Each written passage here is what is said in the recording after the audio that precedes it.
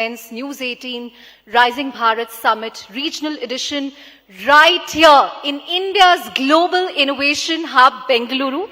I guess Hyderabad and Chennai might have something to say about that, but we'll come to that in a bit. It's an absolute pleasure to welcome an inspiring gathering of innovators, entrepreneurs, policy makers, industry leaders, and change makers who are shaping India's future. Over the years, News 18 Rising Bharat has emerged as one of India's foremost platforms for conversations that shape the nation's progress. Joined by the biggest national and global leaders, business pioneers, thought leaders, and cultural icons, the summit has become a powerful forum for ideas that drive action. This year, our journey is guided by one defining theme: Enterprise Nation. An India that builds, innovates, and leads, an India that transforms ideas into enterprises, regional strengths into national capabilities, and ambition into progress. Nowhere is that vision more visible than right here in South India, a region that contributes nearly 1/3 of India's GDP while leading the country in everything from technology, innovation, manufacturing, entrepreneurship, and now AI. And there could be no more fitting host than Bengaluru, a city where research becomes enterprise, engineers become entrepreneurs, and ideas born in India become global solutions. Before we begin, we extend our sincere gratitude to our presenting partner, HDFC Bank, co-presenting partner, White Gold, and associate partner, Reliance Industries Limited. With that, let's turn to the first session of the day. Now, they say the best way to predict the future is to build it, and Hyderabad has emerged as one of the most dynamic innovation hubs, home to more than 470 GCCs, a thriving life sciences ecosystem, a fast-growing engineering R&D base, and an expanding space tech and deep tech landscape. As global enterprises reconsider where they innovate and scale, this city is not waiting its turn. It's setting up the pace. So to take that conversation forward, please join me in welcoming the Money Control Managing Editor, Nalin Mehta. And joining him on stage is the leader behind this transformation. In just 30 months, he's driven India's highest greenfield GCC count and the most Fortune 500 investments in the country. He runs the government like a CEO, treats the state like a startup, and approaches every emerging technology with the curiosity of a lifelong student. Across boardrooms, they call him the GCC Minister. Ladies and gentlemen, it's an absolute pleasure to welcome all the way from Hyderabad. Please welcome him with a huge round of applause, Shri D. Sridhar Babu, the Honorable Minister for IT, Electronics and Communication, Industries and Commerce and Legislative Affairs, the Government of Telangana. Thank you, sir, and congratulations for Skyroot Aerospace, a startup from Hyderabad.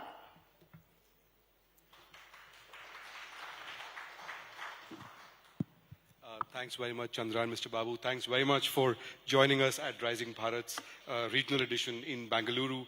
Chandra, of course, began by talking about Bengaluru and said that as an innovation hub, and she said that Hyderabad will have something to say about that. Well, you are the right man to respond on behalf of Hyderabad. So let me begin by asking you, sir, that if you compare, say, Bengaluru or Hyderabad, now Bengaluru remains the leader in terms of the absolute number of GCCs because of its lineage and its legacy.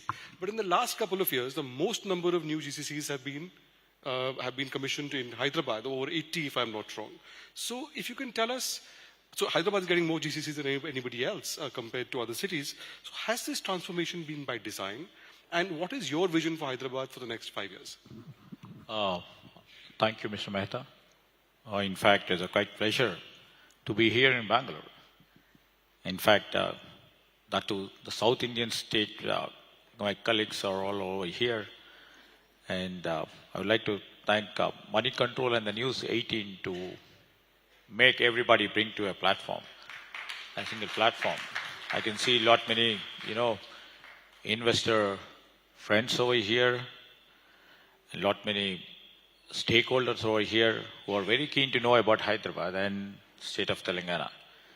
In fact, when you mentioned about how and why of late many global capability centers are centered around Hyderabad. I would like to mention it's not been done in a decade's time. Over a period of 2 to 3 decades, the trust, the faith that we created among the companies overboard. And as you rightly told, the legacy of Karnataka, and especially the Bangalore, always leads in front. And we see Karnataka, especially the Bangalore, as our healthy competitor. We take the nuances and the best experiences and the best things what we can really imbibe from Karnataka, especially the Bangalore. And over a period of time, we could able to raise ourselves to the next level. For example, when we talk about infrastructure, when we talk about the resources, when we talk about innovation, and we talk about the government planning, these are all the 3 or 4 key areas where we take it very seriously, very piously, and to move forward. Every state has enough resources at their end. Like every state can provide land, any state can provide power, any can provide, the incentives or the subsidies, because we are in the rat race. You were saying when we were coming outside that investors come like walking in a shopping mall and they compare different states. And so what are the discounts that you offer, sir, to investors? Yeah, absolutely, absolutely. I just compare, with all due respects to the investors coming to different states in the world. They would like to see what is the best for them. Like we go to the shopping mall, we just try to select the best quality shirt for me at the best reasonable price, and which should look fashionable too. All right? And all these things take shape, in the customer's mind while doing shopping, right? We cross so many shops across in the super mall, and ultimately we end taking one in one shop, depending upon our priorities and our necessities. That's what happens. Most of the investors goes to different states, sees the advantage what they can get from. For example, if they find the talent available over there, if they find the land which is available right now over there, and if they see the city or the state has the proper infrastructure, either it may be the physical infrastructure or it may be a digital infrastructure, what they want, for their own sector or their company. These are all things where they will weigh and end up in taking a conclusive statement to put their shops. So this is where what we look at. So when it has come, and over the past 2 to 3 years, we just placed our emphasis on talent creation. I have put all the emphasis on how the available talent can be curated to the global world, whether it may be the reskilling and upskilling the skill strength. So what is the comparative advantage that Hyderabad brings in for investors compared to, say, Bengaluru or Chennai for that matter, or Telangana versus a Maharashtra or a Karnataka? And you're not just competing with them, you're also competing with Vietnam and other places globally. So what is it that you tell investors? What is the extra edge that you think Hyderabad provides, or what's your pitch to investors? Yes, absolutely. It's not about Bangalore, or it's not about Mumbai or Pune or Noida from the north, but we are also have a equal competition between the other countries, the small countries, where the technology is leading its pace. So when it comes, why somebody has to select Telangana or Hyderabad? We have the best of the infrastructure. If you see the seed which we laid about exactly 20 years back, with a $2 billion investment, although it was high capital intense project like Outer Ring Road. We faced, I was in the government too, we faced so much of criticism why $2 billion investment is being made for Outer Ring Road. It doesn't fetch that sort of a return back. Now, if you see the results and the dividends which we see right now, in terms of that physical infrastructure of building out a ring road, which can connect to each and every part of Hyderabad in a matter of 40 to 50 minutes. This is a beautiful facility. And the first ever private airport, privately built on the PPP model, on the international scale, the airport, the ORR, or the creation of the high-tech city. They're all made us, more, solid, strengthened over a period of these 20 years. And we haven't left that space out, not only creating the physical infrastructure, we have built the digital infrastructure. If you see Telangana right now, our optical fiber is connected to the remotest part of the village. Any company can put their office. For example, I hail from a very remote area. They can put their software company over there. You're a five-time MLA from Manthani. Yes, with the blessings of my people over there from Manthani have been done. The optical fiber cable is been laid to the last mile.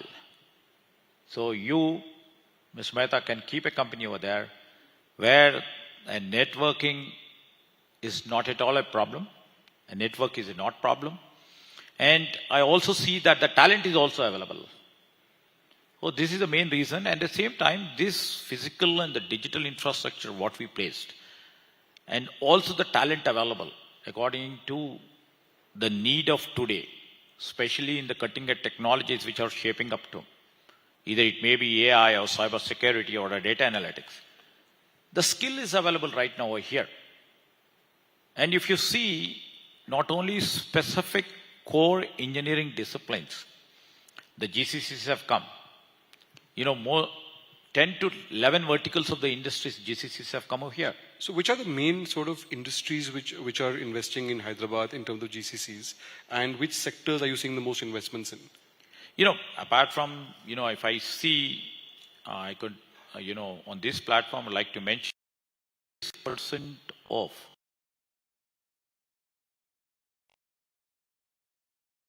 46%. And out of it, 26% of the GCCs are to the main core software industry. And few are from aerospace, few are from the defense, few are from the hospitality industry, and few are from, the pharma industry, which have an existence. And one more addition where no other state has, the beauty tech industry, first ever, have put their own GCCs, like L'Oreal, which is supposed to be a multinational beauty tech industry captain, has put the GCC over here. So you just see, it's not only about the talent, about the innovation, what it takes place. It's a fusion. What we do over there, the technology is available over here, the expertise is available over there, and when the technical expertise can combine with their, basic industrial expertise, that goes. If you see the financial centers which have come, the banking, core financial insurance sectors which have come. Is BFSI growing in Hyderabad? Yes, the BFSI sector is growing at a rapid speed. So these are all sectors where we are trying to put it across. When any company comes to us, we will tell them, these are the expertise what we have and how we are creating them. How long do companies take to get clearance in Hyderabad? Ease of doing business is supposed to be number one, when you compare with all other states.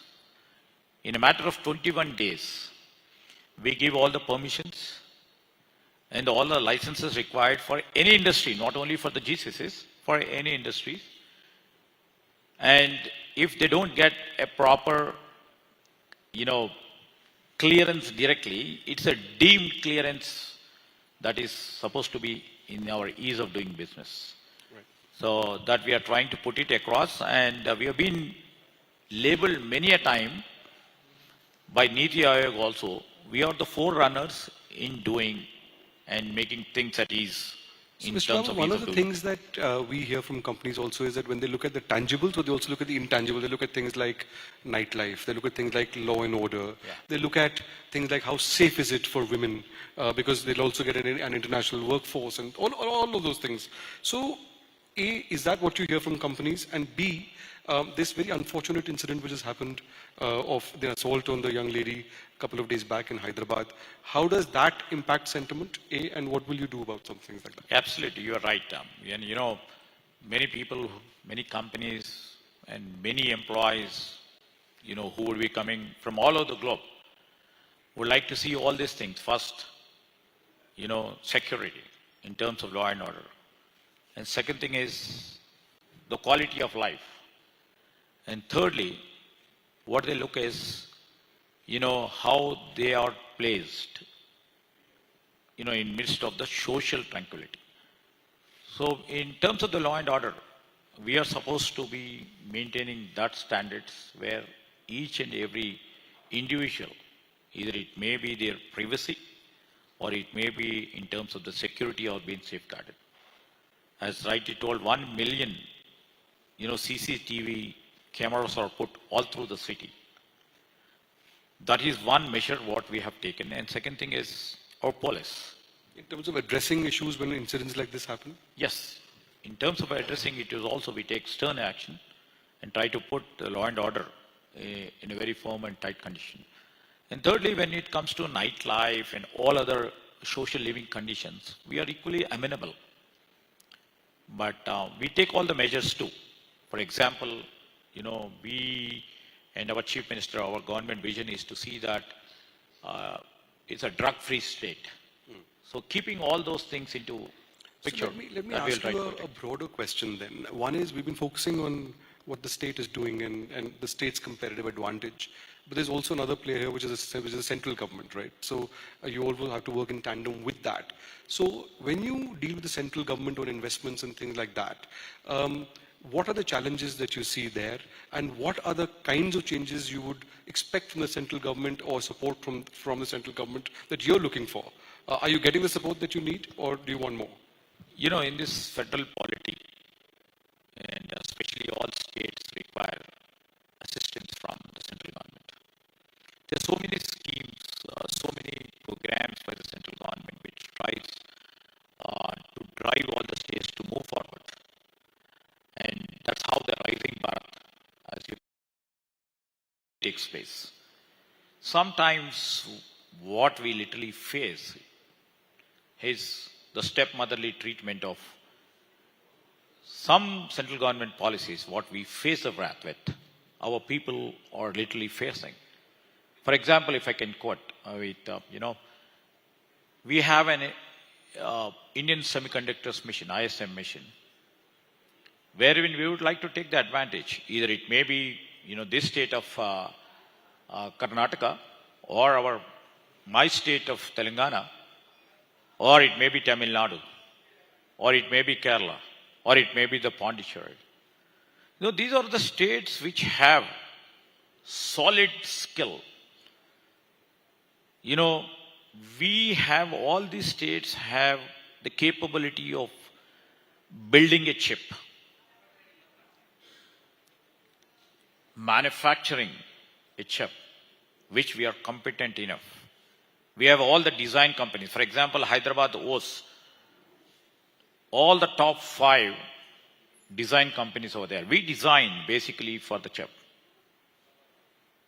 And when any chip manufacturing comes down to us, and the same application is being processed for the central government to be considered under the ISM, when it is not being considered, the apathy of the central government, is ultimately affecting our Telangana people and our Telangana software professionals and our Hyderabad designers who does the chip design for not only for India, many companies outside abroad.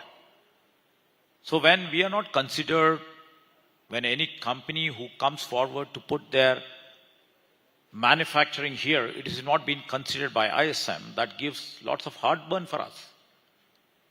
So we appealed to the central government many a time. You have to give all the positive encouragement to the states like Telangana. And also, I would like to say this state and other states which have the capability to build the chip, when it is not been done.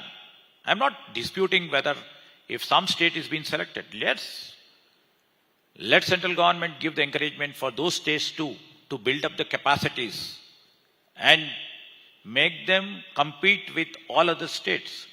And this is how the Rising Bharat or tomorrow's 2047, what the central government is trying to build it will happen. Until unless they take it in a right, and you can't make Rising Bharat. So, ladies and gentlemen, Mr. Babu has also been a top-class cricketer. He's played for Nizam College and for the University of Hyderabad. He's clearly batting on the front foot here on the central government issue as well. So, sir, when you have issues with the central government, do you take it up with them? What is their response when you raise these issues with the central government? Yes, many a time, we take up these issues with the senior colleagues at the union government, and they do the pep talk that next time we would like to literally see and do what best we can. We always, live our lives in hope.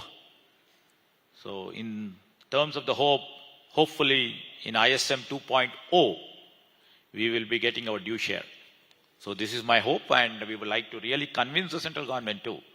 And they would really understand the real issues, what a real competent IT state and the employees or our people can make it happen. How they would like to really understand and put it across is most important. Then we will, time and again, we will put our pressure, we will put our thinking, and we will put all the, answers what has been required before them to get a chip manufacturing here, back in Hyderabad, back in Telangana. Last question, so we're running out of time. Hyderabad, of course, is a technology hub. You have a lot of greenfield projects coming in, but other cities have other catchment areas as well. Do you have plans to expand beyond Hyderabad for investments and creating other hubs in the state? Yes, right question.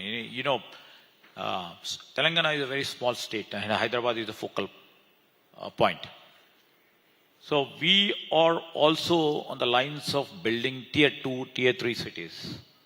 I just mentioned about the digital infrastructure, which we have extended to tier 2, tier 3, and the smaller villages too. That is being done, and the talent is rightly available over here.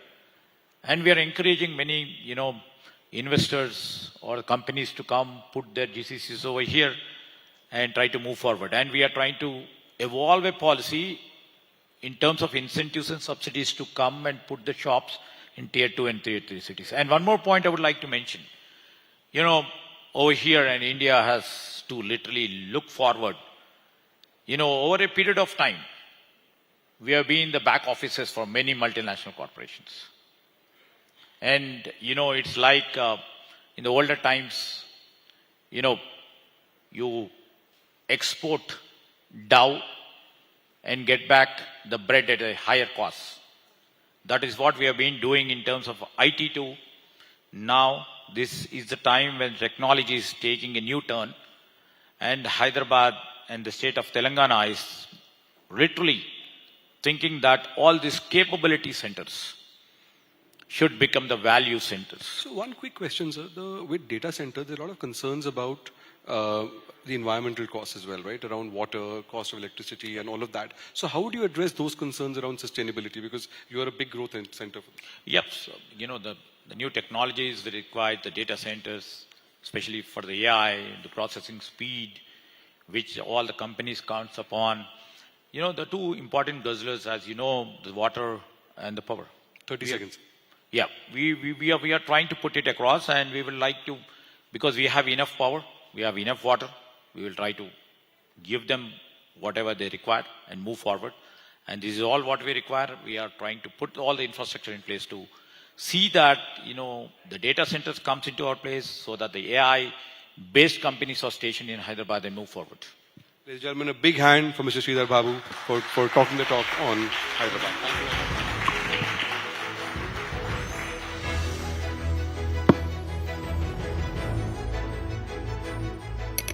Thank you very much for those valuable insights, sir. Let me introduce myself. I'm Nabila Jamal, and Nalin and our minister from Telangana had a great chat, insightful indeed. Now, to move on, artificial intelligence that's rapidly transforming healthcare.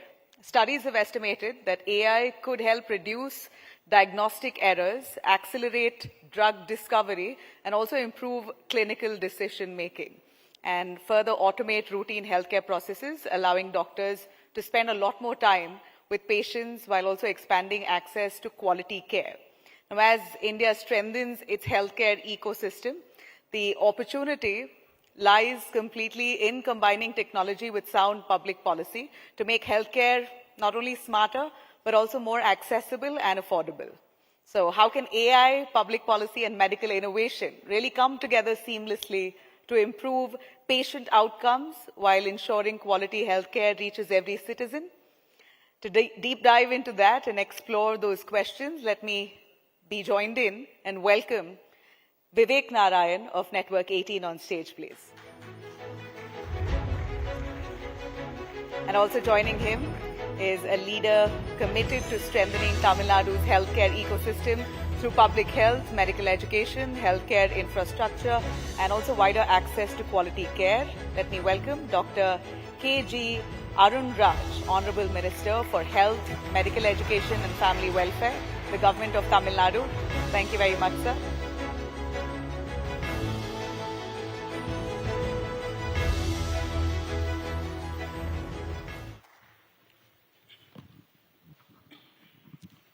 Thank you, Nabila. Thank you. Thank you, Doctor, for joining us. Yeah, thank you. Pleasure.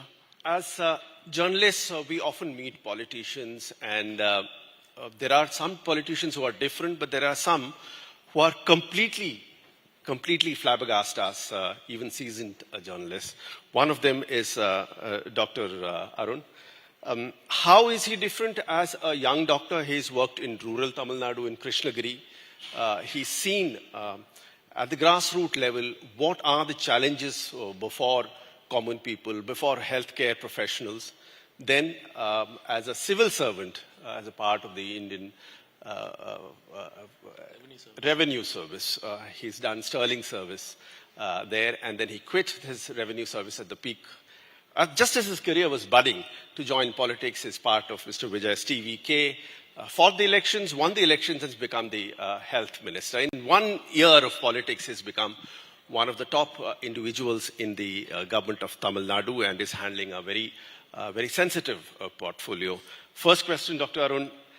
This transition from a doctor, I'm sure you must have been asked this question, but from a person who's seen this, been there, done that in health, to a revenue service officer, to a politician, how has the transition been, and which one is the toughest of the jobs?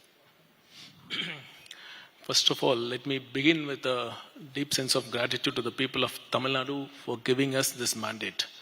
Okay, the people of Tamil Nadu, this mandate was secured under the visionary leadership of our Honorable Chief Minister, Thiru C. Joseph Vijay. This is not yet another electoral victory.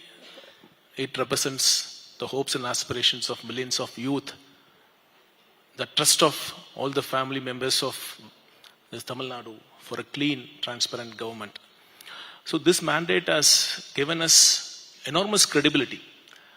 Previously, governments were one based on money power or muscle power.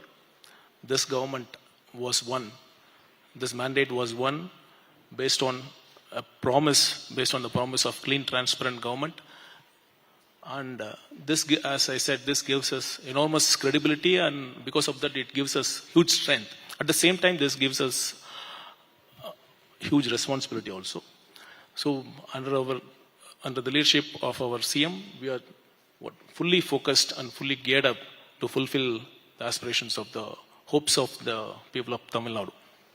Coming back to your question, yes, as you mentioned, I was a trained doctor by profession. Then I entered into civil service. Then I quit, and now I'm into politics. The first thing I learned in medicine is empathy. This is the thing every doctor gets trained Because once we know the pain of the poor, pain of the sick, then the words and the language we speak to them, it heals half of the disease. And also, I happen to work in a remote village in Krishnagiri district.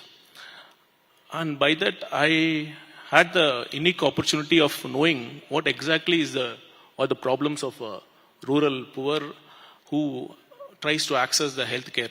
He looks upon a rural doctor for want of a health service was looked upon as a sort of mercy from the doctor, not as a matter of right, but as a matter of a mercy or a kindness from the doctors or the treating staff nurses. At the same time, next when I entered into civil service, it gave me huge administrative experiences. One of the fundamental principles in administration is that no one is indispensable. System is always bigger. So all these things have come in handy when I'm handling now this health ministry. So definitely it gives me an unique opportunity and unique strengths to handle this very sensitive ministry of health. So Tamil Nadu has been known as a state. Yeah, please go ahead. You asked me which is the toughest of all the three. Of course, politics is the most tough one because, see, we are always in the limelight for right or wrong reasons. Being in a bureaucracy, it gives us huge security, both professionally and also from every other aspect. But here we are always in the limelight. Any small mistakes just gets flared up, and we are answerable to the people. We have to look after our constituency, and also, as I had earlier mentioned, this hopes and expectations of the people of Tamil Nadu is huge. So we have this huge responsibility to fulfill those expectations. So the burden of all the hope which is coming from the people of Tamil Nadu, the big challenge. But traditionally, Tamil Nadu is known as a state where bureaucracy is very strong. Traditionally, Tamil Nadu is known as a state where healthcare system is quite robust. I mean, you've done well, whether it be primary healthcare centers. What is the next big challenge for you? As you mentioned, Tamil Nadu is one of the better performing states as far as healthcare is concerned. Now, time is ripe for the next big leap in healthcare in the state of Tamil Nadu. So, under the leadership of our CM, we have some 5-6 core areas which will form the focus of our governments. And I would like my tenure to be judged on these aspects. First is to bring specialist care to the rural and district hospitals. Presently, that access to primary health care is almost reached. Now, this next challenge is to bring specialist care at the district level, taluk level hospitals. Second, this cancer care treatment. If there is one diagnosis which can shatter the family, both physically, emotionally, and also financially, it is the diagnosis of cancer for any member of a family. Now we have a comprehensive CM health insurance scheme, but many times this cost of the treatment is much bigger than this coverage. So we want to expand this cancer care network to every district. And third, another unfocused area previously has been mental health. Mental health problems is one of the, as per WHO, 1 in 7 persons across the world, they suffer from one mental health illness or the other. And it is the second leading causes of years spent with disability. So our government has recognized this need, and I think this is going to be a first step in improving mental health among the poor.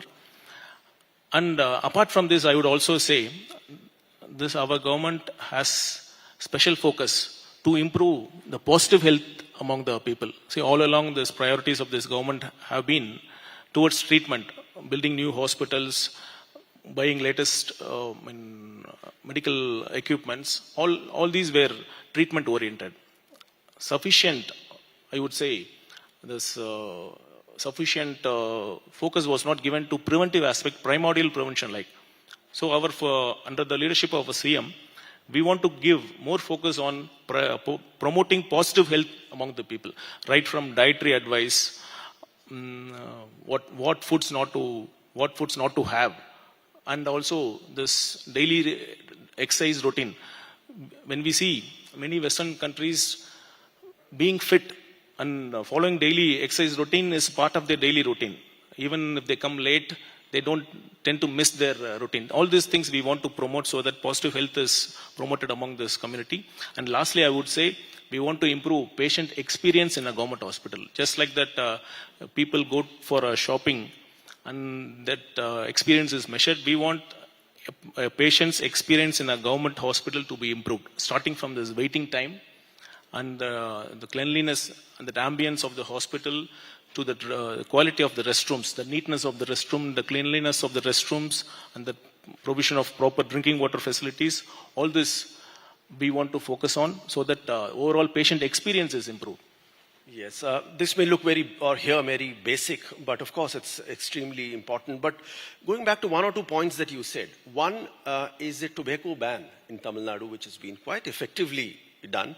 Pardon? Tobacco ban, the ban on gutka, the way you have banned it and the way it's been carried out by the government, that is exceptional, the way it's part of your healthcare program also. Second is mental health care that you spoke about. Some of the pictures, for example, when one watches TV or social media, some of the most scary pictures come when you have this unrequited lover killing the lady. All these things are outcome of a society where there are issues which have not been addressed. So these two are interlinked, whether it be of abuse of substance or of people acting in certain manner. So aren't you focusing specifically on these two issues? Definitely. I mean, drug abuse is one of the key reasons for crimes, and especially crimes against women. So that this prevalence of drugs has increased in the last 5-10 years. It's because of poor implementation of law and order in the state, and also not giving the due importance it deserves. So one of the first things our government did was to appoint a regular DGP, which the post of which was vacant for nearly 2 years in the previous regime. And also this crimes against women, which you mentioned, they have to be addressed in a more holistic manner. See, right from school, we have to teach our students to respect the opposite sexes. It's not that just like having a relationship and it's not a matter of right, that other sex, they have a right to say no, we have to respect the decisions. All these things have to be cultivated and they have to be taught right from the school ages, and that's how these kind of incidents can be prevented. As a journalist, I cannot but ask you a political question. As a doctor, you have passed the NEET exam, not the entrance examination. You've been through that rigmarole, that challenge. Now you have students protesting on one hand. You have the government of Tamil Nadu, which has a slightly different approach towards a common entrance examination. What is your reading? What is your solution to the challenge? See, India is a federal country and also a very vast country. So lakhs of students take up this entrance exam for this medical admissions. See, our party, even before these elections, have taken a very consistent stand that let education and this medical education and healthcare be brought to the state list. As a federal government, it has enough things to do. Let it take care of this economy, defense, communications. Let it do it more effectively. Let these things be handled by the respective states. See, conducting one exam, one common entrance exam for this lakhs and lakhs of students across the length and breadth of the country, it's definitely challenging for any government, any party which is at the union level. So why have this great inclination and great stubbornness in saying that it is me who will conduct, it is one agency which will conduct an entrance exam for the entire length and breadth of the state, because every respective states have taken great pain and efforts to establish medical colleges at their own cost. Counter to that, doctor, you also passed the civil services. Yeah. MBBS you pass, civil services you pass, the union public service examinations are very well conducted by the union government. There has never been a challenge to that. You cleared that also. No, I would respectfully disagree because you should ask a lot of UPSC aspirants about the credibility of UPSC. Let me be very fair. Okay. See, for a job at a corporate, we have multiple levels of interview. First, technical interview, HR interview. Here in UPSC, the final stage of exam is the personality test, which is commonly referred to as interview. There, 5 members sit and they decide the future of the nation by selecting or not selecting a particular candidate in 25 minutes. And that too, that decisions being taken in the UPSC panel is not democratic. That board chairman has the overriding authority to override the marks awarded by other members of the board. Secondly, there has always been an accusation that the candidates are called for during that interview process according to their community. First, general categories are called. Next, OBC candidates are called. Next, SC candidates are called. Then ST candidates are called. If you see the average marks scored by the general category, OBC, SC, ST students, there is always a gap. So the thing is, the board knows which community the candidate belongs. So the top performer of OBC and the equally top performer of SC, they don't get the same marks. This bias is always there. This has been written and talked about by lakhs and lakhs of students over the years. This is not, this issue of the problems in UPSC scheme of things is not restricted to this interview alone. Even in this mains exam, there is a system of grading or normalizing marks. See, we have some 22 different optionals. Maybe in a particular year, geography may be easy, and some other year, political science or public administration may be easy. So they have a system of normalizing marks. See, this is all not transparent at all. And I had put an RTA when I had got a very low marks in one of my attempts. I had put an RTA whether this double evaluation system is followed. Because why I asked is that my own mother was working in college. She was a college lecturer, professor, and she used to evaluate the mark sheets without awarding marks. She used to put it in a separate sheet of paper. I asked why. She said, I along with another evaluator would evaluate the papers and an average would be taken. If the difference is more, it will go to a third evaluator. So why can't this system be followed in a very highly important exam like civil service exams? So which decides who will be this bureaucrats of the state. So definitely UPSC also needs reform. I want to make a strong statement from this stage. Thank you, Dr. Arun there for your kind words. Dr. Arun Raj, the Minister for Health, Medical Education of Tamil Nadu government. Thanks a lot for joining us and giving us your time. Thank you. Thank you.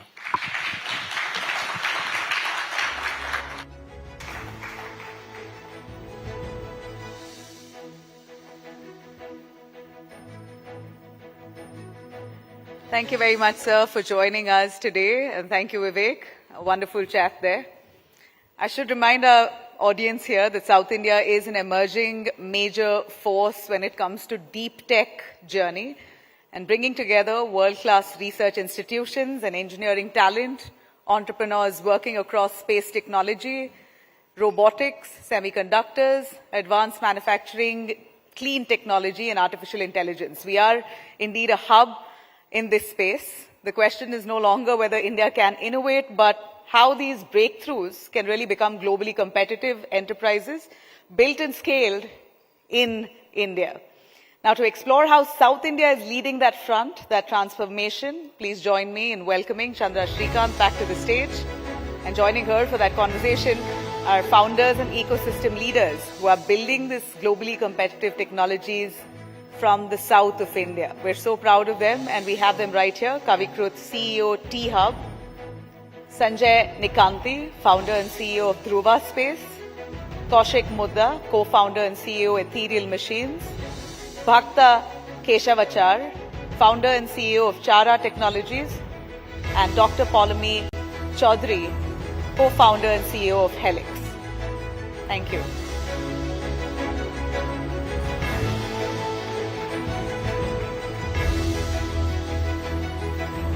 Thank you very much, Nabila. Two back-to-back very good sessions from the ministers of Telangana and Tamil Nadu. And, what was very refreshing for me is they really meant business. Both of them knew exactly, what they wanted to talk about and so very deeply involved with their portfolio. So it actually felt like hearing, two CEOs, if I can add. Can you please give all our speakers a huge round of applause? I think 3 of them have come from Hyderabad, 2 from Bangalore. And as Nabila said, deep tech is the hottest theme of the year or of the last 2 years, and certainly of the last week because of Skyroot's extraordinary achievement. But before I begin, because you all might not be familiar with who we have on stage, I want you all to take 1 minute to talk about what you do, and then we'll sort of begin with the questions. Kavi. I think Kavi has the easiest description of what he does. Thank you, Chandra. It's a pleasure to be here. It's always energizing to come to Bangalore. We always look up to this city to take energy for everything in startups. Kavi Krut, Kavi's easy. I work for T-Hub. It's the world's largest home for startups based in Hyderabad, a very unique public-private partnership. We're an incubator, an investor, an accelerator, and a bunch of other things. Lots to do ahead, and very excited that as Hyderabad, we are also rising as a startup capital. Great. Polami? Hi, everyone. Very glad to be here. I'm the CEO and co-founder of Helix. At Helix, we are building high-quality genomic medicines to solve for kidney diseases. We have our own proprietary lipid nanoparticles that enables us to get to the kidney. We are pioneers in that field. We are working towards an indication called autosomal dominant polycystic kidney disease that impacts 9.6 million patients who do not have a cure. And we are in late preclinical stages. We are a hybrid company based out of Hyderabad and Boston. Looking forward to the conversations. Thank you. I think 90% of that went above my head. I have to say I didn't do a good job. You have to do a Let Me Explain series for me. Sanjay. Thanks, Chandra, for having me. My name is Sanjay. I'm the founder and CEO of Dhruva Space. We are India's first private space technology company. Started the company in 2012. Been in the business for the last 14 years. We've gone to space about 6 times so far. Okay, you've gone to space. Your satellites. I mean, the company has launched to space about 6 times so far on multiple launch vehicles. Upper sleeve is launching India's first 2 private satellites, Skybolt 1 and 2, after the formation of InSpace. Broadly building, launching, and operating satellites from India, for India and also the rest of the world. Great. Kaushik. Hey, thanks for having me Thank you for coming. By the way, I know some international clients of yours are waiting at your office, but thank you for making It's it. difficult to say no to all of you.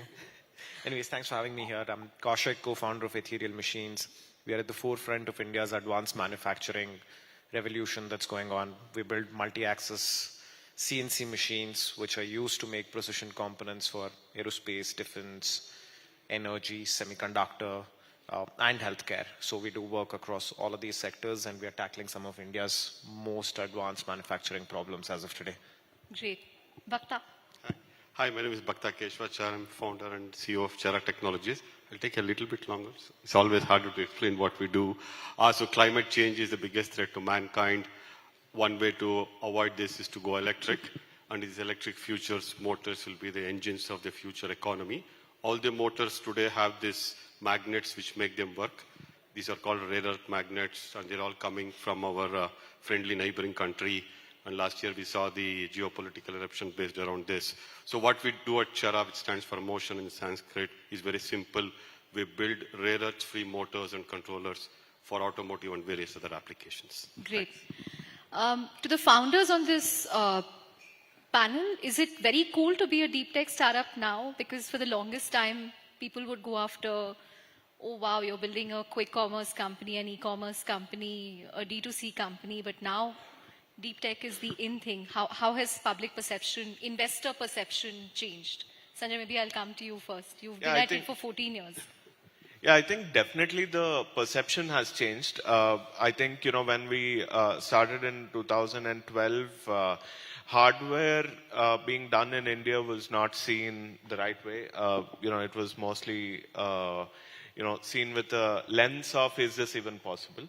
And I think thanks to a lot of initiatives from the government, today I think we're investing quite a lot in hard technologies that will power India's own growth and also the global growth. So I think from that perspective, we've really come a long way. Kaushik? So we've I been mean, investors seem to love you, but so I say this whenever I meet a new investor, that there is no investor in India or no VC firm in India that has not passed on us and has not come back to us to see if there is some allocation that they can garner. And huge credit to the central government for this because of the RDI fund scheme that's happening. So I would say that deep tech is now the cool thing because the central government decided to go ahead with the RDI fund, and people need to start looking for deep tech funds to be able to tap into that pool of money. So it's good. It's good to be because this is what the country needs. This is what a few of us have been shouting for the top of our voices for more than a decade. We've been at it since 14. These guys have been at it since 12. So we've been saying this for the longest time, and it's fantastic to see, I think, the beneficiaries of this, right? Like I would say we are beneficiaries of what companies like IdeaForge, Tomboy Imaging, Grey Orange, Aether did. And thanks to what's happening now, there will be a lot more beneficiaries downstream where people are attempting even braver things and even cooler things. right. I'm not sure whether it's cool to be a deep tech startup, but it's definitely hard. But things have changed quite a bit, as Kaushik was telling. Over the past decade or so, there's a lot more recognition both by the government policy and the investors. And everybody has their own reason. And, I mean, for us, it was like India as a country, as a society, is a net importer of technologies. I think we need to fix this to grow up the value chain. I think that's one of the biggest reasons why we should do deep tech startup. And now it's a good time to do it in India. Great. Polly? Yeah, I would say the perception has changed definitely. So 5 years back when we started Helix and we approached many of the investors in India and we said, oh, you know what, we want to be building gene therapies. And they looked at my face and like, that's a moonshot. Like, that's not going to happen. It's like a sci-fi movie. And then they also asked me after the whole conversation that, oh, to iska app banega kya? And then I was like, 10 minutes mein gene editing deliver So then I karenge. was like, okay, I think we're addressing the wrong market. But I'm very proud to say that we closed our recent seed round and it was led by Indian VCs. Round of applause for that. That's It's not definitely easy. a change. Definitely a change, yeah. Kavi? I mean, our perspective is slightly different. Not Because as you're formal. the incubator that's sort of Right, trying right. to... I think we have to, so just to off on others were saying, the DPIT recently announced a couple of months ago that the new startup definition is now 20 years. And deep tech, see, VCs and investors and founders, the best talent of India wants to start a company. What do we bet on, right? You always want to bet on whatever is the next frontier. That's what we're seeing. But I just want to remind that, the iPhone is 19 years old, so is Flipkart. It's only 19 years old. What we are talking about that has burgeoned and grown is only 20 years old in India. 20 years back, nobody was starting companies. So the fact that today we are doing deep tech and we have 20 years ahead, right? And that's how we are defining startups is phenomenal. We at T-Hub and what we're seeing in Hyderabad is, from our lens, is primarily two things. People want to solve hard problems. And I think that is fantastic. That's where talent, money, and time should go. And the second is that capital, ecosystem players, partners, everybody is willing to be patient. So if you're willing to put all the resources and be patient, then, people call deep tech hard tech, tough tech, deep tech, long tech. There are a lot of names for it. But I think if we are patient and we have resources, nothing like it. So very, very encouraged and excited. It being a cool is the effect, not the cause. Right. Kaushik, you brought up the RDI fund. 1 lakh crore is a huge corpus and someone told me now every VC fund wants to be known as a deep tech fund, or every VC has become a deep tech investor. Again, as founders, are people really interested in deep tech, or is it one of those FOMO themes, or is there a genuine realization now that, we haven't invested in hard tech, which is why we are losing out to countries like China in critical sectors? So there are both sides of it, right? There are genuine cases, and then there are some which are definitely riding the FOMO wave. So this was one of the discussions I was having with some of the bureaucrats who were at Bharat Innovates, and News just was there last month. He was also, we were there together. That it's very important and on who you are allocating this from a fund of fund perspective to, because we've had, like she was saying, right, like iska app ban sakta hai kya, right? Like now we were building something called a CNC machines, multi-axis CNC machines, never been attempted in India, has been done in Germany, Japan, etc. Never been done. And there were so many investors who came in and said, no, this will not be done in a timeline, this is not VC investable. But suddenly, because there's the RDI fund, everybody's like, oh, this is VC investable. No, it doesn't work like that. Because the tech changed overnight. Yeah, it doesn't happen, right? Because like it can, you can call it cool, but you will still have to spend years and years in your garage. I don't know if you, yesterday I tweeted a picture from 2019 May when I couldn't afford backup of electricity. So I literally pulled in my car into the garage and was using the headlights to continue building. Right? Wow. Because yesterday there was somebody who posted something about our work and that had blown up. I said, guys, so all of this is fine, but you'll still have to put in all of this. So it's cool, uncool, whatever you want to call it. So it's from, if you look at it from the VC investor perspective, right? Somebody like a Bloom Ventures, right? 2019, they were investors in us. Stuck along, still continue to believe, double down in the last round that we just closed a couple of months ago. We just did a 30 million round. Double down in that round too. So there are definitely genuine cases like this, and they did carbon clean solutions, they did gray orange robotics. There are very genuine cases like Yali Capital, right? Ganapati Subramaniam, who was in Celesta, did Idea Forge, did Twomboi Imaging, now was doing Yali Capital purely in deep tech. So there are a bunch of genuine cases, and there are a bunch of people who are just trying to ride the wave. So it's very important for the government to actually check, you know, create a mechanism either. So that was a conversation I was having at Nice, where how do you even create a mechanism for this? I said, trust me, there are lots of founders out there who tried to do things in deep tech and have interacted with people over time. Right. Bloom also happens to be your investor. Yeah. Yeah. So I think, honestly, from a space tech sector standpoint, I think the need has existed for a long period of time. See, we're a country with 1 billion people. We are one of those countries which has had its own capabilities in space. We have our own launch vehicles. We have our own communication, navigation satellites. But if you look at the numbers, right, we have not really industrialized the ecosystem, right? So today, India operates roughly about 60 odd satellites. If you were to look at US and China, US government has about 1,000 satellites, Chinese government has 1,000 satellites. And there are private companies in the US which are launching thousands of satellites. SpaceX is just one example. So from that perspective, I think you know, there has been a need to build a India product stack that can truly service India's own needs, and at the same time power the rest of the world too. And in that context, I think, you know, space in general is also multidisciplinary engineering. So it's like a combination of deep tech companies working together, right? So we can use quantum sensors on the satellite. We can use, you know, different sources of energy on satellites, so on and so forth. That way, I think government, you know, we are also the beneficiaries of RDIF. I think we were really looking for government to support some of these really hard problems, which otherwise is difficult to find a source of funding. So that way, I think it's very exciting to solve for these problems. And you know, truly look at India as a product nation over the years to come. Great, got it. But a broader geography question for you and Polemy. What's it like building a deep tech startup out of Bangalore? What's it like building a deep tech startup out of Hyderabad? I'm obviously not going to ask Kavi because he'll be biased. But what's the biggest plus? What's the biggest minus? So I didn't have a choice in the sense that I was born and brought up here. So, but I think Bangalore for... But you also, I mean, would the minus be that, you know, at least till now, deep tech is lower in the food chain. Now maybe you're above. But automatically, disproportionate amount of attention among Bangalore VCs goes towards consumer internet and apps, as she said. Yeah, I think Bangalore had one advantage from before. I think probably because of its geographical. If you can hold the mic closer. Yeah, because of its geographical location deep in the south, a lot of these DRDO institutions were installed here.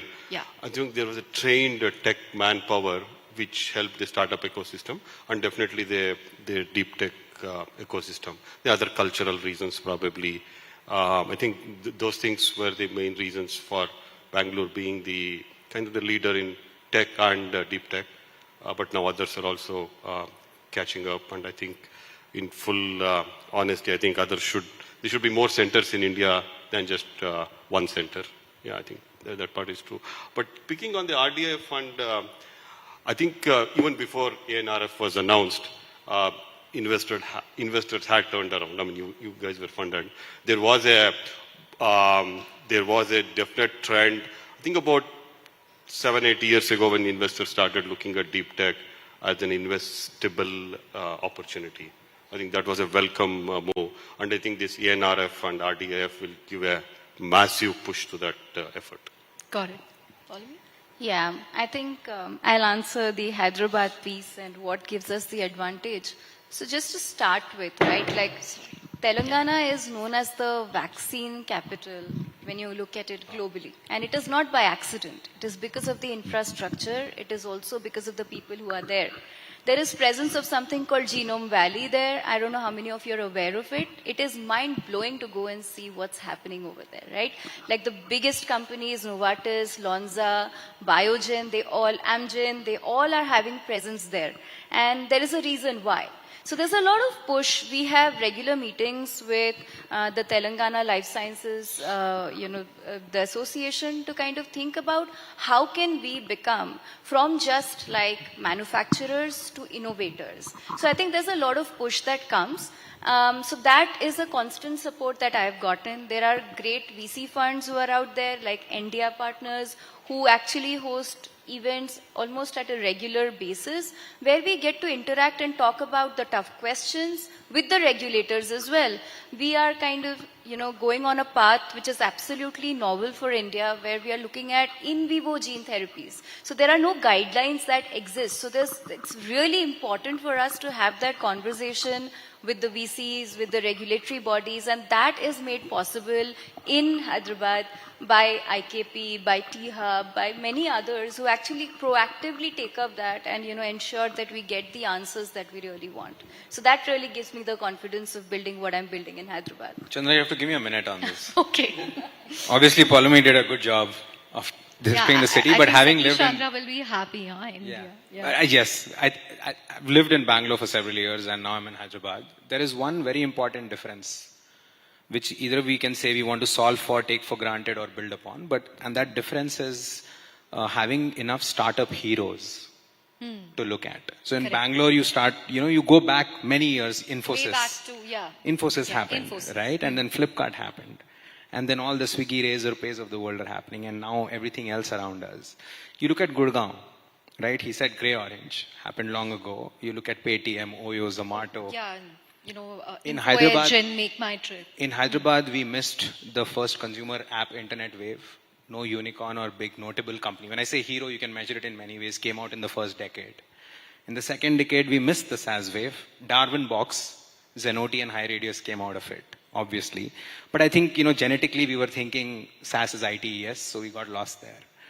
But this deep tech wave we won't miss. And as T-Hub, as how I think about it just personally, I feel like Bangalore has heroes, so do other cities, and Hyderabad doesn't.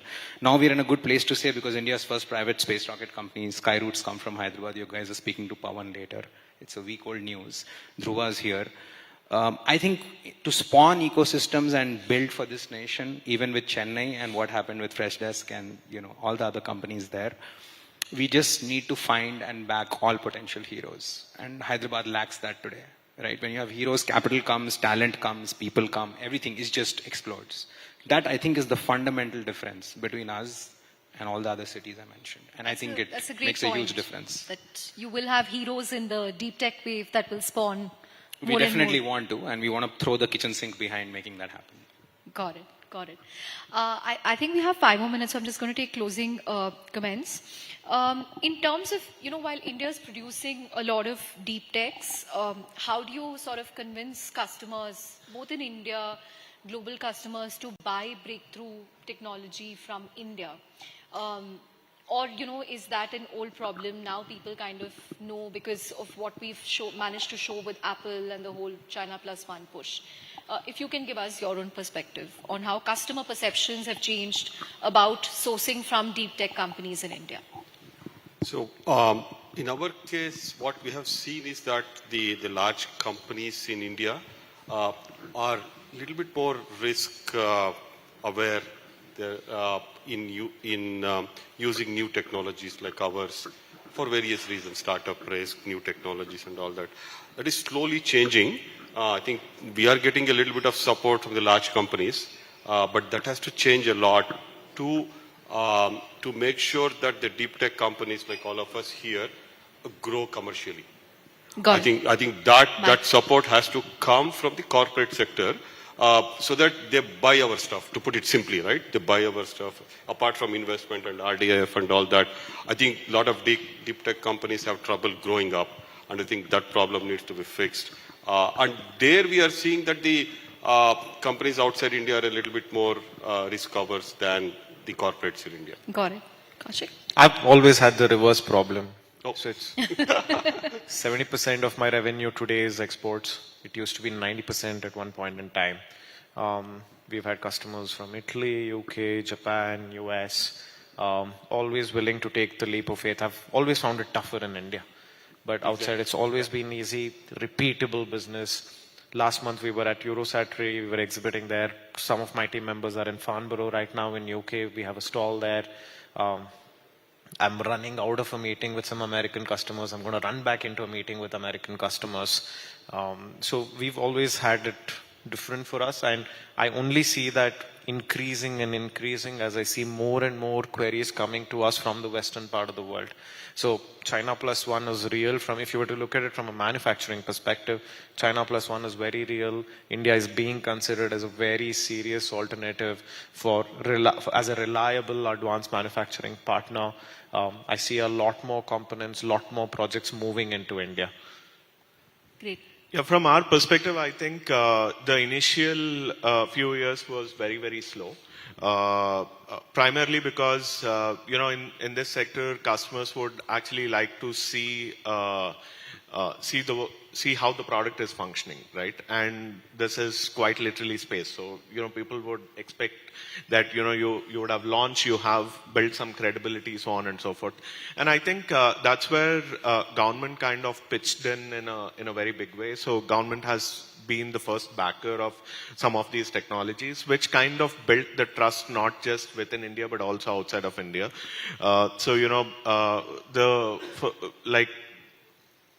Once we started generating revenues, we did about 10 crores, and then we did 80, and today our order book is more than 500 crores with a pipeline running into a few thousand crores. Wow. And besides this, I think building on the trust that India has globally, we are seeing a lot of, the global south looking at how we can service them. So we are today exporting to other countries. In a few cases, actually powering champions in those countries. So that way, I feel the policies and the frameworks that have come up by the government have all been adding as the fuel quite literally to all the rocket ship companies. Got it. Palmi? So for us, it's very different because, we are one of the first companies from India who's actually building gene therapies for the global market, right? So from day one, it has been about relationship building with the bigger biopharma, and it takes time to kind of build that trust. So building one therapy takes about 8 years, and now we are 5 years down the journey. And there's never been a question about trust in the data that we have produced.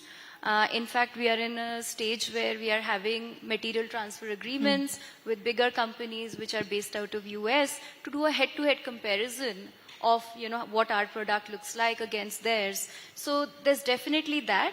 And what we have always been appreciated for is the capital efficiency and the pace. So with China, in terms of therapeutics, one of the things that they've really accelerated is to do first in human trials. So literally from discovery of the drug to testing it in patient takes about 16 months, which is insane because in reality it should take about 6 to 8 years. But they're really considering India as an alternative, and that's why our go-to is to do phase 1/2 trials in India because it's an orphan drug. We want the regulatory support to enable that. So if it has to be a China plus one model, we really have to build the infrastructure. We have to ensure that the regulatory bodies are aligned and there is enough capital because you need patient capital in order to kind of build something that innovative. So I think that's what is needed. Got it. We're in the last 4 seconds, so Kavi, I'm going to let you have the last word. We covered the government's role with respect to the RDI fund and, how investors also have warmed up to the sector. But are you seeing India Inc.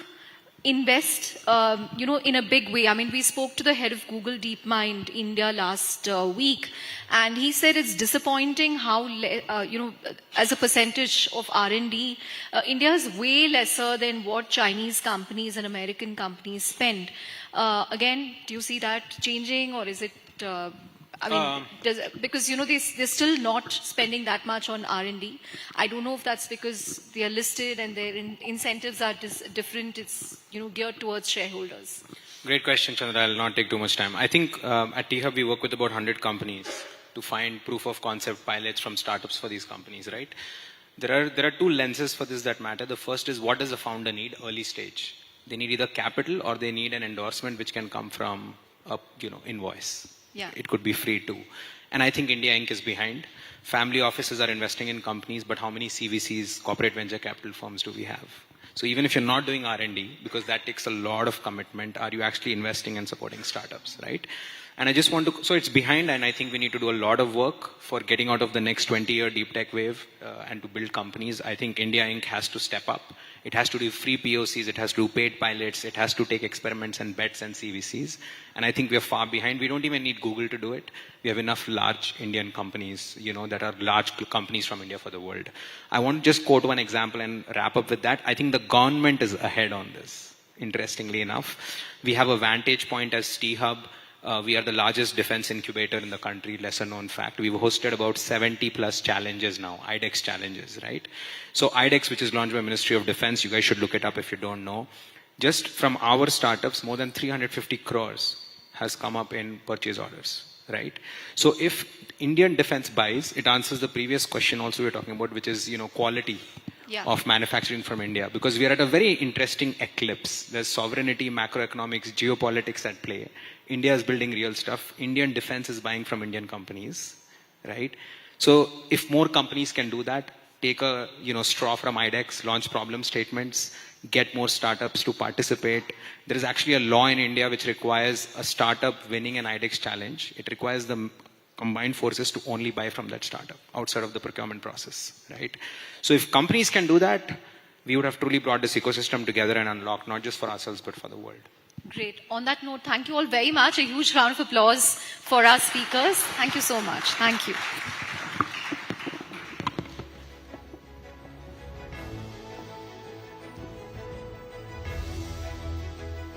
Thanks all of you. Wonderful conversation there, insightful indeed.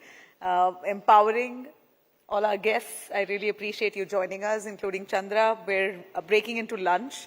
We have an exciting lineup right after this, several conversations that includes actor and entrepreneur Rakul Preet Singh, who joins us. We also have Olympic medalist Saina Nehwal, Karnataka's Chief Minister himself, DK Shivkumar, who will be in. So enjoy your lunch and we'll see you back right after. Artificial intelligence that's rapidly transforming healthcare. Studies have estimated that AI could help reduce diagnostic errors, accelerate drug discovery, and also improve clinical decision making, and further automate routine healthcare processes, allowing doctors to spend a lot more time with patients while also expanding access to quality care.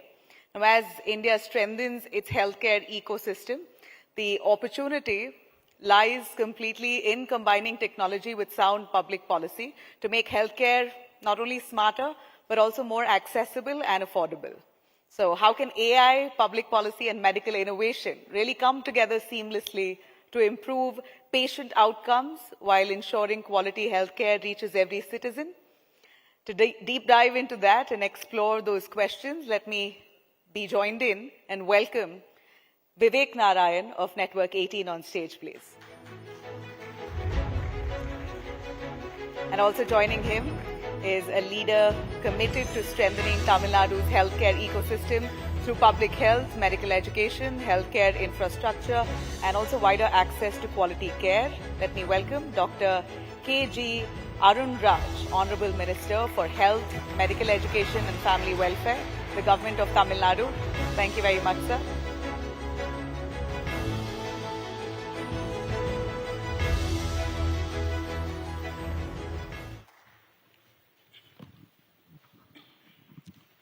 Thank you, Nabila.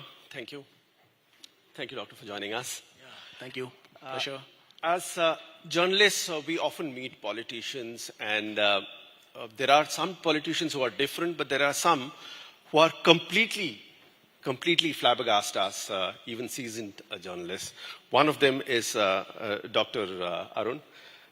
How is he different as a young doctor? He's worked in rural Tamil Nadu in Krishnagiri. He's seen at the grassroots level what are the challenges before common people, before healthcare professionals. Then, as a civil servant, as a part of the Indian revenue service, he's done sterling service there, and then he quit his revenue service at the peak. Just as his career was budding to join politics as part of Mr. Vijay's TVK, fought the elections, won the elections, and has become the health minister. In 1 year of politics, he's become one of the top individuals in the government of Tamil Nadu and is handling a very sensitive portfolio. First question, Dr. Arun. This transition from a doctor, I'm sure you must have been asked this question, but from a person who's seen this, been there, done that in health, to a revenue service officer, to a politician, how has the transition been, and which one is the toughest of the jobs? First of all, let me begin with a deep sense of gratitude to the people of Tamil Nadu for giving us this mandate. Okay.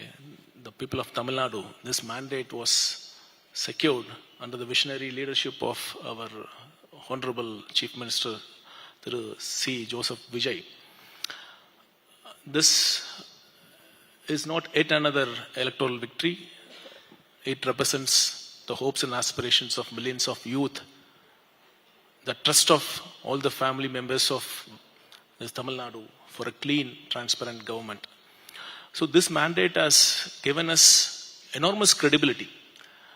Previously, governments were won based on money power or muscle power. This government was won. This mandate was won based on a promise, based on the promise of clean, transparent government. And this, as I said, this gives us enormous credibility, and because of that, it gives us huge strength. At the same time, this gives us huge responsibility also. So, under the leadership of our CM, we are fully focused and fully geared up to fulfill the aspirations of the hopes of the people of Tamil Nadu. Coming back to your question, yes, as you mentioned, I was a trained doctor by profession. Then I entered into civil service. Then I quit, and now I'm into politics. The first thing I learned in medicine is empathy. This is the thing every doctor gets trained, because once we know the pain of the poor, pain of the sick, then the words and the language we speak to them, it heals half of the disease. And also, I happen to work in a remote village in Krishnagiri district. And by that, I had the unique opportunity of knowing what exactly is the problems of a rural poor who tries to access the healthcare. He looks upon a rural doctor for want of a health service was looked upon as a sort of mercy from the doctor. not as a matter of right, but as a matter of a mercy or a kindness from the doctors or the treating staff nurses. At the same time, next when I entered into civil service, it gave me huge administrative experiences. One of the fundamental principles in administration is that no one is indispensable. System is always bigger. So all these things have come in handy when I'm handling now this health ministry. So definitely it gives me an unique opportunity and unique strengths to handle this very sensitive ministry of health. So Tamil Nadu has been known as a state. Yeah, please go ahead. You asked me which is the toughest of all the three. Of course, politics is the most tough one because, see, we are always in the limelight for right or wrong reasons. Being in a bureaucracy, it gives us huge security, both professionally and also from every other aspect. But here we are always in the limelight. Any small mistakes just gets flagged up, and we are answerable to the people. We have to look after our constituency, and also, as I had earlier mentioned, this hopes and expectations of the people of Tamil Nadu is huge. So we have this huge responsibility to fulfill those expectations. So the burden of all the hope which is coming from the people of Tamil Nadu, the big challenge. But traditionally, Tamil Nadu is known as a state where bureaucracy is very strong. Traditionally, Tamil Nadu is known as a state where healthcare system is quite robust. I mean, you've done well, whether it be primary healthcare centers. What is the next big challenge for you? As you mentioned, Tamil Nadu is one of the better performing states as far as healthcare is concerned. Now, time is ripe for the next big leap in healthcare in the state of Tamil Nadu. So, under the leadership of our CM, we have some 5-6 core areas which will form the focus of our governments. And I would like my tenure to be judged on these aspects. First is to bring specialist care to the rural and district hospitals. Presently, that access to primary health care is almost reached. Now, this next challenge is to bring specialist care at the district level, taluk level hospitals. Second, this cancer care treatment. If there is one diagnosis which can shatter the family, both physically, emotionally, and also financially, it is the diagnosis of cancer for any member of a family. Now we have a comprehensive CM health insurance scheme, but so we want to expand this cancer care network to every district. And third, another unfocused area previously has been mental health. Mental health problems is one of the, as per WHO, 1 in 7 persons across the world, they suffer from one mental health illness or the other. And it is the second leading causes of years spent with disability. So our government has recognized this need, and I think this is going to be a first step in improving mental health among the poor.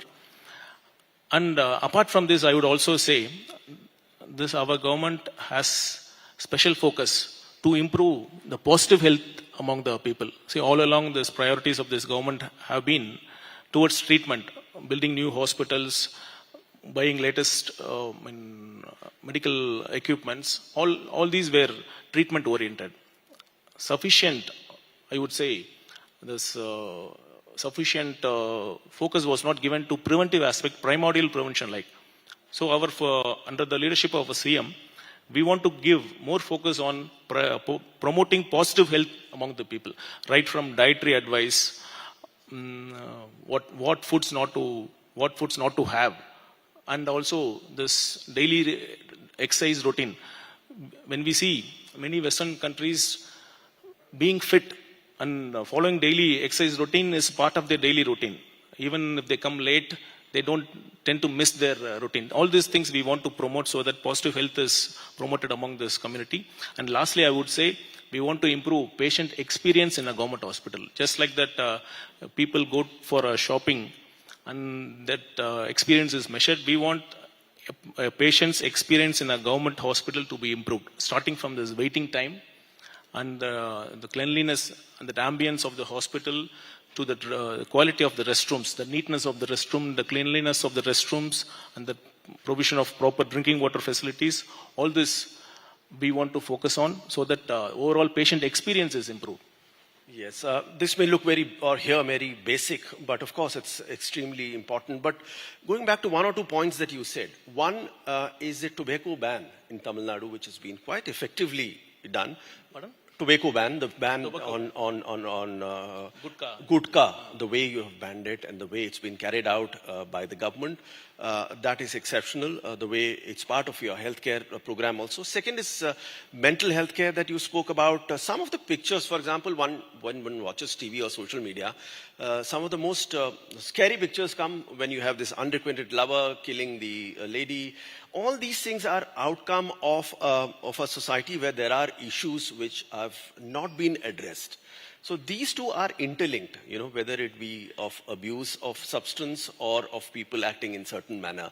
So aren't you focusing specifically on these two issues? Definitely. I mean, drug abuse is one of the key reasons for crimes, and especially crimes against women. So that this prevalence of drugs has increased in the last 5-10 years. It's because of poor implementation of law and order in the state, and also not giving the due importance it deserves. So one of the first things our government did was to appoint a regular DGP, which the post of which was vacant for nearly 2 years in the previous regime. And also this crimes against women, which you mentioned, they have to be addressed in a more holistic manner. See, right from school, we have to teach our students to respect the opposite sexes. It's not that just like having a relationship, and it's not a matter of right that other sex, they have a right to say no. We have to respect the decisions. All these things have to be cultivated, and they have to be taught right from the school ages, and that's how these kind of incidents can be prevented. As a journalist, I cannot but ask you a political question. As a doctor, you have passed the NEET exam, not the entrance examination. You've been through that rigmarole, that challenge. Now you have students protesting on one hand. You have the government of Tamil Nadu, which has a slightly different approach towards a common entrance examination. What is your reading? What is your solution to the challenge? See, India is a federal country and also a very vast country. So lakhs of students take up this entrance exam for this medical admissions. See, our party, even before these elections, have taken a very consistent stand that let education and this medical education and healthcare be brought to the state list. As a federal government, it has enough things to do. Let it take care of this economy, defense, communications. Let it do it more effectively. Let these things be handled by the respective states. See, conducting one exam, one common entrance exam for this lakhs and lakhs of students across the length and breadth of the country, it's definitely challenging for any government, any party which is at the union level. So why have this great inclination and great stubbornness in saying that it is me who will conduct? It is one agency which will conduct an entrance exam for the entire length and breadth of the state, because every respective states have taken great pain and efforts to establish medical colleges at their own cost. Counter to that, doctor, you also passed the civil services. Yeah. MBBS you passed, civil services you passed. The union public service examinations are very well conducted by the union government. There has never been a challenge to that. You cleared that also. No, I would respectfully disagree because you should ask a lot of UPSC aspirants about the credibility of UPSC. Let me be very fair. Okay. See, for a job at a corporate, we have multiple levels of interview. First technical interview, HR interview. Here in UPSC, the final stage of exam is the personality test, which is commonly referred to as interview. There 5 members sit and they decide the future of the nation by selecting or not selecting a particular candidate in 25 minutes. And that decisions being taken in the UPSC panel is not democratic. that board chairman has the overriding authority to override the marks awarded by other members of the board. Secondly, there has always been an accusation that the candidates are called for during that interview process according to their community. First, general categories are called, next OBC candidates are called, next SC candidates are called, then ST candidates are called. If you see the average marks scored by the general category, OBC, SC, ST students, there is always a gap. So the thing is, the board knows which community the candidate belongs. So the top performer of OBC and the equally top performer of SC, they don't get the same marks. This bias is always there. This has been written and talked about by lakhs and lakhs of students over the years. This is not, this issue of the problems in UPSC scheme of things is not restricted to this interview alone. Even in this mains exam, there is a system of grading or normalizing marks. See, we have some 22 different optionals. Maybe in a particular year, geography may be easy, and some other year, political science or public administration may be easy. So they have a system of normalizing marks. See, this is all not transparent at all. And I had put an RTA when I had got a very low marks in one of my attempts. I had put an RTA whether this double evaluation system is followed. Because why I asked is that my own mother was working in college. She was a college lecturer, professor, and she used to evaluate the mark sheets without awarding marks. She used to put it in a separate sheet of paper. I asked why. She said, I along with another evaluator would evaluate the papers and an average would be taken. If the difference is more, it will go to a third evaluator. So why can't this system be followed in a very highly important exam like civil service exams? So which decides who will be this bureaucrats of the state. So definitely UPSC also needs reform. I want to make a strong statement from this stage. Thank you, Dr. Arun there for your kind words. Dr. Arun Raj, the Minister for Health, Medical Education of Tamil Nadu government. Thanks a lot for joining us and giving us your time. Thank you. Mr. Babu, thanks very much for joining us at Rising Bharat's regional edition in Bengaluru. Chandra, of course, began by talking about Bengaluru and said that as an innovation hub, and she said that Hyderabad will have something to say about that. Well, you are the right man to respond on behalf of Hyderabad. So let me begin by asking you, sir, that if you compare, say, Bengaluru or Hyderabad, now Bengaluru remains the leader in terms of the absolute number of GCCs because of its lineage and its legacy. But in the last couple of years, the most number of new GCCs have been commissioned in Hyderabad, over 80 if I'm not wrong. So if you can tell us, so Hyderabad is getting more GCCs than anybody else compared to other cities. So has this transformation been by design? And what is your vision for Hyderabad for the next 5 years? Thank you, Mr. Mehta. In fact, it's a quite pleasure to be here in Bangalore. In fact, that to the South Indian state, my colleagues are all over here. And I would like to thank Money Control and the News18 to make everybody bring to a platform, a single platform. I can see many, investor friends over here, a many stakeholders over here who are very keen to know about Hyderabad and state of Telangana. In fact, when you mentioned about how and why of late many global capability centers are centered around Hyderabad, I would like to mention it's not been done in a decade's time. Over a period of 2 to 3 decades, the trust, the faith that we created among the companies overboard. And as you rightly told, the legacy of Karnataka, and especially the Bangalore, always leads in front. And we see Karnataka, especially the Bangalore, as our healthy competitor. We take the nuances and the best experiences and the best things what we can really imbibe from Karnataka, especially the Bangalore. And over a period of time, we could able to raise ourselves to the next level. For example, when we talk about infrastructure, when we talk about the resources, when we talk about innovation, and we talk about the government planning, these are all the 3 or 4 key areas where we take it very seriously, very piously, and to move forward. You know, every state has enough resources at their end.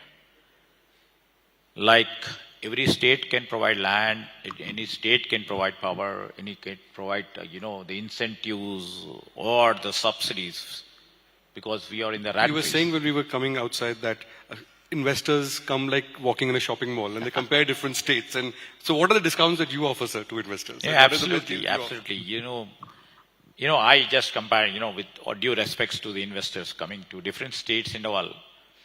They would like to see what is the best for them. Like we go to the shopping mall, we just try to select the best quality shirt for me at the best reasonable price, and which should look fashionable too. All right? And all these things take shape, in the customer's mind while doing shopping, right? We cross so many shops across in the super mall, and ultimately we end taking one in one shop, depending upon our priorities and our necessities. That's what happens. Most of the investors goes to different states, sees the advantage what they can get from. For example, if they find the talent available over there, if they find the land which is available right now over there, and if they see the city or the state has the proper infrastructure, either it may be the physical infrastructure or it may be a digital infrastructure, what they want, for their own sector or their company. These are all things where they will weigh and end up in taking a conclusive statement to put their shops. So this is where what we look at. So when it has come, and over the past 2 to 3 years, we just placed our emphasis on talent creation. I have put all the emphasis on how the available talent can be curated to the global world, whether it may be the reskilling and upskilling the skill strength. So what is the comparative advantage that Hyderabad brings in for investors compared to, say, Bengaluru or Chennai for that matter, or Telangana versus a Maharashtra or a Karnataka? And you're not just competing with them, you're also competing with Vietnam and other places globally. So what is it that you tell investors? What is the extra edge that you think Hyderabad provides, or what's your pitch to investors? Yes, absolutely. It's not about Bangalore, or it's not about Mumbai or Pune or Noida from the north, but we are also have an equal competition between the other countries, the small countries, where the technology is leading its pace. So when it comes, why somebody has to select Telangana or Hyderabad? We have the best of the infrastructure. If you see the seed which we laid about exactly 20 years back, with a $2 billion investment, although it was high capital intense project like Outer Ring Road. We face, I was in the government too. We face so much of criticism why $2 billion investment is being made for Outer Ring Road. It doesn't fetch that sort of a return back. Now, if you see the results and the dividends which we see right now, in terms of that physical infrastructure of building Outer Ring Road, which can connect to each and every part of Hyderabad in the matter of 40 to 50 minutes. This is a beautiful facility.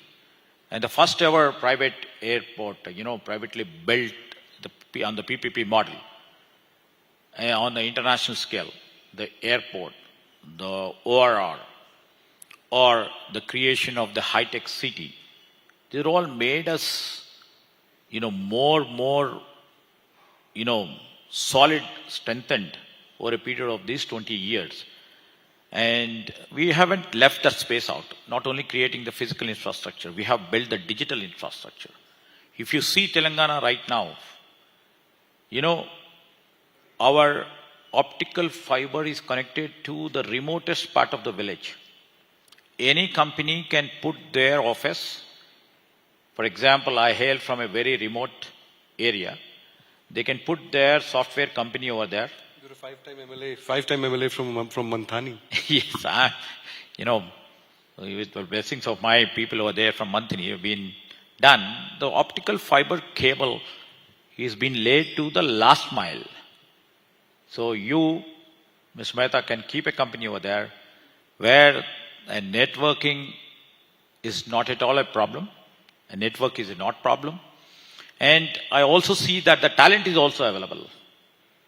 So this is the main reason. And at the same time, this physical and the digital infrastructure, what we placed, and also the talent available according to the need of today, especially in the cutting edge technologies which are shaping up to. Either it may be AI or cyber security or data analytics. The skill is available right now over here.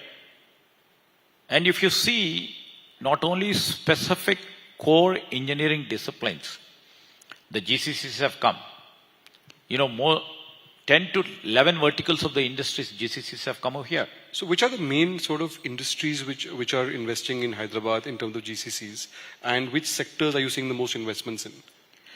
Apart from, if I see, I could, on this platform, I'd like to mention the 46% of the greenfield GCCs have come over the past 2 years only to Hyderabad.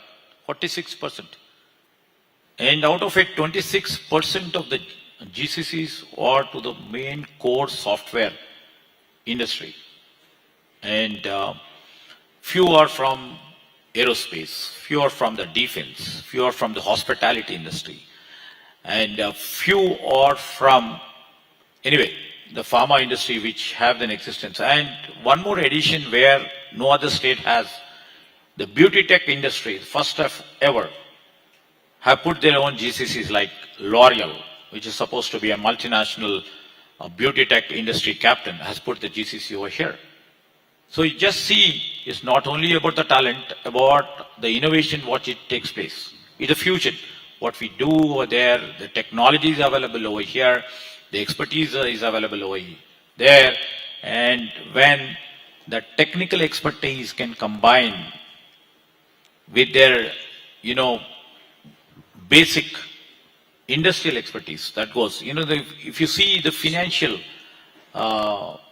centers which have come, the banking, core financial insurance sectors which have come. Is BFSI growing in Hyderabad? Yes, the BFSI sector is growing at a rapid speed. So these are all sectors where we are trying to put it across. When any company comes to us, we will tell them, these are the expertise what we have and how we are creating them. How long do companies take to get clearance in Hyderabad? Ease of doing business is supposed to be number one, when you compare with all other states. In a matter of 21 days, we give all the permissions and all the licenses required for any industry, not only for the GCCs, for any industry. And if they don't get a proper,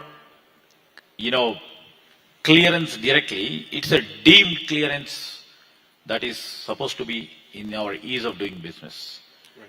So that we are trying to put it across, and we have been labeled many a time by Niti Aayog also. We are the forerunners in doing and making things at ease. So Mr. One of the things that we hear from companies also is that when they look at the tangible, so they also look at the intangible. They look at things like nightlife. They look at things like law and order. Yeah. They look at things like how safe is it for women, because they'll also get an international workforce and all of those things. So A, is that what you hear from companies? And B, this very unfortunate incident which has happened of the assault on the young lady a couple of days back in Hyderabad, how does that impact sentiment, A, and what will you do about some things like that? Absolutely, you are right. And many people, many companies, and many employees, who will be coming from all over the globe, would like to see all these things. First, security in terms of law and order. And second thing is the quality of life. And thirdly, what they look is, how they are placed in midst of the social tranquility. So in terms of the law and order, we are supposed to be maintaining that standards where each and every individual, either it may be their privacy or it may be in terms of the security or being safeguarded. As rightly told, 1 million, CCTV cameras are put all through the city. That is one measure what we have taken. And second thing is our police. In terms of addressing issues when incidents like this happen? Yes. In terms of addressing it, is also we take stern action and try to put the law and order in a very firm and tight condition. And thirdly, when it comes to nightlife and all other social living conditions, we are equally amenable. But we take all the measures too. For example, we and our Chief Minister, our government vision is to see that it's a drug-free state. So keeping all those things into picture. So let me ask you a broader question then. One is we've been focusing on what the state is doing and the state's competitive advantage. But there's also another player here, which is the central government, right? So you also have to work in tandem with that. So when you deal with the central government on investments and things like that, what are the challenges that you see there? And what are the kinds of changes you would expect from the central government or support from the central government that you're looking for? Are you getting the support that you need, or do you want more? In this federal polity, and especially all states require assistance from the central government. There are so many schemes, so many programs by the central government which tries to drive all the states to move forward. And that's how the Rising Bharat, as you captioned it, really takes place. Sometimes what we literally face is the stepmotherly treatment of some central government policies, what we face a wrath with, our people are literally facing. For example, if I can quote, we have an Indian Semiconductors Mission, ISM mission, wherein we would like to take the advantage. Either it may be, this state of Karnataka, or my state of Telangana, or it may be Tamil Nadu, or it may be Kerala, or it may be the Pondicherry. These are the states which have solid skill. We have, all these states have the capability of building a chip, manufacturing a chip, which we are competent enough. We have all the design companies. For example, Hyderabad owes all the top 5 design companies over there. We design basically for the chip. And when any chip manufacturing comes down to us, and the same application is being processed for the central government to be considered under the ISM. When it is not being considered, the apathy of the central government, is ultimately affecting our Telangana people and our Telangana software professionals and our Hyderabad designers who does the chip design for not only for India, many companies outside abroad. So when we are not considered, when any company who comes forward to put their manufacturing here, it is not being considered by ISM, that gives lots of heartburn for us. So we appeal to the central government many a time. You have to give all the positive encouragement to the states like Telangana. And also, I would like to say this state and other states which have the capability to build the chip. When it is not being done, I'm not disputing whether if some state is being selected, let central government give the encouragement for those states too to build up the capacities and make them compete with all other states. And this is how the Rising Bharat or tomorrow's 2047, what the central government is trying to build it will happen. Until unless they take it in a right and equitable manner, you can't make Rising Bharat. So, ladies and gentlemen, Mr. Babu has also been a top-class cricketer. He's played for Nizam College and for the University of Hyderabad. He's clearly batting on the front foot here on the central government issue as well. So, when you have issues with the central government, do you take it up with them? What is their response when you raise these issues with them? Yes, many a time, we take up these issues with the senior colleagues at the union government, and they do the pep talk that next time we would like to literally see and do what best we can. We always, live our lives in hope. So in terms of the hope, hopefully in ISM 2.0, we will be getting our due share. So this is my hope, and we would like to really convince the central government too. And they would really understand the real issues, what a real competent IT state and the employees or our people can make it happen. How they would like to really understand and put it across is most important. Then we will, time and again, we will put our pressure, we will put our thinking, and we will put all the, answers what is being required before them to get a chip manufacturing here, back in Hyderabad, back in Telangana. Last question, so we're running out of time. Hyderabad, of course, is a technology hub. You have a lot of greenfield projects coming in, but other cities have other catchment areas as well. Do you have plans to expand beyond Hyderabad for investments and creating other hubs in the state? Yes, right question. Telangana is a very small state, and Hyderabad is a focal point. So we are also on the lines of building tier 2, tier 3 cities. I just mentioned about the digital infrastructure which we have extended to tier 2, tier 3 and the smaller villages too. That is being done, and the talent is rightly available over here. And we are encouraging many, investors or companies to come put their GCCs over here and try to move forward. And we are trying to evolve a policy in terms of incentives and subsidies to come and put the shops in tier 2 and tier 3 cities. And one more point I would like to mention. Over here, and India has to literally look forward. Over a period of time, we have been the back offices for many multinational corporations. And, it's like in the older times, you export dough and get back the bread at a higher cost. That is what we have been doing in terms of IT too. Now, this is the time when technology is taking a new turn, and Hyderabad and the state of Telangana is literally thinking that all these capability centers should become the value centers. So one quick question, sir. With data center, there are a lot of concerns about the environmental costs as well, right? Around water, cost of electricity and all of that. So how do you address those concerns around sustainability? Because you are a big growth center. Yes, the new technologies that require the data centers, especially for the AI, the processing speed, which all the companies counts upon. The two important guzzlers, as you know, the water and the power. 30 seconds.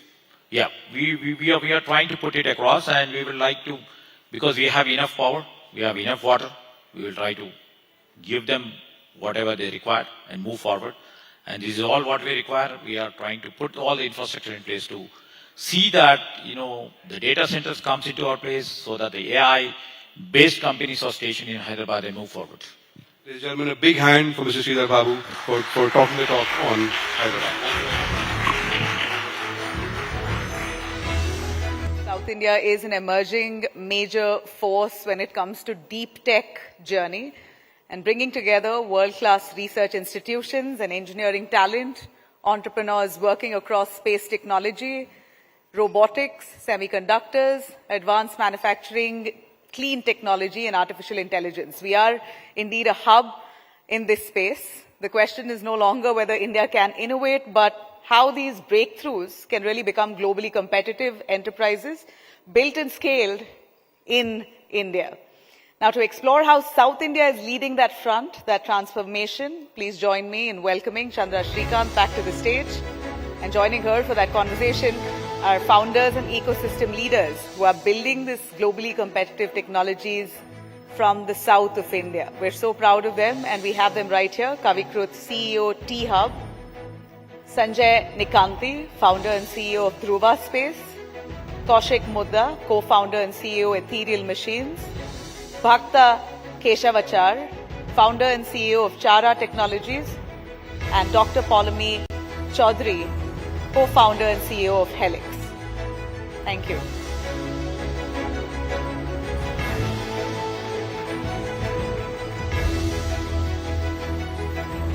Thank you very much, Nabila. Two back-to-back very good sessions from the ministers of Telangana and Tamil Nadu. And, what was very refreshing for me is they really meant business.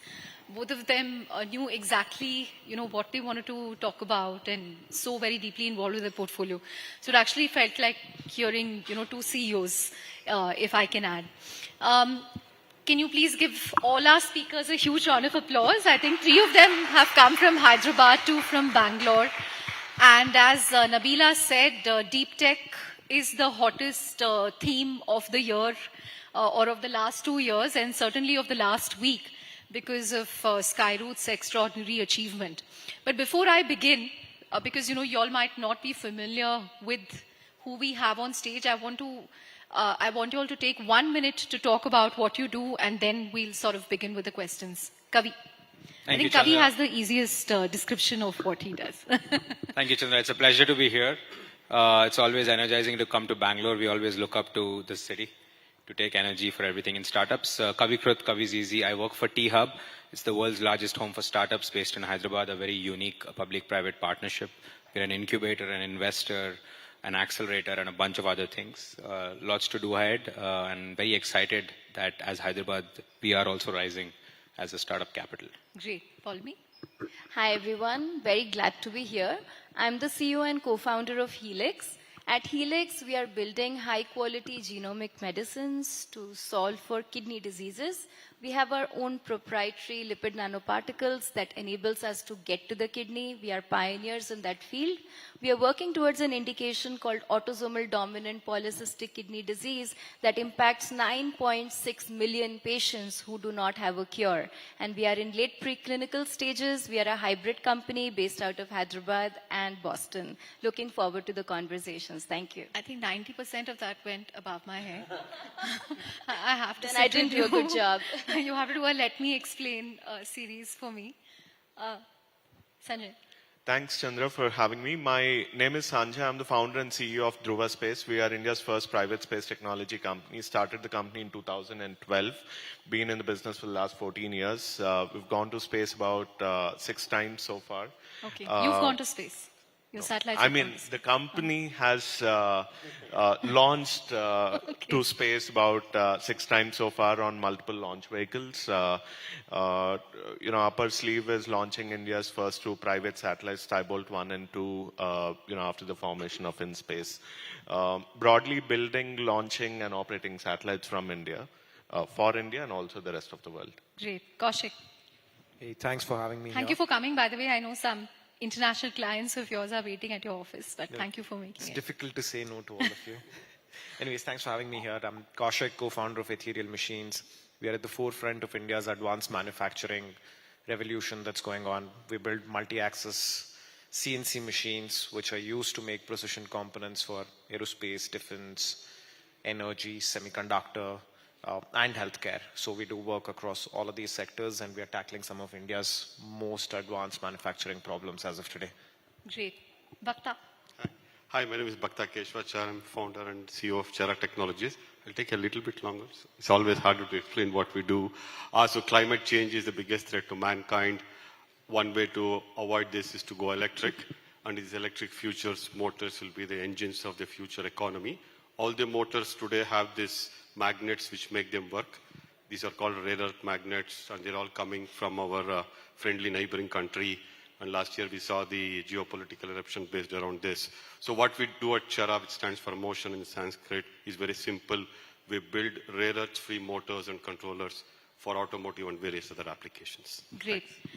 To the founders on this panel, is it very cool to be a deep tech startup now? Because for the longest time, people would go after oh wow, you're building a quick commerce company, an e-commerce company, a D2C company, but now deep tech is the in thing. How has public perception, investor perception changed?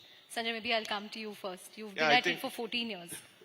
Yeah, I think definitely the perception has changed. I think, when we started in 2012, hardware being done in India was not seen the right way.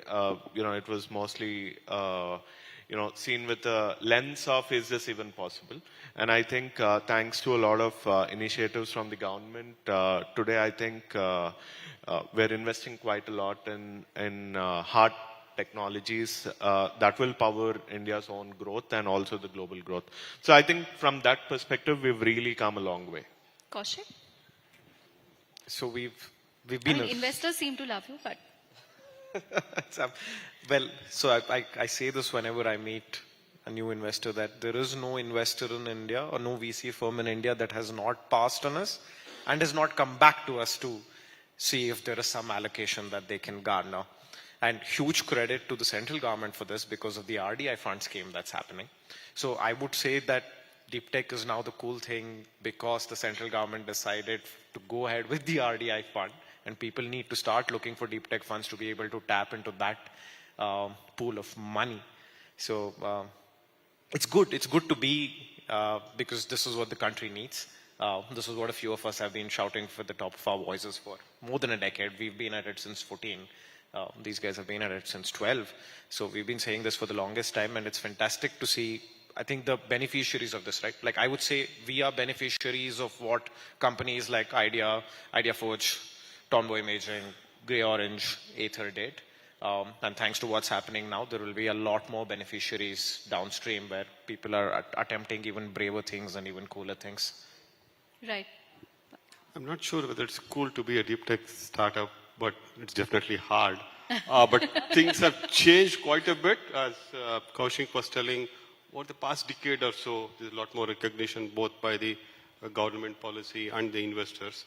And everybody has their own reason. And, I mean, for us, it was like India as a country, as a society, is a net importer of technologies. I think we need to fix this to grow up the value chain. I think that's one of the biggest reasons why we should do deep tech startup. And now it's a good time to do it in India. Great. Yeah, I would say the perception has changed definitely. So 5 years back when we started Helix and we approached many of the investors in India and we said, oh, you know what, we want to be building gene therapies. And they looked at my face and like, that's a moonshot. Like, that's not going to happen. It's like a sci-fi movie. And then they also asked me after the whole conversation that, oh, to iska app banega kya? And then I was like, 10 minutes mein gene editing deliver. So then I was like, okay, I think we're addressing the wrong market. But I'm very proud to say that we closed our recent seed round and it was led by Indian VCs. Round of applause for that. That's not definitely easy. a change. Definitely a change, yeah. Kavi? I mean, our perspective is slightly different. Because you're the incubator that's sort of right. trying to... I think we have to... So, just to off on others were saying, the DPIT recently announced a couple of months ago that the new startup definition is now 20 years. And deep tech, see, VCs and investors and founders, the best talent of India wants to start a company. What do we bet on, right? You always want to bet on whatever is the next frontier. That's what we're seeing. But I just want to remind that, the iPhone is 19 years old, so is Flipkart. It's only 19 years old. What we are talking about that has burgeoned and grown is only 20 years old in India. 20 years back, nobody was starting companies. So the fact that today we are doing deep tech and we have 20 years ahead, right? And that's how we are defining startups is phenomenal. We at T-Hub and what we're seeing in Hyderabad is, from our lens, is primarily two things. People want to solve hard problems. And I think that is fantastic. That's where talent, money, and time should go. And the second is that capital, ecosystem players, partners, everybody is willing to be patient. So if you're willing to put all the resources and be patient, then, people call deep tech hard tech, tough tech, deep tech, long tech. There are a lot of names for it. But I think if we are patient and we have resources, nothing like it. So very, very encouraged and excited. It being a cool is the effect, not the cause. Right. Kaushik, you brought up the RDI fund. 1 lakh crore is a huge corpus and someone told me now every VC fund wants to be known as a deep tech fund, or every VC has become a deep tech investor. again, as founders, are people really interested in deep tech, or is it one of those FOMO themes, or is there a genuine realization now that, what, we haven't invested in hard tech, which is why we are losing out to countries like China in critical sectors? So there are both sides of it, right? There are genuine cases, and then there are some which are definitely riding the FOMO wave. So this was one of the discussions I was having with some of the bureaucrats who were at Bharat Innovates, and Nice just was there last month. We were there together. That it's very important and on who you are allocating this from a fund of fund perspective to, because we've had, like she was saying, right, like iska app ban sakta hai kya, right? Like now we were building something called a CNC machines, multi-axis CNC machines, never been attempted in India, has been done in Germany, Japan, etc. Never been done.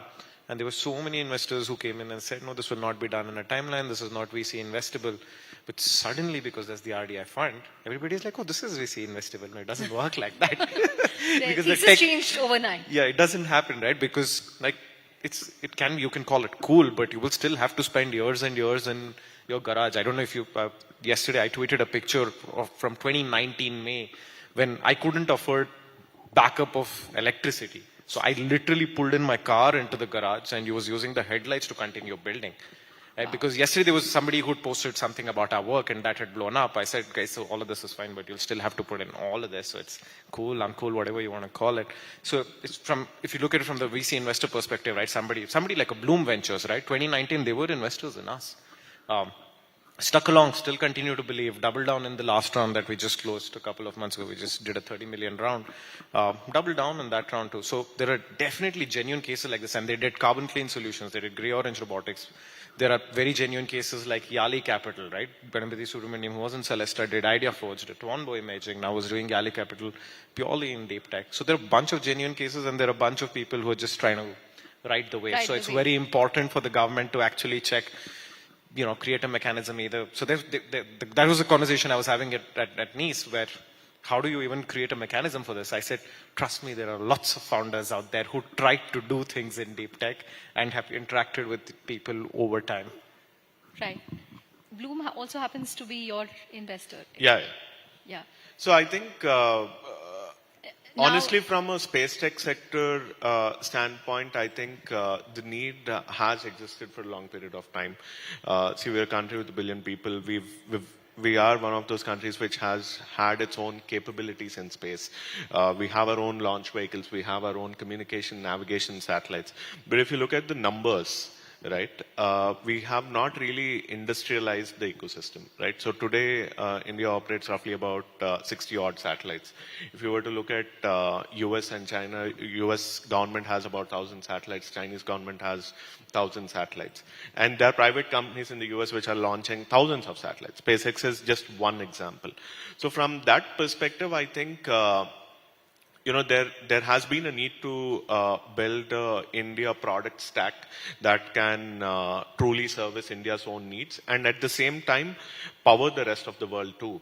And in that context, I think space in general is also multidisciplinary engineering. So it's like a combination of deep tech companies working together, right? So we can use quantum sensors on the satellite. We can use different sources of energy on satellites, so on and so forth. That way, I think government, we are also the beneficiaries of RDIF. I think we were really looking for government to support some of these really hard problems, which otherwise is difficult to find a source of funding. So that way, I think it's very exciting to solve for these problems and truly look at India as a product nation over the years to come. Great, got it. But a broader geography question for you and Polemy.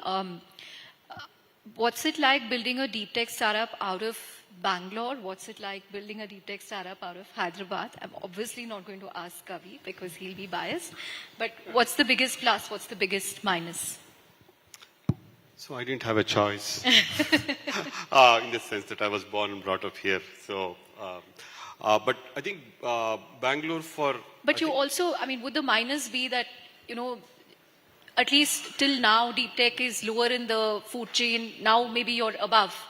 But automatically, disproportionate amount of attention among Bangalore VCs goes towards consumer internet and apps, as she said. Yeah, I think Bangalore had one advantage from before. I think probably because of its geographical. If you can hold the mic closer. Yeah, because of its geographical location deep in the south, a lot of these DRDO institutions were installed here. Yeah. I think there was a trained tech manpower which helped the startup ecosystem, and definitely the deep tech ecosystem. The other cultural reasons probably.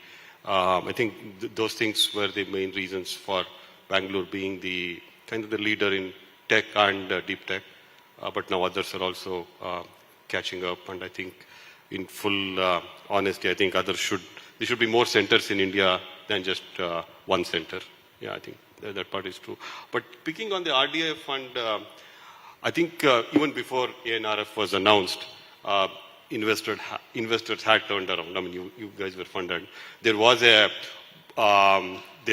definite trend. I think about 7-8 years ago, when investors started looking at deep tech as an investable opportunity. I think that was a welcome move, and I think this ENRF and RDIF will give a massive push to that effort. Got it. Follow me? Yeah, I think I'll answer the Hyderabad piece and what gives us the advantage.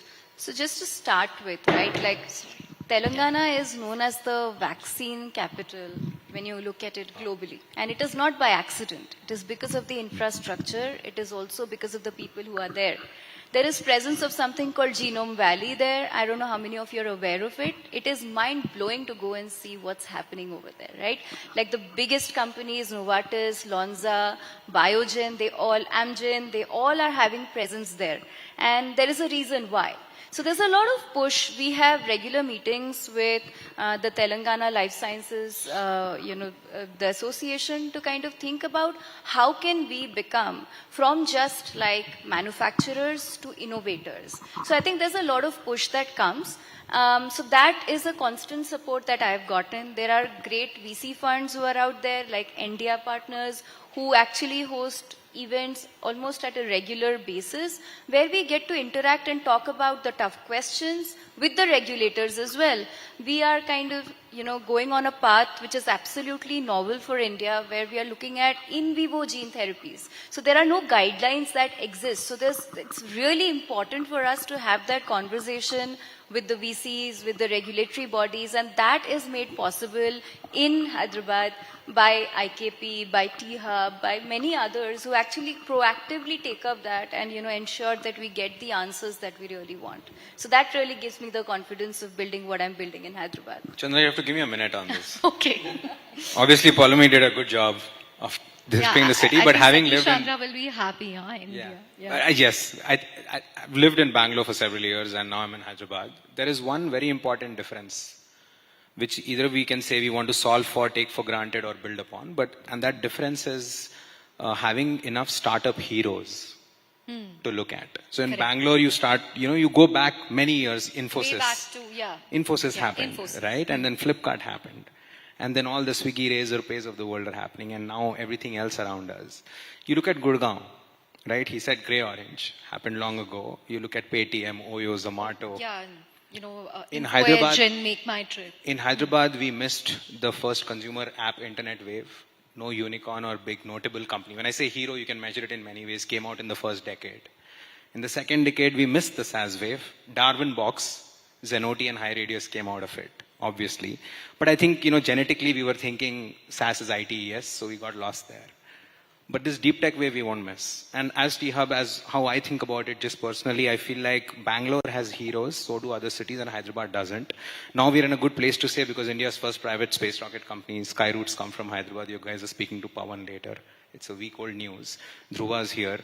I think to spawn ecosystems and build for this nation, even with Chennai and what happened with Freshdesk and all the other companies there, we just need to find and back all potential heroes. And Hyderabad lacks that today, right? When you have heroes, capital comes, talent comes, people come, everything just explodes.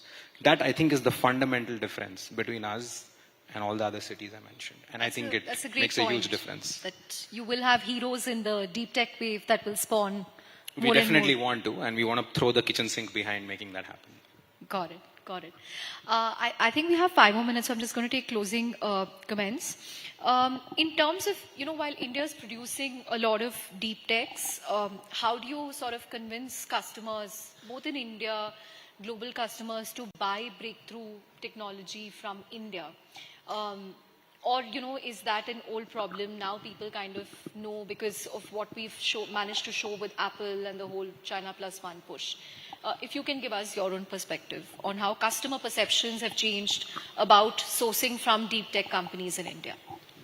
So, in our case, what we have seen is that the large companies in India are a little bit more risk aware in using new technologies like ours for various reasons, startup risk, new technologies and all that.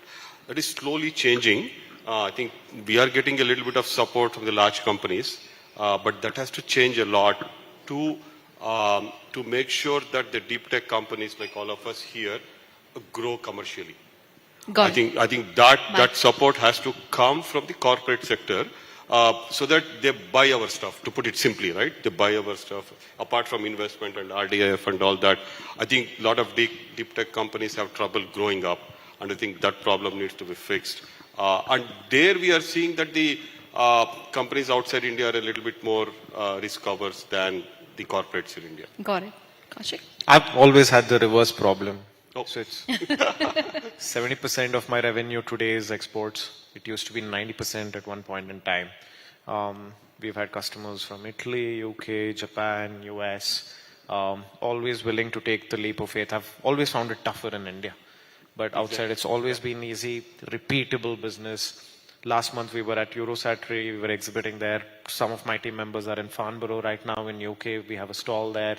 I'm running out of a meeting with some American customers. I'm going to run back into a meeting with American customers. So we've always had it different for us. And I only see that increasing and increasing as I see more and more queries coming to us from the western part of the world. So China Plus One is real. If you were to look at it from a manufacturing perspective, China Plus One is very real. India is being considered as a very serious alternative as a reliable advanced manufacturing partner. I see a lot more components, lot more projects moving into India. Great. Yeah, from our perspective, I think the initial few years was very, very slow. Primarily because, in this sector, customers would actually like to see how the product is functioning, right? And this is quite literally space. So, people would expect that, you would have launched, you have built some credibility, so on and so forth. And I think that's where government kind of pitched in a very big way. So government has been... Welcome back, everyone. Thank you so much for staying on. We promise some very exciting sessions coming up. Look, success is rarely defined by talent alone. It is shaped by purpose, by resilience, and of course the choices that we make along the way.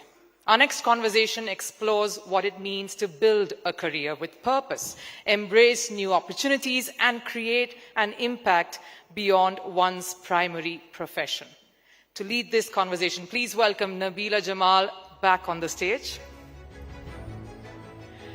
And joining her is an actress who continues to redefine success with every step of her journey, from delivering back-to-back box office hits to winning hearts with her versatile performances, and from building a thriving entrepreneurial portfolio to, of course, gearing up for one of the most anticipated films of this year. She truly embodies talent, ambition, and grace.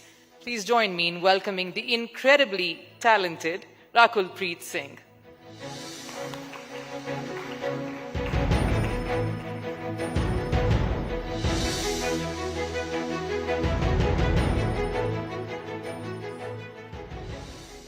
Thank you, Rakul, for joining us. 7 years ago, I met Rakulpreet in Bengaluru. She was as stunning then. She's still absolutely stunning. She was an actor then, and now she's transitioned way beyond just being an actor, an entrepreneur, a wife, and I was like, what beyond entrepreneurship? Oh, yeah. What beyond entrepreneurship? Being a wife is easy? Difficult? I think it's amazing. I think the best part is, good afternoon, everyone, firstly, before we dive into questions and answers. I think, touch wood. It's just been about 2 years, 2.5 years, but I think the best part is that we don't feel a difference. I think we both have sort of very easily, smoothly sailed into this phase, and touch wood. It feels great.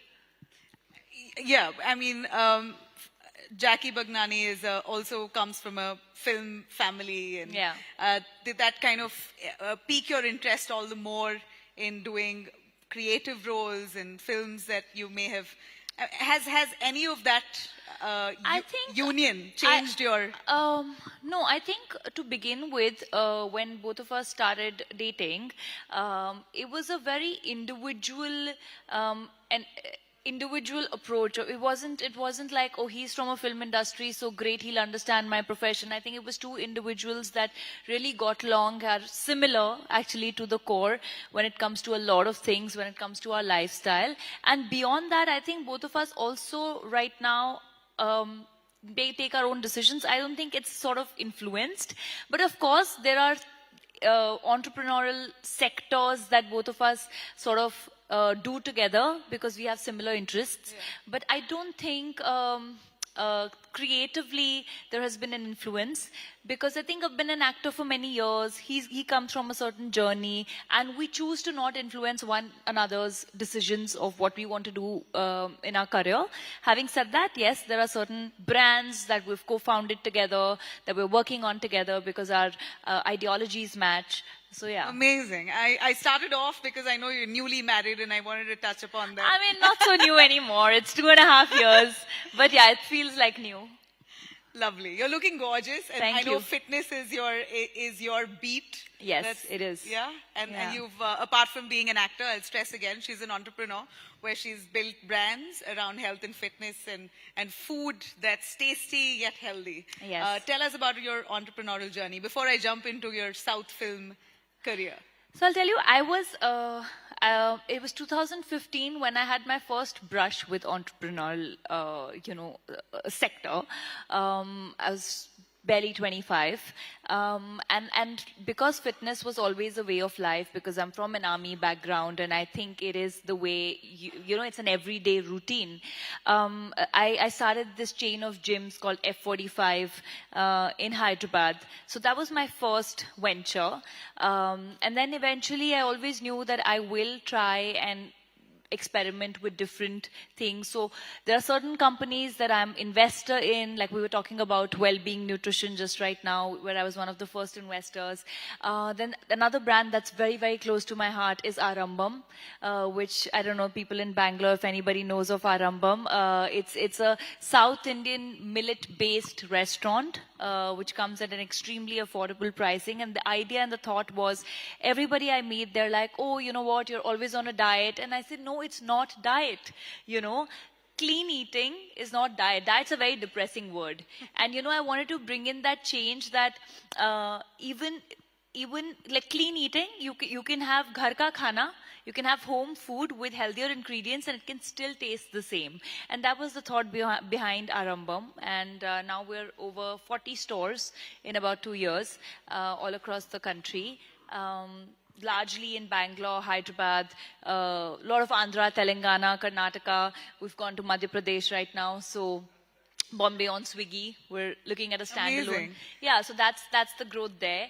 Then Jackie and I have co-founded a wellness clinic called Nuvana. As of now, we have one space in South Bombay, but we look at expanding that across the country. And again, the idea was that when we travel the world to these, wellness centers and wellness retreats, what makes them stand apart from what we have in the country is the kind of doctors we have. Why there are certain names which are very popular across the globe and people spend lakhs of money is because they have great team of doctors that address the root cause. And in the kind of lifestyle that everybody is in, with stressors, with, mobile radiation, with the kind of burnout that we have, it's very important to reset your body and align your body. And we wanted to create that space. Again, affordability coming into play, that not everyone should need to travel. So we have things ranging from Chinese acupuncture to, your hydrogen therapies and red light and, all of that. Amazing. I mean, so you're really moving into that space. Yeah, because, that's it's booming really, right now in India absolutely, and worldwide. Absolutely. And can I tell you, it really hurts me. It boils my blood when I see people. Yesterday, I met somebody who said, oh, you know what, if I'm diabetic, it's going to be a way for me. I have to work around it. But no, that's not the truth. You can reverse everything. If you have the right lifestyle, your body is a genius. It can reverse everything. And I think that's what I want to sort of push, I mean, yeah, you're a great example, a good brand ambassador. Rakul Preet is fit and how. What's your cheat day like? I don't call it a cheat day. I call it a treat day. Treat day. Treat day. Nice. And then I don't think you should put that guilt of calling it cheat. But I'm somebody who eats, I will, even on my treat day, if you tell me to eat something that's deep fried or something that's white sugar, I think over the years it's just become a lifestyle where I don't want to do that. I can't do that. So even then, it'll be healthier choices, just larger quantity. So I'll eat like maybe a gluten-free crust pizza, but I'll have the entire pizza, So yeah, that's my treat day. I eat a lot. I wouldn't imagine that for an actor, eating a lot. Oh, trust me, I can go crawling out of a room when I'm eating, because I can't walk anymore. Trust me on that. You're South India's sweetheart. You're here today. We're holding Rising Bharat Summit, the South edition, and Rakul Preet Singh was the fit face to have with us because of the number of Telugu films, Tamil films that she's done. And I should say, if one knows, she's also done a Kannada film in 2009. One Kannada film, yes. And so for someone who did not know the language, wasn't familiar with the geography, the lay of the land, she really cultivated and nurtured herself, grew in the industry, became so popular that now she's acing it in multiple languages, right? I mean, I think God's great. That's all I can say. The Kannada film actually was just by chance. I was just out of school. I'd done my pictures. I wanted to start modeling, and my dad said, turn 18 and start. So I was 18, and the third day I got my pictures done, and somebody got those pictures, and it's really fun. It's really actually amazing that the team at that point, they reached out to my dad and they said, we'd like to cast her. And I had no idea. I was studying mathematics honors. I'm a maths graduate. So I was in first year of college, and I said, I don't know if I can find time for a film right now, but suddenly you get a film. And they said, we saw her date of birth and she's going to be a big star one day, and we want to be the one to launch her. And that happened from someone in the Kannada industry. And I was like, what? They're saying this? They are very nice people. I want to work with them. And the reason I did that film was because I was getting paid in lakhs, like 5 lakhs for a first year college student, and I thought I will be the first one in my friends to have a car. Gilly, what was it called? Gilly, yes. Gilly, yeah. And I'll be the first one in my friends to have a car, and I'll be the coolest. So that was my first reason of doing a film. But thanks to that film, thanks to the experience that I had in the Kannada film industry, that those 40 days of shoot made me realize this is what I love. I love the experience of being in front of the camera, and I'd love to explore this. And that's what made me decide that I want to act, but I'll finish my graduation and then I will come back and act. And which is why there was a gap, and then I debuted in 2013 in Telugu. And very tactful move, right? Because Telugu, the fact is, it's the largest revenue generating industry. There was no tactic at that point. Now you understand these good things. Move, yeah, in at hindsight. That point, it's like, when you're not from the industry, when you really don't know what is right, what is wrong, what should be the tactful move. I think for me, I've learned everything on the go. I had no idea. People would call me after Gilly released, actually I used to get a lot of calls from Telugu, and there are big films that I said no to because I was still in college and I fell short of attendance and they would throw me out. So I said no, and I remember Mr. Puri Jagannath had called me for some film at that point, and he told my dad that ye degree kya gale mein tangegi, like what is she going to do? And my dad said, I can't force her to leave studies, you know, I mean, I can't do that. And so I didn't know. I hope you got your degree finally. Of course I did. What did you study? Mathematics. Wow. So hopefully those numbers help on the entrepreneurial side. That's what I was about to ask. Are you someone who's looking at the spreadsheet all the time? I am to check on numbers, profit loss. Let's just say that I'm good with numbers. Decent with numbers. Like, I mean, if there's budgeting, I always tell Jackie, I said, put me on the budgeting side, creative you handle. You know, that's a joke between us because I think I'm good with budgeting.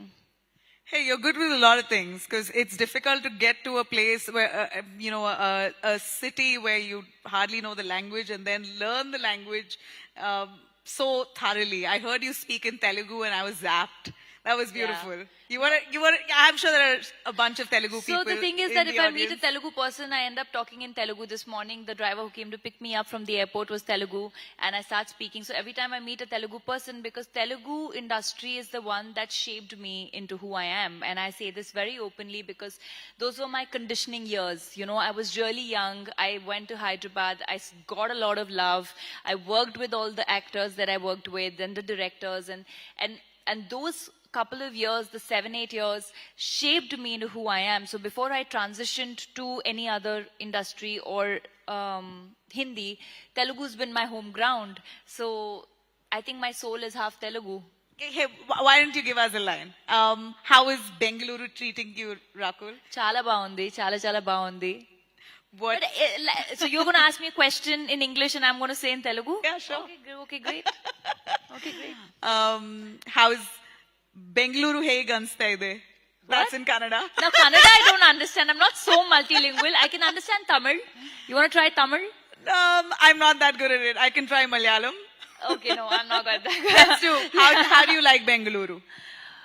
నాకు చాలా ఇష్టం Bengaluru actually బెంగళూరుతో నాకు చాలా మంచి memories ఉన్నాయి నా first school బెంగళూరులో ఉంది which one it was a small Kinder garden ASHA Kinder garden అని అండ్ నా తమ్ముడు కూడా బెంగళూరులో పుట్టాడు కరెక్ట్ చెప్పాను కదా ఎనీ తెలుగు పీపుల్ కరెక్ట్ కదా you get a Thums up Yeah. So, my brother was born in Bangalore. My dad's from the army, like I said, so we were posted here. And my first school, my kindergarten school was here. It was called Asha Kindergarten. So I have a lot of, yesterday this morning I was passing Cubbon Park. Yeah. And I used to go there as a kid and run around, so videos of that. So I was just telling my team, I said, hey, we used to come here and I used to call it Banana Park. So Yeah, the nostalgia. Never the nostalgia, yeah. Amazing. So give us a little bit about your film journey, Rakul. Today in a space where there's OTT, you have so much more talent out there, so easy to tap into, roles. There are multiple roles that people are essaying and they get opportunities. It's a lot more robust than what it used to be earlier, thanks to OTT. So in the face of OTT, how would you see an industry like Bollywood or Tollywood growing? And how are you finding your footing? I think the way people consume content always keeps evolving. Initially there were theaters and then there was satellite and then, slowly now OTT has come in and I just feel the ways will keep evolving, the kind of content will keep evolving, but theaters will have its own charm. Certain stories will be for the big screen because the magnetic aura of certain stars, I mean, you like to see them on the big screen. You want to see that action. You want to see that dance on the big screen, right? You can't take that away. Having said that, OTT has created a great space for experimenting with content, pushing the boundaries. And I think it's amazing because it gives opportunity to a lot of new budding actors, or also for us to experiment something which possibly theatrically may or may not work, because at the end of the day, people, I think, have realized that they want to go to the theater and spend that kind of money if it's an experience. So I think both will have their own space. Which one do you enjoy more? I mean, I'd be lying if I say I haven't done a straight OTT show or anything. Of course, I've done a film, but I'd be lying if I say, I mean, I became an actor in the era of just theaters. So, of course, theaters, you know, I mean, it's just a different magic to see yourself on the big screen. And that excitement of the Friday box the office. Friday excitement, nervousness, yeah. Tension, you don't sleep. sweating. Yeah, you don't sleep till the reviews start pouring in, and then you know till the audience reviews comes in. So I think they've got both have their own boon and you know bane, and you gotta just there'll be just different stories for different things, and OTT has its own positives. There's no stress. You know that it'll reach a certain audience. I think what's amazing is that even if theatrically there are certain films that don't do well, not because the films aren't great, but it's just that how many films will people watch, right? They still find an audience on OTT. And I think that's beautiful because for every maker, the ultimate goal, or for every actor, the ultimate goal is that their film needs to reach the audience. Was it your song that did multi-billion on YouTube? A movie, right? Yes. Tell us. Yes. I mean, that's a great example. That's the first movie in the world to hit that number. Even What I was was the amazed. number? So Rakul Preet's movie that didn't quite release the way it had to release on you. No, it released. It released. It did. I don't know. Some portals were writing that it didn't do very well, but at that point also it did decently Tell us well. the story, please. There's no story. There's this film called Jaya Janaki Nayaka, which where I play the central character of Janaki, and very senior director, Mr. Boyapati, you know, the very seasoned director. And that film had released in 2017. It did decently well. It was an above-average film on box office, so it wasn't like blockbuster, but it was a hit. It was given a hit verdict, and turns out 7 years later. Yeah, about 7 years later, it's hit 1 billion views on YouTube. So when no movie has hit that number on YouTube. No movie has hit that number. Yeah. It's the first film in the world to hit 1 billion views. Now, look at the reach, right? I mean, who would have thought at that time that 1 billion people will watch that film? And it's very strange when I go to the interiors of it's really amazing, actually, not strange. When I go to, you know, you end up going to the interiors of certain cities, you go to some place in Rajasthan or some place in MP, and your tier 3 has really consumed those films. And it's amazing. I mean, that's how you get the reach. And who would have thought? Like, none of us thought. So the day I got this news, I actually went on YouTube and I was like, really? And I literally typed, I said, is it a fake news? And then, of course, we got the official messaging as well that it has. Yeah, I remember we covered it as news, as piece of news. Right. So lovely. So the shelf life that there is on digital is insane. And on I think OTT as well.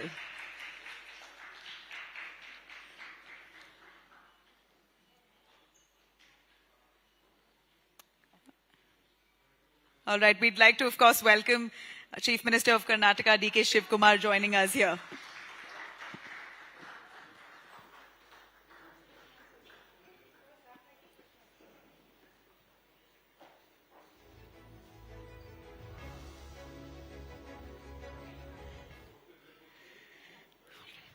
A huge, huge round Before of we applause have- yeah, for the Chief thank you. Minister of Karnataka, who joins us here at the Rising Bharat Summit.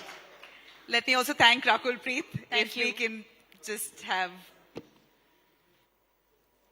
Thank you very much, Rakul. Thank you for joining us.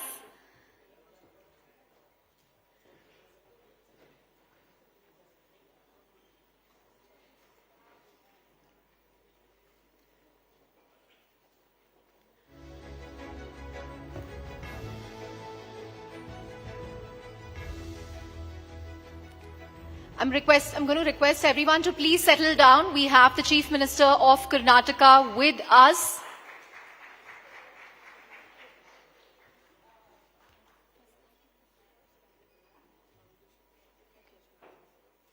Everyone, please settle down. We'd love to start the session as soon as possible.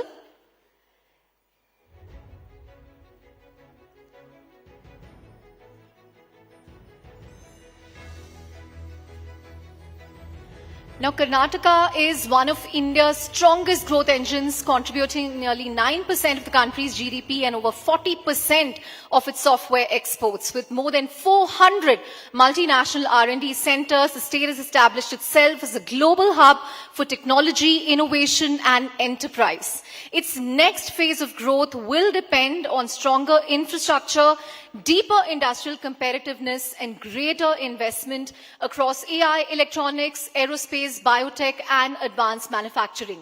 And driving its vision is a leader focused on translating policy into progress and creating new centers of opportunity beyond Bengaluru. It's an absolute honor to welcome Shri D.K. Shiv Kumar, Honorable Chief Minister of Karnataka, to share his vision for Karnataka's next chapter of growth. Ladies and gentlemen, please welcome him with a huge round of applause. So, before we begin your keynote, may I request you to kindly light the ceremonial lamp with Rahul Joshi, the Managing Director of Network 18 Group.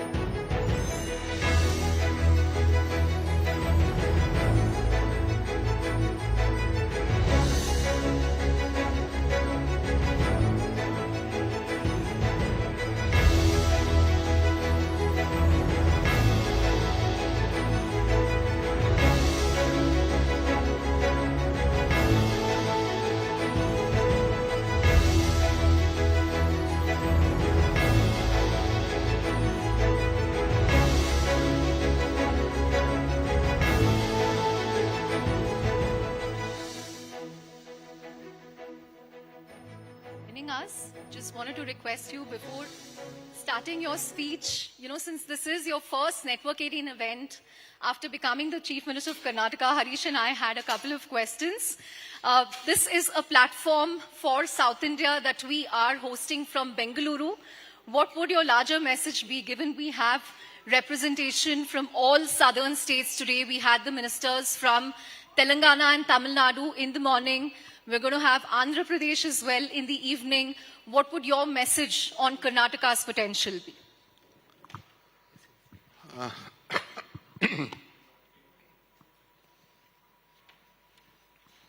Good afternoon to all of you. Ellargu namaskara. So my message is very clear. Just today morning had a Bangalore Tech Summit CEOs meeting. More than about 300 meters, 300 friends were there. So in that, the speech will be later. I think just yes, I'm asking. After this, it's your speech. Okay. In that meeting, I think almost all the important leaders had come.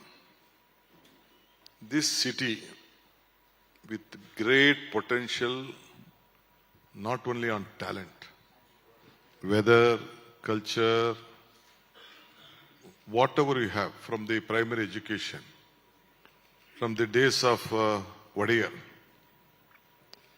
You are in a city and a state where the entire Asia, the lamp was lit from Karnataka, from Shiv-Samudra. We just that like it went to Mysore, it went to Bangalore, it went to KGF. From there we started. Our engine did not start today. It started more than hundreds of years back. We have a big history at the time of Pandit Jawaharlal Nehru and Maharajas. The Indian Institute of Science, it may be HL, it may be BL, it may be ISRO or anything. It started. The greatest talent of this country starts from Bangalore and Karnataka. That is the biggest strength. So I am not here to compete with Chennai or Hyderabad or Telangana or Andhra, Visakhapatnam, anything. It is a team, Southern India. We contribute more than about 30% to India. And as far as Karnataka is concerned, almost 43%. We are supporting them. And from our support of South India, totally together, we are helping the other parts of the country in the northern India. That is the biggest talent strength. You may take us to Delhi, we are ready to compete there. You may take us to Mumbai, definitely, though it is a bigger state, that is a financial hub, still our talent. I had a meeting in Davos after with the chief minister there. All my friends, international friends, businessmen were trying to meet me, telling that. The other chief minister was asking them, why not in Mumbai? Why are you only looking at Bangalore, Karnataka?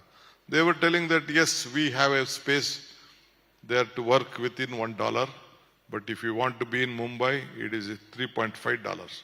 We can't work. That is the situation. So the talent hub, you have 250 engineering colleges in Karnataka. You have 13,940 doctors every year produced in Karnataka. And more than 1 lakh engineers and 1 lakh medical professionals. These two can't be matched anywhere, any part of the world. As earlier, you see that in the earlier talent book, you will just go through the records.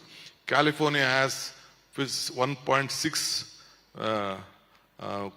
million engineers working there. But Bangalore has 2.6 million engineers working, IT professionals working in India. That is the strength. So, this has a great strength. Thanks for all of you. Bharat or India is rising Bharat is done from the south. It can't come from the north. So, That's an amazing way of putting it.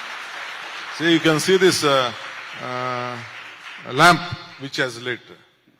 It glows from the south, so not from the north. So India is been shining through the southern part. That is the strength of South India. I'm not telling only Bangalore. It is the South India. So we also have to highlight that before you became Chief Minister, you were at another Network 18 event. We asked you if you would end up becoming Chief Minister by the time monsoon session starts. It's happening in a few days' time. And a good 70 days after becoming Chief Minister, you're here at another Network 18 event. You've always spoken about leaving behind a legacy. What would your focus be, sir, for the remaining term? Legacy means we all are not permanent. We all are not permanent. I don't believe in reading history. I don't believe in reading history or writing history. I believe in creating history. I was a power minister earlier at the time of Siddaramaiah ji. It was the worst situation. Our capacity of power was 11,000 megawatt. All of my friends said, why are you? There was two options, to take industry ministry or power ministry. I took power. Then I took out this one. I saw that. I saw the sun. I saw this one. You just inquire about, you make a big research. All of our friends shout that for small acquisitions and all. 13,000 acres of land. I did not acquire a single acre of land. All the lands was with the farmer, with the partnership of the farmer. I came out with a formula to set up a solar park. It is the world's biggest solar park. Still the land belongs to the farmer. The farmer is also partner with it. We started generating 2,400 megawatt in a single place. That is the history which has been created in Karnataka. Whether someone agrees or not, no one can change history. Like that, in all the taluks, I started with 20 megawatt, 30 megawatt, 40 megawatt. Now the central government has come out and they have changed the new name for that, coming out with a Kusum scheme or something. So like that, without power, see in Karnataka, everyone is looking at power. Again 12%, 13%, 14% growth is being said. Why growth is there? Industries are wanted to come here. Business wanted to flourish here. That is why power is being looked at more. That is what I am trying to tell. We believe in creating some history. Still, we have a great knowledge power. We are coming out, just now, today morning I said that I am coming out with an AI university. That is the first to start. So always Karnataka has stood first in various sectors. It is not only one sector. It is not only health, not only IT. You go to the institution. When the world leaders came starting at the 25 years back, they came only one request. They wanted an international schools. Why? For their children. After September 11th, what happened in America? The world leaders thought that it is the only place in South India and Bangalore. They looked at Mumbai, they looked at Hyderabad, they looked at Delhi, they looked at Chennai and all. They thought that this is the only place which they can be safe with a good culture and a quality education here. They requested for an international school. Then we started. India has 140 big schools, that means international school. But Bangalore and Karnataka has 38 such schools. That means almost 36% of the international schools are there in Bangalore to compete with the world map, and 2 lakh IT, the 2 lakh foreign passports are working in Bangalore. That is the strength of Bangalore today. Thank you very much, sir. On that note, we invite you to the podium to give your keynote address. Thank you very much.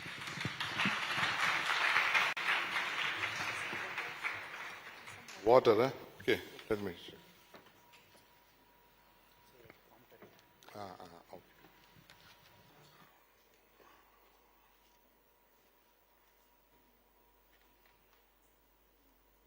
Okay, you're giving water? Oh, here it is there. Leave it, I mean.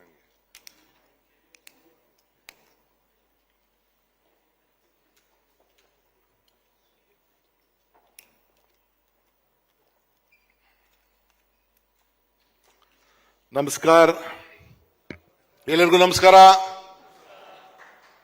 So, good afternoon, good evening to all of you. With lot of love, I have lit this lamp. Shubham karoti kalyanam arogyam dana sampadam. Jnana shakti swarupasya deepa jyoti prakashitam.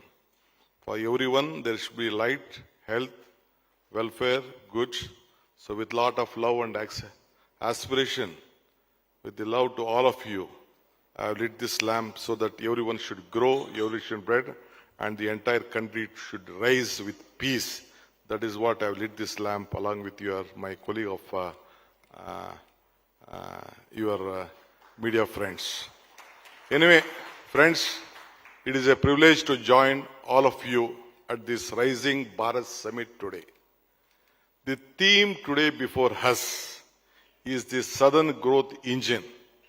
I believe the Southern, as I rightly said, we all have to work together. We have great policies, progress. There could hardly be more appropriate place than Bangalore. I think there is no place than Bangalore. It is now that it has, in this conversation, in every century, it has been defining economics. Every great economy has its great regions. This industrial revolution that has in this mainland. Today we are just looking at England, we are looking at American century, the Silicon Valley, the China, whereas it may be. There is a remarkable change in all the parts of the world, even in the eastern coast. And now I believe that today in India, in the Indian century, this is that it would be that especially the South India, it is a great engine that is powering the journey for the success of this country. I do hope that East and North come up at the additional inches, but still we have a genuine that every in the triple engine economy, the South India growth is making a robust growth. I hope you all agree that is what I was telling you, that this light is also glowing from the south to make the entire India shining more stronger. So, but let us come to the history of the entrusted, which is with a great responsibility. Today, India stands at the extraordinary moment. The entire world is also looking at India. We are looking at, so as such, with a great confidence, we all are working toward. As rightly I have said in various occasions, on one day I said about Atal Bihari Vajpayee when he was the Prime Minister of this country. He came to Bangalore to lay the foundation of the Bangalore International Airport. Even today morning also I expressed that. He said that the world leaders, within 3-4 months, world 3 leaders, China Prime Minister, Japan Prime Minister, Poland Prime Minister and the British Prime Ministers came to Bangalore to lay the foundation to various programs. Then the Atal Bihari Vajpayee said that there was a time when these leaders used to come to Delhi, then they used to choose a different part of the state. Now the situation has changed. Now first they are coming to Bangalore, then they are coming to Delhi. That is what Atal Bihari Vajpayee said. Why is that? As I rightly said earlier, it is the talent hub, the human resources. Never before that such time the nation looks at Bangalore. Now we have a talent, a technology, manufacturing, innovation, leadership, everything we have. So that is how we have become one of the fastest, largest growing economy of the world, and the entire world is looking at Bangalore. And now we are one of the top 3 size around in all the greatness. So let us, all of you are measuring this nation. So it has a greatest ability, a greatest opportunity to create more opportunity. That is that we are looking out. And we have, of course, we have many challenges and various opportunity also lies where. You want this to question? Okay. A lot of issues are there. So why this has come out?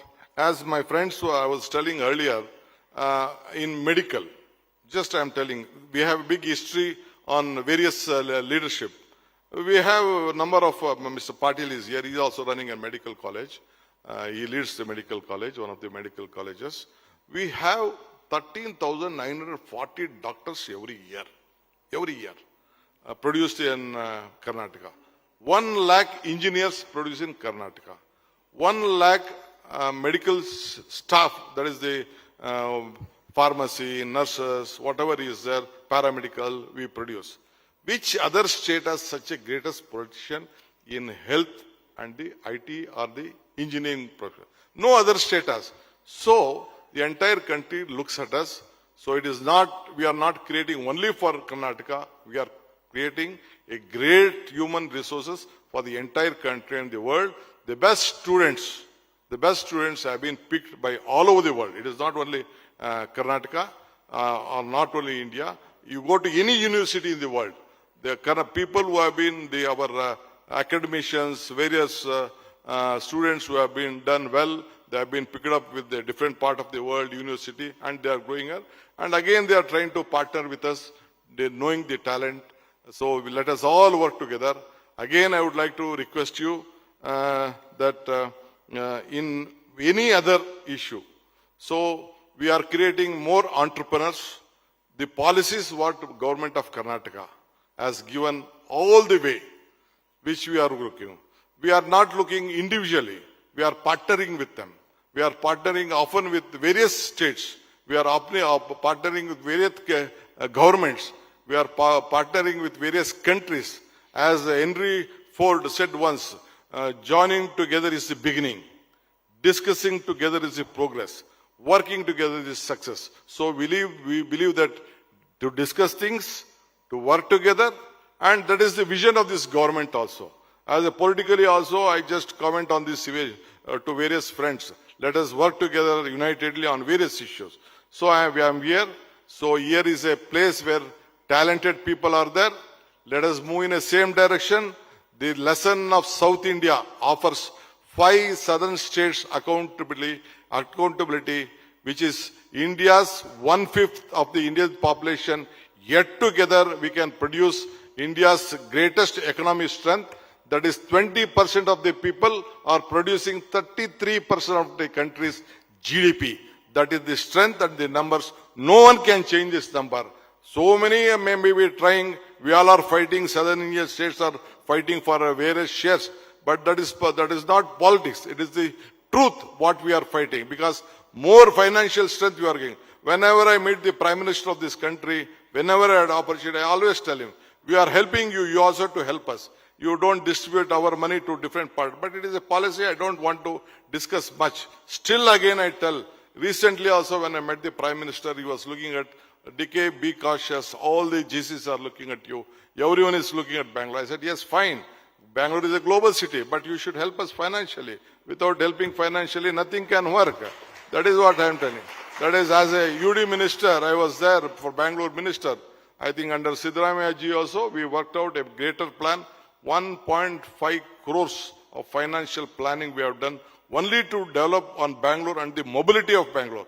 I agree that Bangalore is not a planned city, but still we have to do, because Bangalore generates a lot of financial strength, not only for Karnataka, for the country it is developing. All my IT and other professional manufacturer, anything you go, today aerospace, they have come, startups have come, lot of investors have come, very opportunity. I think Mr. Patil is here, he will try to explain more of that. So many are coming to invest on education, invest on healthcare, and wherever, even agriculture. This is the second biggest state in the country. After Rajasthan, it is Karnataka. The agriculture sector, and even in the dairy farming, I think we are the second after Maharashtra and Gujarat. I think we are the second there. We are doing our best now. We have the highest production of milk is also from the state. And the silk, after Kashmir, it is the Tipu Sultan who started this silk here. One of the best silks available in this country. And the world is from, after China, it is India. It is India. We produce the best fabric also. Then this is all. As you know, in power sector, we are leading. We set an example in the entire country for especially the green energy. It is maybe in wind or it may be solar. And now we may not have big rivers as we have in Himachal Pradesh or different part of the country for the renewable energy like other where they are producing. But still we have a great potential. We have seen that at no point of time there is any problem on power. That is why all the entrepreneurs, businessmen, industrialists are trying to come here. In any sector, manufacturing sector, our doors are open. So we'll work together. I still request all of you. Media plays an important role in helping all of us, because you are the one, you should be our ambassadors. You know the weather, the culture. Morning also I was discussing with my friends. Some of them telling India has been, Karnataka has given great things, India, they have supported, their policy is good, everything is good, they were telling. I said, you have not forgotten, you have beautiful weather here, good pubs are here, the highest number of pubs are also in Bangalore. That is also you are all enjoying. That is, I made a small joke with that, they all are very happy. So this is merely a numbers, it is an evidence, it is much deeper. So I would like to tell you, investments are going in education, strong institution, the ability to everyone, all the entrepreneurs, businessmen are there. So capital also may be attracted with late.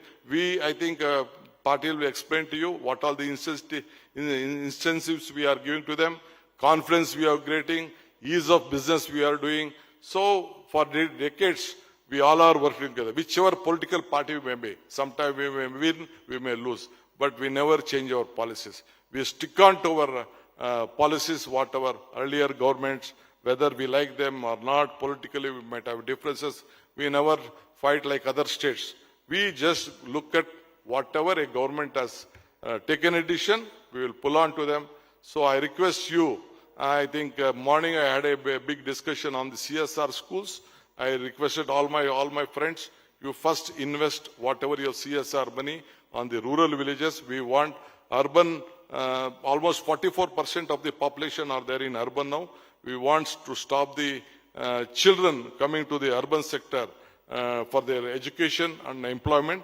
That is why I requested that we have come out with a new CSR policy that compulsorily we are requesting everyone to see that they help in our rural school, because panchayat level schools are very much important, because our children now have to compete globally. They are not competing with Bangalore or any district headquarters or in the country. All our children has to compete globally. That is one great initiative we have took up. I want you also to move our gesture. So because almost 15 to 20,000 crores every year, I think CSR money is available. Some of them are trying to misuse, divert and earn here and spend some other place. We want them to see that they invest in Karnataka itself. That is why I have spoken to all of them. Anyway, I request you for in Karnataka philosophy, it is our see that wherever we work, we should. Because people in believers, whatever we speak, we deliver. You know, in our guarantee scheme also, even the Prime Minister was commenting on our guarantee scheme, whereas other BJP leaders commenting. But ultimately, they stuck to us. Anyone, if they wanted to win election, they decided with the Karnataka model. Our 5 guarantees till today are the guarantees of this country. It is not Karnataka. Whatever we have given. In a few states, there were some small programs. But our guarantee scheme, what we did, it has become a model of the country. Forcibly, even the BJP government started to adopt. It may be Maharashtra, it may be Rajasthan, not Rajasthan, I'm telling you this, Madhya Pradesh, it may be Haryana, it may be Calcutta, it may be Bihar.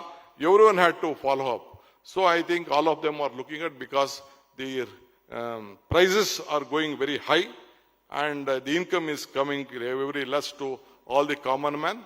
You know that prices are rising for a common man. It is very difficult to face all of them. So anyway, we have come out this. But anyway, as far as Karnataka is concerned as a government, a good governance has been there. We are looking at various issues. We will give a very transparent government. We are coming out with various schemes. Even after I took over as the Chief Minister, I am coming with various programs within the next 100 days. I think we want to change the system. We want to give efficiency. We want to give a very good, I think, already we are trying to clean up Bangalore. Mr. Krishna Bairegowda has taken up this responsibility. He is also doing a great job. Patil is doing a great job. Our Home Minister is doing a great job. All of us are working together. See that Karnataka is proud. So I want you also to invest your mind, your strength, support us. We all will be there. So there is a lot of things to discuss in later. So I think for our, as far as South India is concerned, let us all work together. It has been, let us take everything forward. When Karnataka grows, India will grow. When Tamil Nadu succeed, India will succeed. When Telangana innovates, India will innovate. When Andhra Pradesh exports, India will export. When Kerala strengthens human development research. This is the true meaning of cooperative federalism. But as a collective progress, let us conclude that South India has achieved a remarkable progress. Karnataka has achieved remarkable progress. By history, will always reward, and we are being satisfied. So again, let us all join together and let us work together for the betterment of this country. And I hope that with these southern states, Bharat will rise. Earlier also we thought that at the time of Vajpayee, Rising Bharat, some slogan was there. Now it is again Rising India or some slogan was there. India shining. Now Rising Bharat has to happen only from southern India. I think all of you agree with this. Anyway, and thank you for your opportunity. Next time I'll come and share a lot of things with you. So this is a great story of South India. So Karnataka stands committed. Let us all work for the betterment of future of this country. Jai Hind, Jai Karnataka.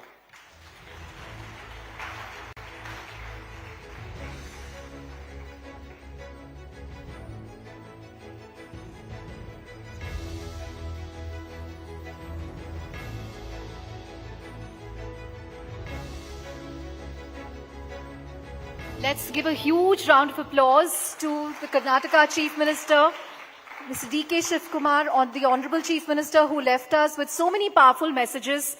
I think the most powerful was that we must work towards a unified South India and that rising Bharat happens from the South. Thank you very much, sir. A huge round of applause. We request everyone to settle down because coming up next is another power-packed session right after the Chief Minister's session. we have a scintillating conversation coming up with the Industries Minister. I'm going to request everyone to please settle down for a conversation with the Industries Minister of Karnataka, Shri M.B. Patil. Can I please request everyone to please take your seats so we can continue this amazing event? Requesting everyone to please settle down. We have a conversation with the Industries Minister coming right up.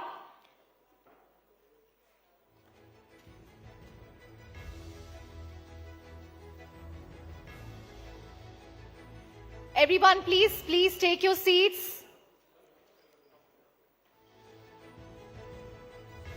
Yes. Thank you very much to the Chief Minister as he Thank you very much, sir, for an amazing and inspiring session and many headlines as always. But as promised, the action doesn't end there, because after one power-packed session, we have another lined up for you right here.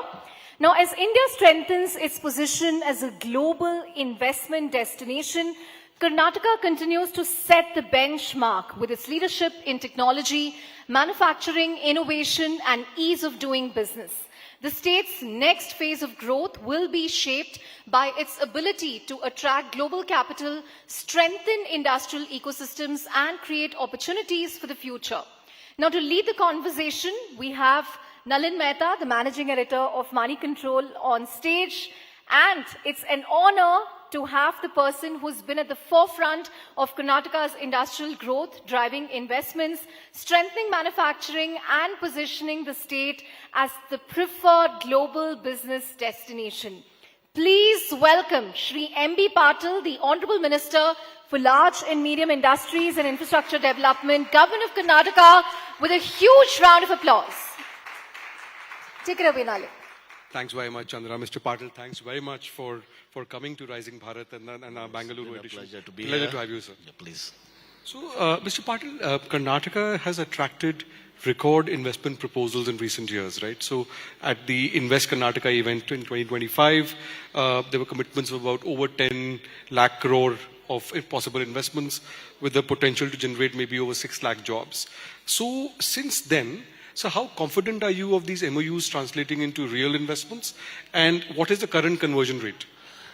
To be very straight and honest, when I took over as the industry minister, my commissioner, myself, we all decided, one thing.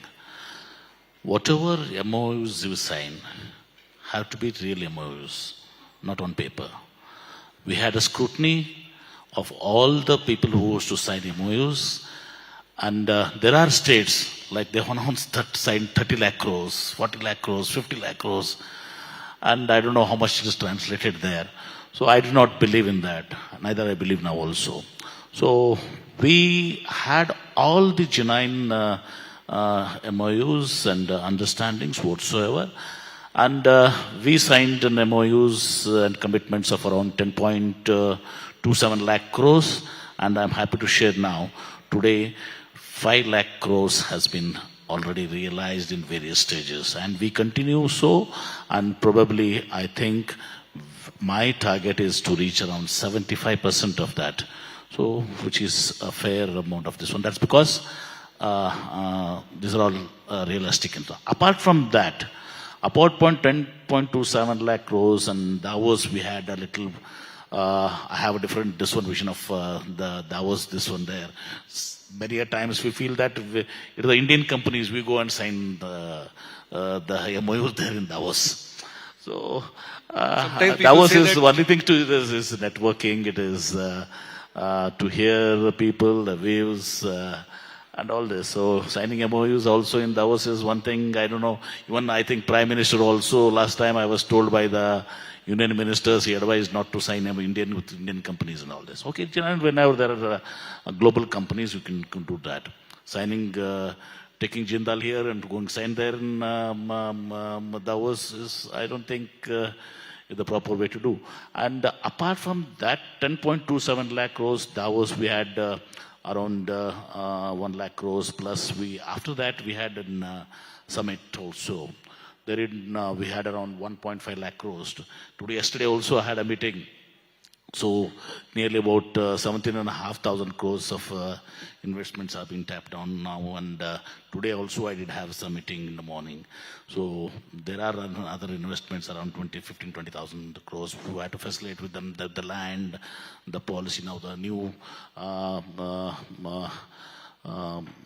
PLI scheme of semiconductors comes. So how that with applied materials, Lam Research, and many other companies, who have qualified in the semiconductor mission 2.0. So sir, we had the Commerce Minister from Telangana here earlier this morning, Mr. Babu, and he was making the point that Hyderabad has got over 46% of new GCC investments in the country in the last year or 2 years. So the question I'm asking is that Bangalore remains the leader for GCCs because of its legacy and its old history. But new investments, you're also getting new competition from cities like Hyderabad. So what is your plan to kind of counter that competition and keeping Bangalore? There is no question of we countering anyone. We compete with the world, number one. Basically, when we say you got the FDI now, we have surpassed Maharashtra, we are number one in FDI. That tells the story. It's not this one, it's the statistics there. And when you say GCCs, we have around 875 GCCs here. You name any global Fortune 500 companies, 400 plus companies have their GCCs here, design houses, R&D and all this. And my new industry policy now, I said, when you design here, manufacture here in Karnataka, I have given up to 15% of special incentives to see that manufacturing is also done in Karnataka. So it should translate into manufacturing here. So Hyderabad, every state has got their own right. We compete. Some states say one rupee per for an acre of land. All going on, but Karnataka doesn't record. We have ecosystem, we have talent. So sometimes companies complain, sir, about delays in land acquisitions, in approvals, utility connections as an issue. So any specific reforms that you are introducing to improve the ease of doing business and to improve implementation? See, we are a democratic country. We are not China or any other country. See here, we do have, when we want to have to acquire land, we have to acquire the farmer's land. We have to be sensitive. And there is, in the democratic process, they have got the right to protest. We don't want to do agriculture. And we have to then classify which other lands are not suitable for agriculture and all this. And I am under so much of pressure. Every industry, they want to come around Bangalore. We are trying to go beyond Bangalore. We have 3 zones like incentives are lesser. Urban, of course, we don't have any incentive. The other zone number 3 has lesser incentive around Bangalore. So as you go to my district, Vijaypur or Gulbarga, they all comes in zone 1. We have higher incentives. All these things have been done. So naturally, in a democratic process, it doesn't happen like China. The day, whether it is industries or national level, when we acquire land for any other purposes, whichever state, even government of India, we face this one in India. And we have to bear with it. So let me ask you a specific question. So you proposed the Queen City area, near the Kempegoda International Airport and the Swift City near Sarjapur. So what is the timeline for these projects and how will they kind of differentiate themselves from existing technology parks or existing... Queen City already, the first MOU has been signed by Toyota. They're coming with a testing, research and a development center over there. We have... given them 300 acres parcel of that. The process has started. By December, I think there are, I don't know to name them, we have around 7-8 universities, including some of the top institutions in the country. They are all there, and there are some foreign universities and all this in December. Apart from the Queen, this one, we are also having yesterday also I made an announcement again that we'll have a semiconductor park. Apart from applied materials where we have given it to next to the airport of the KSIDC land, we went all out to give that land to that semiconductor park, which is in the semiconductor next to the airport. So Queen City is this one has started. December, we'll have a full-fledged event in Queen City. The first phase of Queen City will be completed. Mr. Patil, I mean, there are often people when they complain about, say, traffic congestion in Bengaluru. Any particular solutions that you've been thinking about, and also as the minister in charge for the Bangalore suburban railway project, when can we see, which have been delayed for a long time in the past, so when can we see significant movement on infrastructure issues like that? See, Karnataka, no, as my chief minister was mentioning about various things of this one in his long talk. See, Karnataka ecosystem is not now. It is pre-independence, 100 years back. You take HAL, BL, BHAL, ISRO, Indians of Science. So that led to the earlier ecosystem which our elders have built for us. And that was the second thing, as my chief minister was telling, the educational institutions. We are pioneers in professional education. Started with Manipal, with KLE, and so many universities. If you take 3 decades before, an entire country, the children used to come study, pursue their studies in Karnataka, in engineering, medicine, in a private capacity. I am also a president of an university. So this developed an entire country. There were no much colleges in Tamil Nadu, Andhra, Telangana, Maharashtra also, although I've been neighboring this one. So the entire North India, they all used to come to this one to sort of pursue. If you take Sajjan Jindal, the product of MS Ramaya. So that was the talent we developed, and that with that talent, it led with our homegrown companies, prestigious or Infosys or Wipro. That where the IT, this one started during S.M. Krishna's chief minister's period. So that was where the second revolution, the ecosystem was developed. Now, of course, service sector, we are number one. Now, when we say Karnataka, they always say the Silicon Valley of India. But that's not the story. The story is much more bigger. That is the story, of course, but there is much bigger things. You should understand, we are number one in machine tools. Aerospace and defense, and a whopping 65% of the contribution comes from Karnataka. 65% of the contribution. Biotechnology, you take 40% of the contribution comes from Karnataka. Electronics, 40% from Karnataka. So this is a great ecosystem, a great talent. So people have faith in Karnataka. They invest here in Karnataka. And also the political scenario also, as my chief minister told, whichever government is there, the previous government had some policies and some project sanction project. The successive government continues. So, a quick question, so we're running out of time. There's also another player in the ecosystem, which is the central government. So in terms of, you talked about the contribution of Karnataka at different sectors. Do you get enough cooperation from the central government? Is there anything that, is it adequate, the support that you get in terms of what you need from the central government, or would you like to see some changes in that? To be honest, this has been happening of late, if you take semiconductor industries. 3-4 big semiconductor industries were interested to be in Karnataka. In one case, we even had a lunch together. I don't want to name them. It's not fair to name them. We concluded, when they went to Delhi, they were diverted. This should not happen. Karnataka is in India. The entire India, wherever the merit, wherever the ecosystem, wherever the talent, wherever the policy, wherever the environment, whatsoever, it should be happening. It has happened a little bit. But I do not want to blame. We're still pursuing. Hopefully, things will be all right. Right. On that note, thank you very much, Mr. Patil, for joining us and telling us a bit more about the investment climate and the next steps and the roadmap for Karnataka. Ladies and gentlemen, a big hand for Mr. Patil. So, to conclude, I'll tell you, Karnataka has a great environment ecosystem. We are the startup capital. We are the AI. We could come to the AI. We are this one here. We have applied materials, lab research, Foxconn, the biggest electronics, this one for manufacturing 20 million iPhones at a $2.7 billion investment. So that is Karnataka. And beyond Bangalore also, we have our own Acres company who's been from the aerospace and defense program, a private aerospace park. There are so many stories. We are getting into beyond Bangalore also. We are coming with the Chief Minister's new policy. Industrial backward districts also we are planning with much more incentives so that at least in deep tech and certain sectors of this one, that even the other parts of Karnataka have to be developed. That's and I invite everyone, have confidence in us.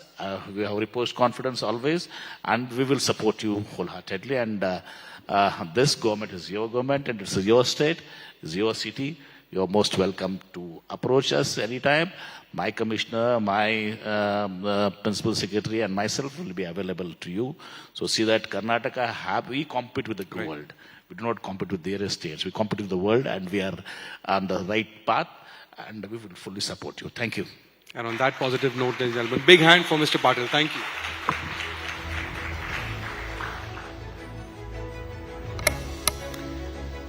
Thank you very much. Such an insightful conversation, Sir M.B. Patil. Really appreciate you joining us here. Thank you, sir.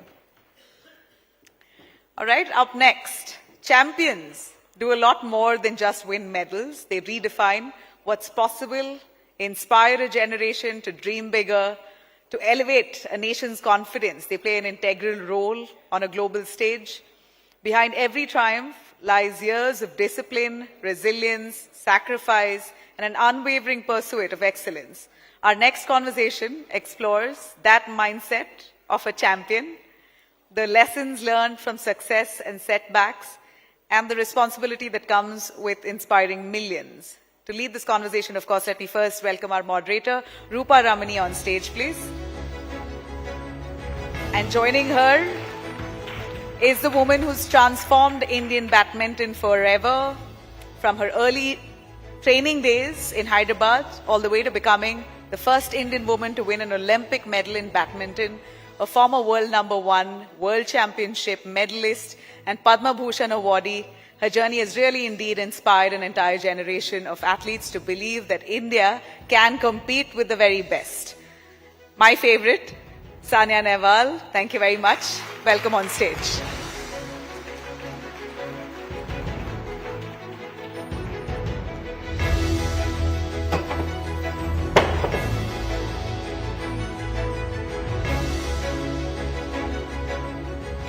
Nice to see you again, Saina. Yes. Feels like we just met some days ago. Months ago. How you been? Good, very good.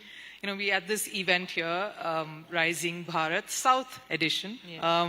We hear so much conversations around South India and the power of South India. What is it different about athletes from here that sort of sets you all apart, and you being the primary example of that? I guess academies are good here in the south. We are improving in the north, but I think a lot of north people are coming here and winning the titles. But otherwise, I would say system is very good in south to get champions out. And you know, we had Gopi sir, we had Prakash Podkone sir, and then of course me, Sindhu, Shrikant. I mean, all of us are from south. But I can only say that system is very, very strong. Good coaches, good trainers, good physios, and that is required to produce a champion. And I guess if we have many more academies, many more sponsorships, because I guess somewhere all the talented athletes stop playing because they don't have proper jobs or they don't have good sponsorships, and they struggle to play at the highest level because they feel that how much can they spend on their own. So that is the challenges, I think, which the sports persons are facing. Otherwise, we have the same champions, you know, coming out from so many years. You know, by now, you know, if you see China, other countries, they get, you know, the next batch again in top 5. Again, if they retire, they have the next batch coming in. So something like that should happen in India. I can see in every school, in every colleges, they are trying to, you know, get some sports culture. But if they don't increase the timing, if they don't actually show them what sport is, how will they even learn about it? You know, how will they understand the intensity of the sport? So we are capable of doing very big things in sports. It's just that I think except cricket, we don't go anywhere and see any other sport. In fact, if you have such big tournaments in India, we don't even know about. Suppose we have the India Open in Delhi. I see very few people going there. We also have World Championships in August, which I think most of us don't even know about it. But I think these are the tournaments where the school children should go and watch and understand how sport is. And I think that is when we will produce many more champions. So you mentioned, of course, comparison with China, and the reason why we're saying it because there's so many champion sides, and they have this mindset that we want to be a sporting superpower. What is it that's one thing that's missing here? You're speaking, of course, about people just following cricket and not the other sport, but apart from that, what is the thing that is missing here in the Indian sporting landscape, infrastructure-wise or whatever, that we can learn from, even the East or the West? I guess getting more tournaments in, because cricket is also popular because they have very good system, very good leagues, and they are consistently showing them on TV, their matches. And the other sports, I guess, the tournaments are going on, but only the lovers will go and watch it on the particular channel. But I guess if you have, this is in a way, I think association should come in, and Sports Authority of India should come in and market the sport very well, and do the publicity of the sport very well. And that is when I think you can get the results how cricket is getting. But, that way I salute the way cricket has done their system, and perfectly, if the 16-year-old, just see at Suryavanshi how he's performed, and I mean, that is the kind of support you need, how they're giving him. And I think we are lacking at that point somewhere. When I started playing, I didn't have a physio or a trainer or anyone. I got my first physio at the age of 19, and I have played already for 10 years. I have played in the Olympics, I have won tournaments, that too only with Gopi sir.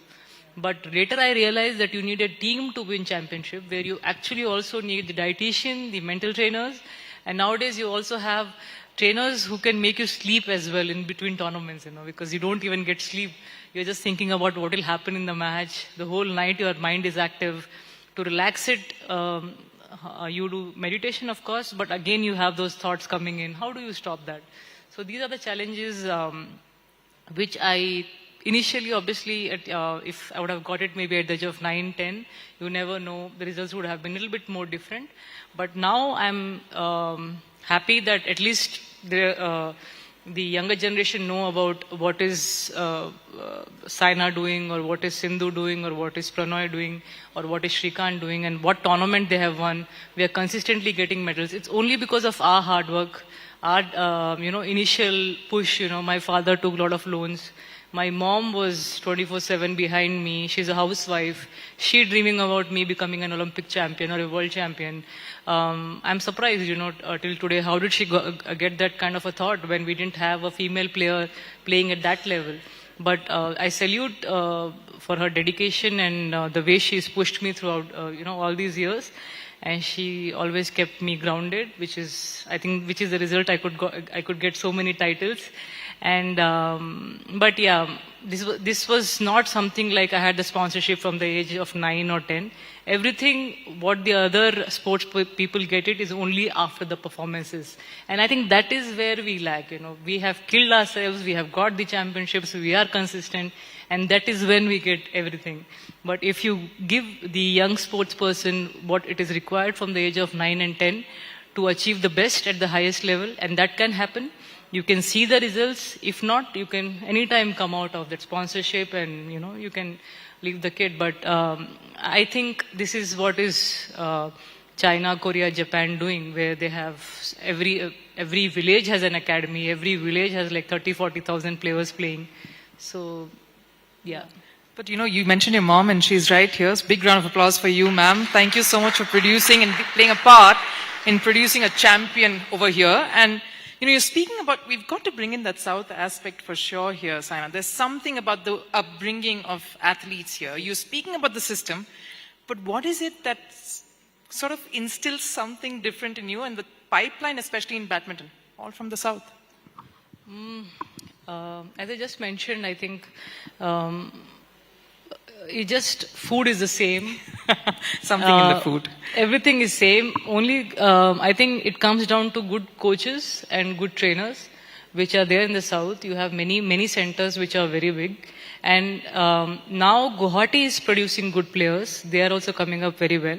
But this was there long before, I think, in South. And that's why I think we are able to produce many more champions from here.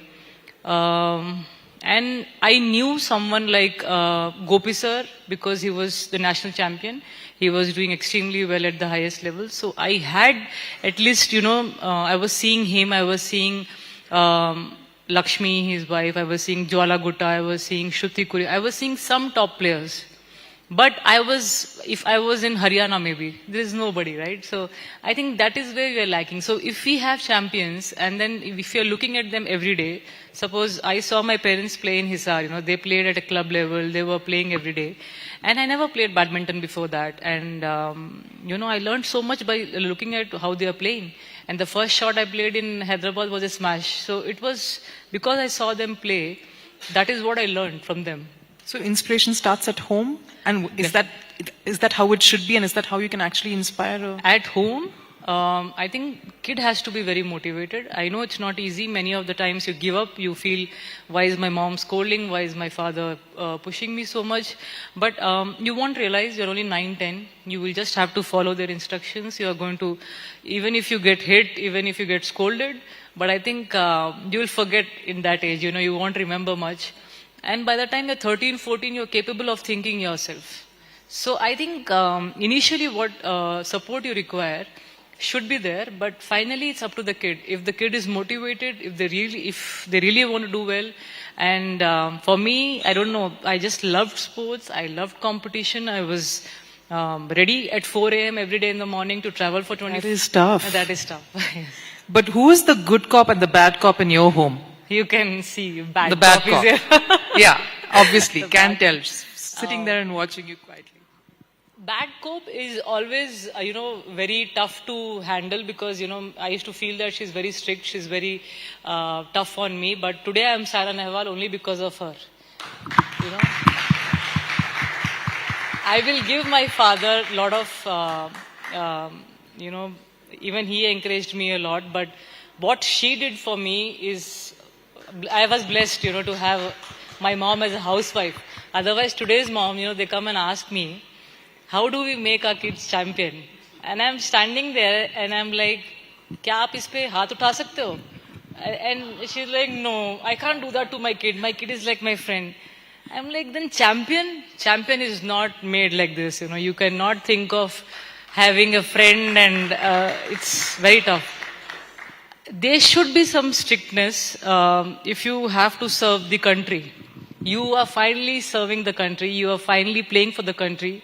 You cannot just say, let her do whatever she wants. It's okay, you let her do whatever she's doing, but don't expect her to be a champion just like that by saying you can play on the phone, you can just be watching TV, or you can just go out with your friends. It's not going to happen. What would you tell kids today? We look at Gen Z, we're looking at a time when Gen Zs are so proactive, so, Yes. in your face.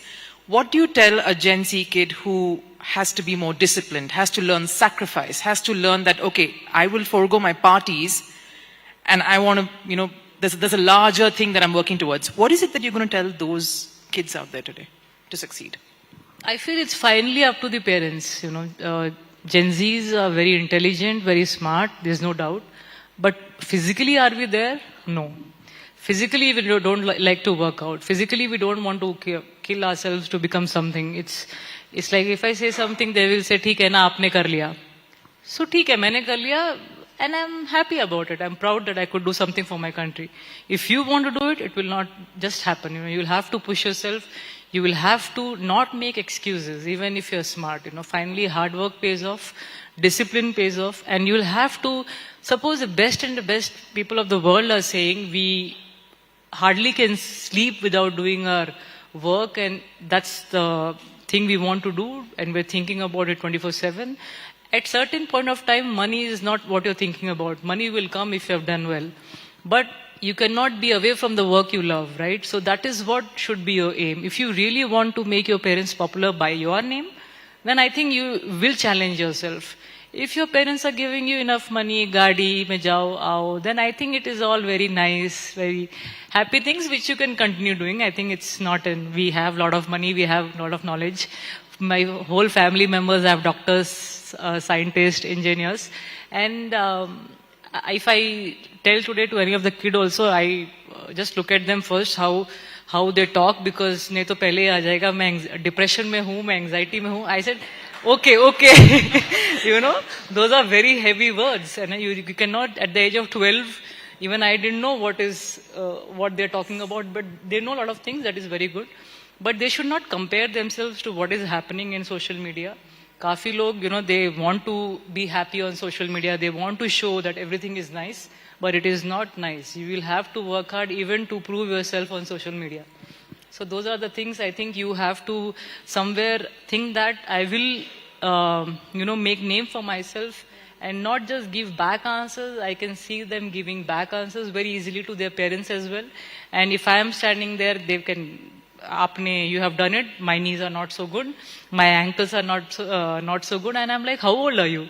Just 8-9 years old, know so much about the injuries part. Lucky, in a way that I didn't have a physio at that point of time. Otherwise, I would have been with the physio only full time, sitting there and showing my back, my shoulder, my neck.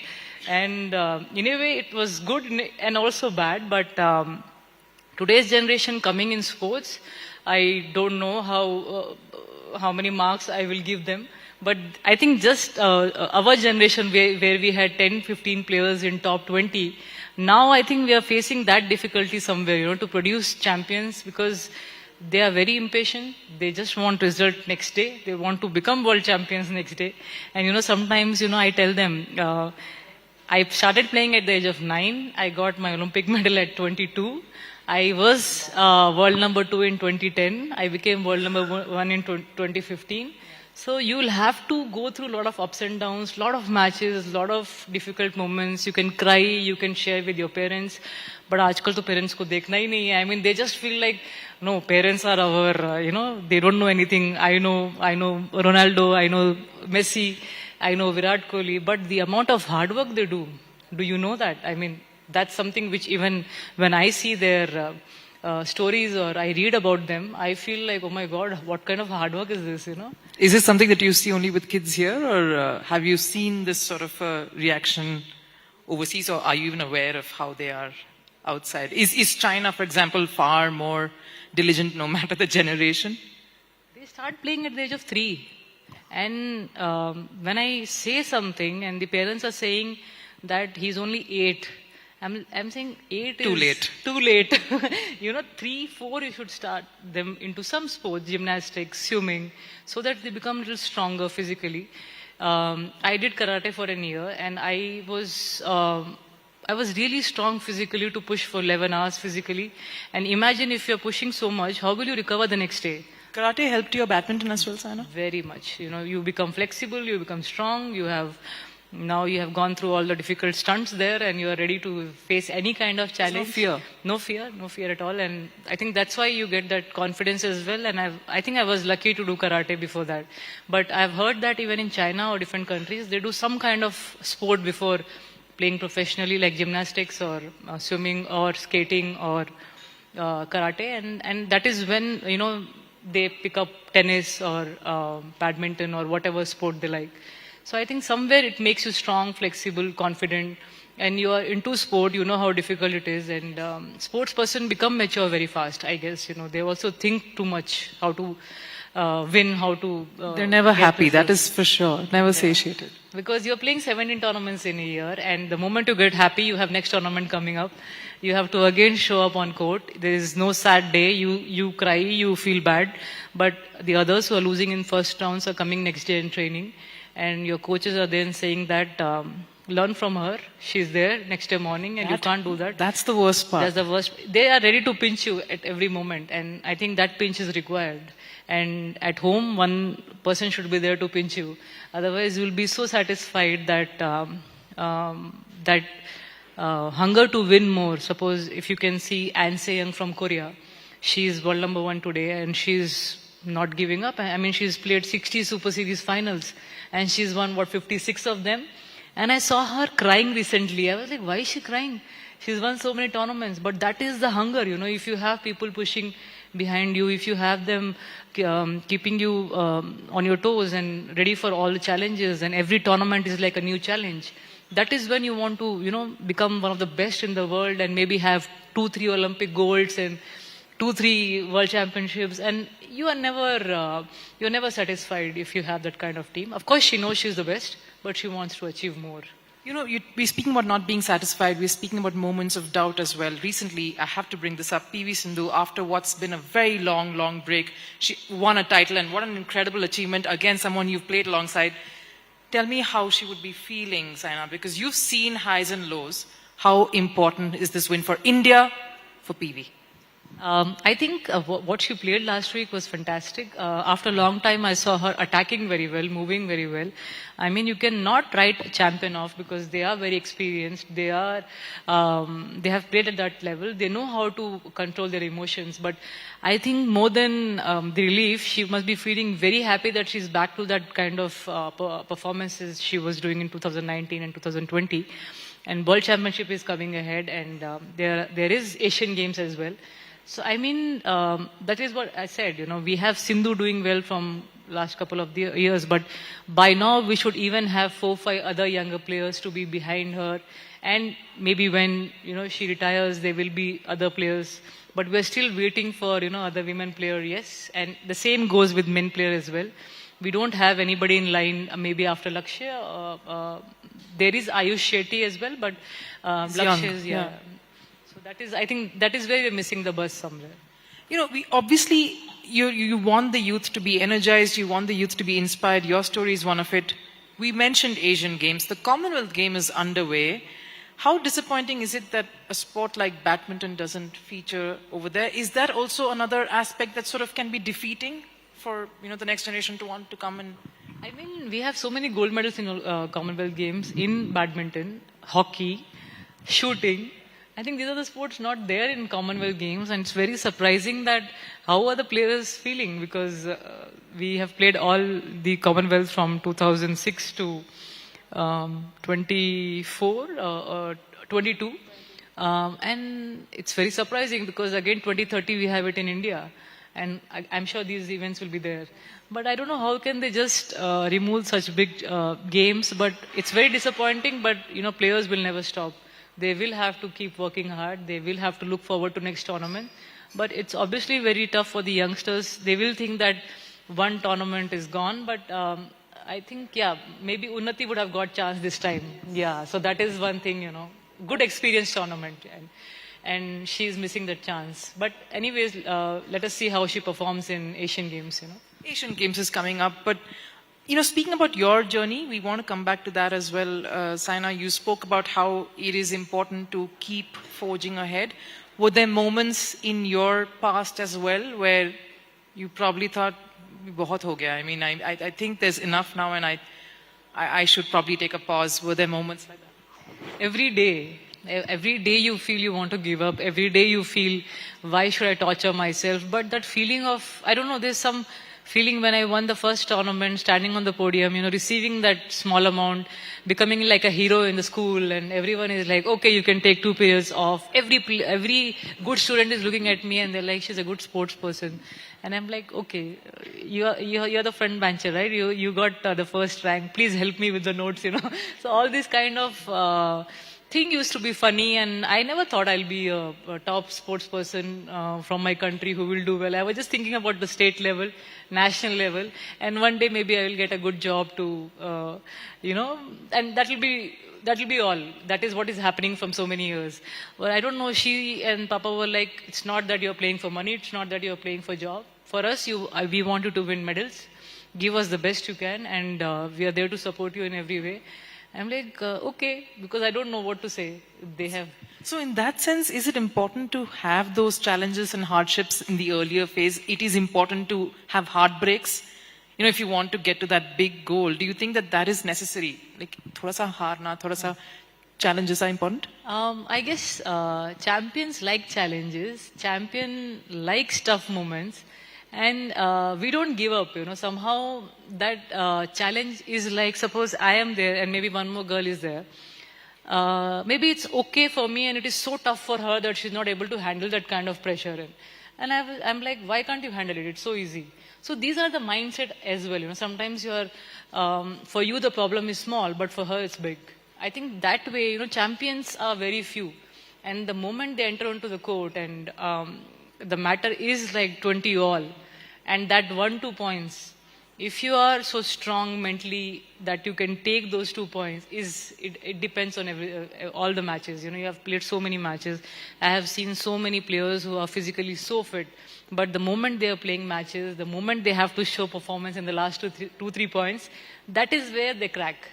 So I think these challenges make you even more strong, but people who enjoy them, enjoy the pressure, enjoy the toughness from their coaches and parents, you realize it later why they did this to you, because you were capable. Otherwise, why will someone scold you just like that? Maybe I am sitting behind and I can tell you 10 players playing on the court. I can easily tell you who will be capable to achieve at the highest level and who are going to be okay. But you will not obviously tell them on the face, but you will directly go to that person who is doing well and maybe try and push them more because they are capable of doing that. And later I realized, when I was 15, 16, but by then it was already in me that I want to achieve it. So that initial years when you will forget what is happening, when even if she hits me, even if my papa scolds me, next day I'm like, okay, I'm alert at 4 a.m., I'm ready to go and challenge myself. And it will happen even on Sundays. That is when, you will, these challenges will become okay for you. Otherwise, if you are always scared of pushing yourself, scared of, people like scared of pushing yourself or coming in front and saying that I'm ready for these challenges, you will be there in your safe zone, and that's okay. That is what you want. That's fine. Never I didn't want that life. Never be in the safe zone. On that note, thank you so much, Saina. That's great pearls of wisdom, and I hope all of you enjoyed this just as much as I did. Thank you so much. Thank you very much, Saina Nehwal, for joining us. Such a honest, transparent, and lovely conversation the two of you had. Thank you. Thank you. All right, now moving forward with the innovation that's no longer measured by startup numbers alone, but by how effectively ideas move from labs to markets and from prototypes to globally competitive businesses. Karnataka has indeed built a very strong ecosystem linking entrepreneurs, researchers, investors, academia, and the government. The next challenge is to deepen leadership in AI, biotechnology, deep tech, and quantum computing, while also expanding opportunity beyond Bengaluru city. How can the state really build the next generation of global enterprise and reinforce its position as India's innovation capital? And to take that conversation forward, please join me in welcoming Nalin back on the stage, of course. And joining him is a leader who's been very instrumental in advancing Karnataka's startup technology and innovation ecosystem, strengthening its digital economy and creating new opportunities for entrepreneurs across the state. Please welcome Shri Priyank Kharge, Honorable Minister for Electronics, IT and BT, Rural Development, Panchayat Raj, Government of Karnataka. A huge round of applause.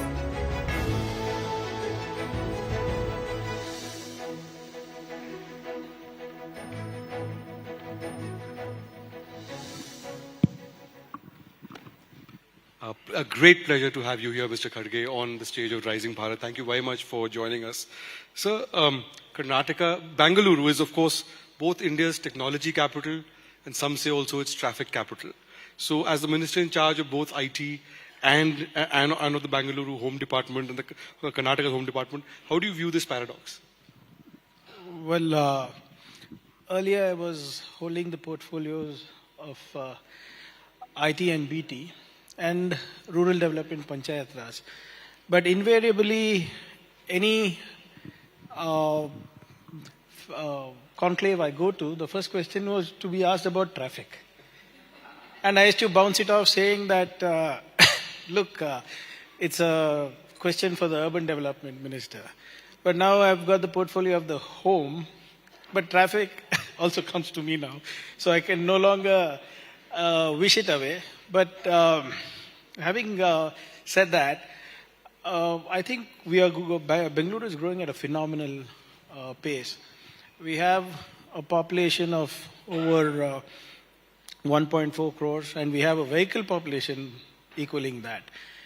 And the infrastructure is playing catch up to the growth.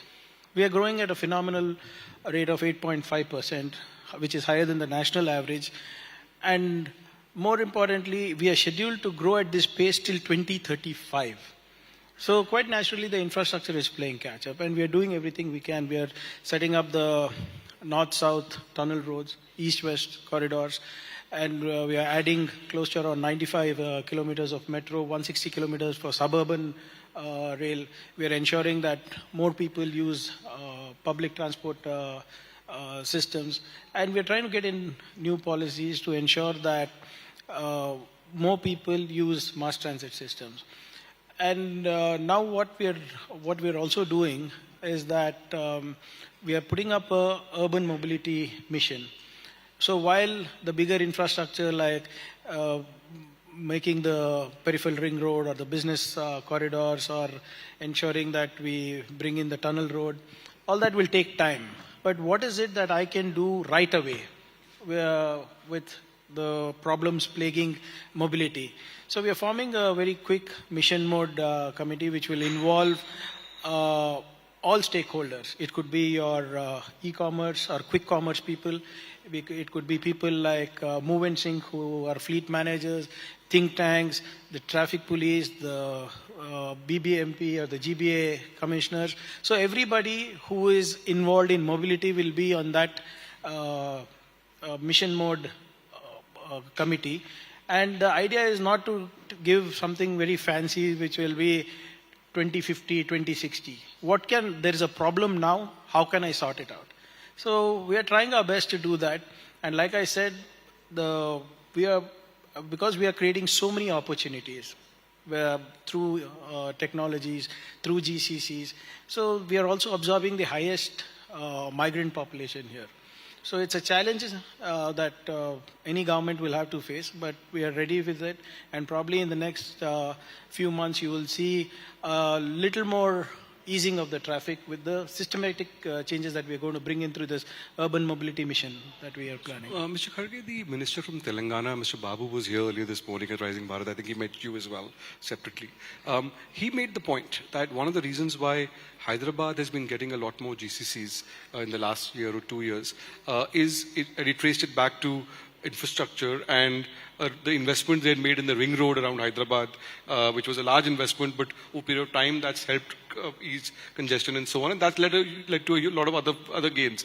Any thinking around something like that for Bengaluru? No, see, firstly, I don't know where you're getting your data from, because the highest office space leasing that has happened in India is in Bengaluru for GCCs. Just last year, more than 12 million square feet we have leased out. And the highest number of GCCs that are in India, over 40% of them are in Bengaluru. I'll give you a small example, not my data, Modi ji ka hai. So close to around, we have close to around 6 lakh crore IT exports. You know who's my closest competitor? My neighbor, Telangana. And theirs is approaching 2.8 lakh crores. 40% of all engineering and research and development, human resource are here. Startups, out of $303 billion of the funding that we have got, $180 billion is in Karnataka. So while we love competition, the data speaks otherwise. And we are fiercely competitive, especially the south states. So as soon as we get to know that you are investing in Andhra, we'll give you more subsidies, we'll give you more incentives. We'll try to recourse some of our policies, some of our incentives. But Karnataka is very clear that we would not want to come up with any incentives, subsidies or policies that is a race to the bottom, like some of my neighbors are doing. We are very clear that we have what it takes to build world-class innovations and inventions. We know how it is to cater to geographies across the globe. We have India's most agile human resource, and we are ready to skill, reskill, upskill them, and do whatever it takes to ensure that we deliver on scale sustainably for geographies. And I think that's something that we are doing immensely well. We have like the Queen City that is coming up. We are treating the old IT parks as a brownfield so that we ensure that we give all the civic communities for them, whether it is digital infrastructure or mobility or last mile connectivity. And we are talking to GCCs directly. We are talking to, we have a global innovation alliance with 40 countries. So while any city, any state can claim that they are competing with us, we are happy, but we are competing with in the global scenario. In terms of the global scenario and also in terms of talent that you talked about, there has been some conversation around setting up an AI university, I understand, in Karnataka. Can you tell us a bit more about where that conversation is, and also is Anthropic going to play a role in that? We have the second highest talent in AI in the world. And the good thing about our demography is the agility that we have. Like I said, they're ready to be reskill, unlearn, relearn, unlearn again. And this is something that the demography here is good at. And the government intends to support it. So that's why we are coming up with just not AI in all emerging technologies across sectors. So the AI university will not only have academic value to it, but also we intend to have research and development in there. We want to have incubators put in there. We want centers of excellence in there. See, right now AI is being used in a very limited way to disrupt processes in enterprise solutions and other things. But it's just a matter of time that it will come to governance, it will come to health, it will come to space sector, it will come to defense sector, it will come to manufacturing. And are we ready for it? If I need to be ready for it, I need to ensure that we have enough trained personnel, we have enough trainers, we have enough faculty, we have enough research that is going on, and more importantly, there are enough startups who are going to work on these innovations, who are going to work on the knowledge that is available. So the AI university will be a phygital, all-encompassing, disruptive university for emerging technologies across the sector. So any possibility of collaboration with Anthropic or other companies? Anybody, we are agnostic. Anthropic, Gemini, any OpenAI, anybody who wants to collaborate with the government, we will be interested in. Because I have the appetite. Right from agriculture to aerospace, anything that you want to do, I'm capable of doing it here in my state of Karnataka. So I run 20 centers of excellence. Cybersecurity, animation, your fintech, agri-tech. So we are agnostic. Anybody who wants to have the next generation of models built using government public infrastructure or government data sets, we are ready to experiment with them as well in a very regulatory sandbox environment. So in terms of infrastructure, coming back to infrastructure, the Beyond Bengaluru initiative has been discussed for years. Now there are many projects like the proposed tech park in, say, Bengaluru, which they remain at a proposal stage. Some tenders have also fallen through and so on. So how do you plan to encourage companies or investors to expand beyond Bengaluru for a wider development across Karnataka? Like I said, please go by the data that is there. Mysuru is delivering close to around 4,000 crores in IT exports. Mangaluru is delivering 2,500 crores. Hubli Dharwad sector, Belgavi sector, close to around 2,000 crores. And we have more than 8 GCCs in Mangaluru. We have one of the biggest setup of a Denmark health science company, which is working out of Bengaluru. 800 people work there. More than 30 Danish nationals reside in Bengaluru. They go surfing in the morning and they come to work in the city by 11 o'clock. And we are seeing this shift. So the idea of the government of Karnataka is, instead of investments coming or talent coming to where investments are, investment should go where talent is. So today we are setting up nano GCCs across cities, we are setting up incubation centers, we are setting up geography-based, demand-based centers of excellence, so that innovations happens across the state. And no state in India has as much as we do. So when you speak, let's say quantum. Now, quantum center is in IIT Dharwad. Artificial intelligence is in IIT Raichur. IIT Dharwad, Mysore in cybersecurity. My marine biotech center of excellence is in Mangaluru. So we are spreading ourselves everywhere. Chikbalapur has the Drone Federation of India's testing center. We are coming up with the EV testing center in just outside Bengaluru. So like in Kalburgi, we have the Agri-Tech Accelerator. So based on the geography, based on the talent available, and based on the interest of the local people, we are building these institutes. And it's working well for us. One of the areas where both your portfolios intersect is in the area of the gig economy. Things like with quick-com, with 10-minute delivery startup and so on, which sometimes can lead to traffic violations. There have been issues around that in Bengaluru in particular. So how do you view that particular challenge? And any measures the government is considering to balance road safety with the growth of the gig economy and save the safety of workers and so on? Well, that's a very difficult thing to do because in the era of quick delivery and 10-minute delivery, quite naturally everybody is in a hurry. Although we have advocated this to the quick commerce company, there's still a lot of violations that happen. So although we find them, they do it again considering our civic senses. So this time what we have done is उनको बिठा के 4 घंटे का lecture देते हैं. I'm serious. So we give them 4 hours lecture on traffic safety. 4 hours they are not on their bike, it hits their economy. We don't want to do it, but unfortunately we are forced to do it. You know what is the fines that the city of Bengaluru owes the department? Anybody wants to take a guess? Anybody? Sorry? Yes, you can give me a number, please. Sorry? 2 lakh crores.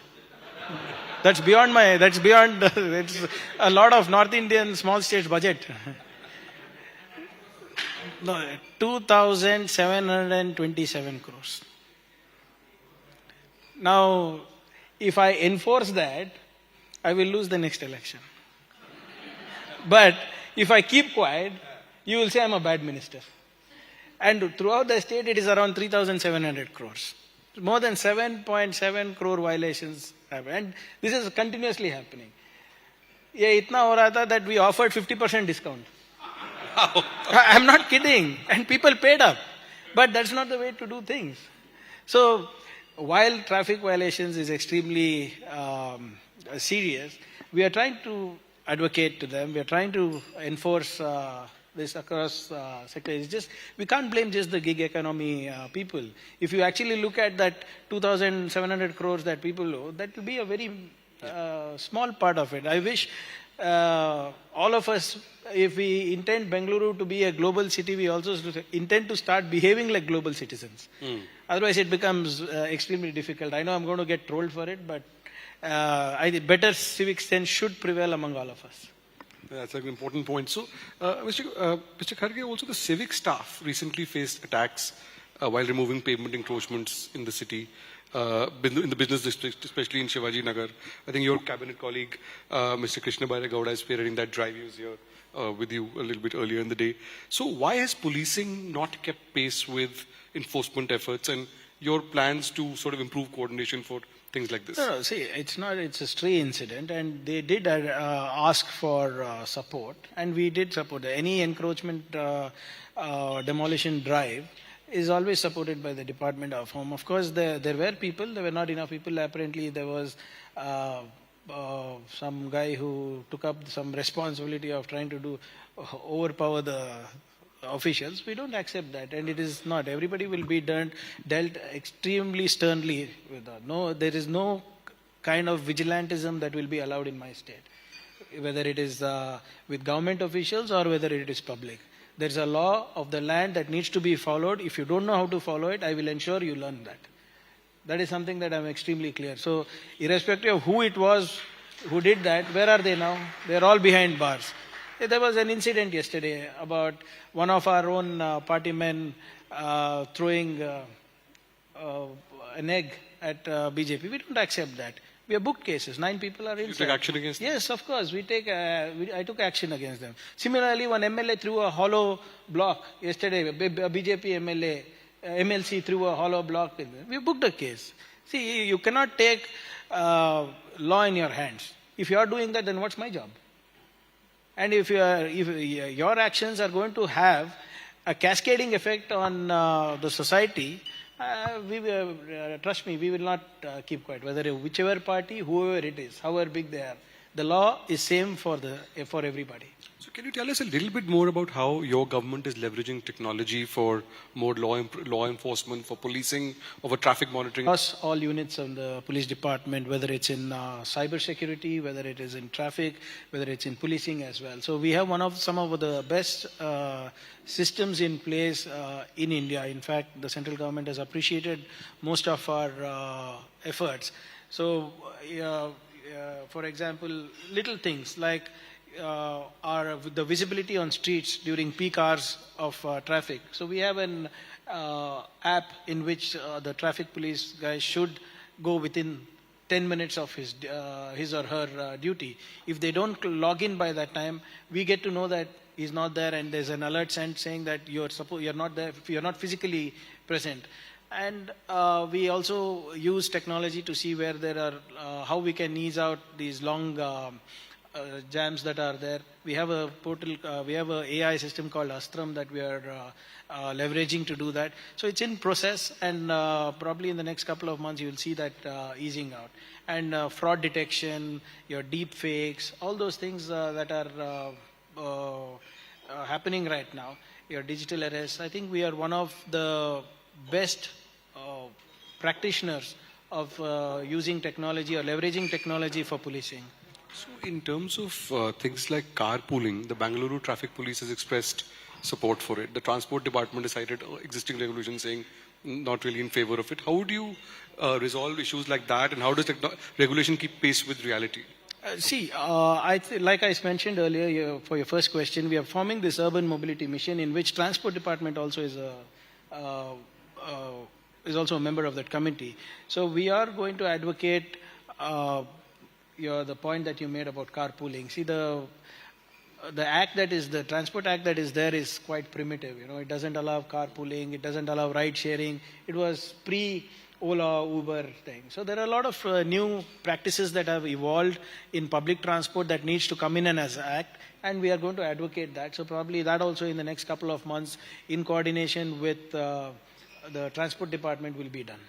So coming back to the issues around tech and data centers, like you mentioned, the large legacy Bengaluru has, there are also issues around water and sustainability around that. What is your response to dealing with those kind of challenges with data centers, one?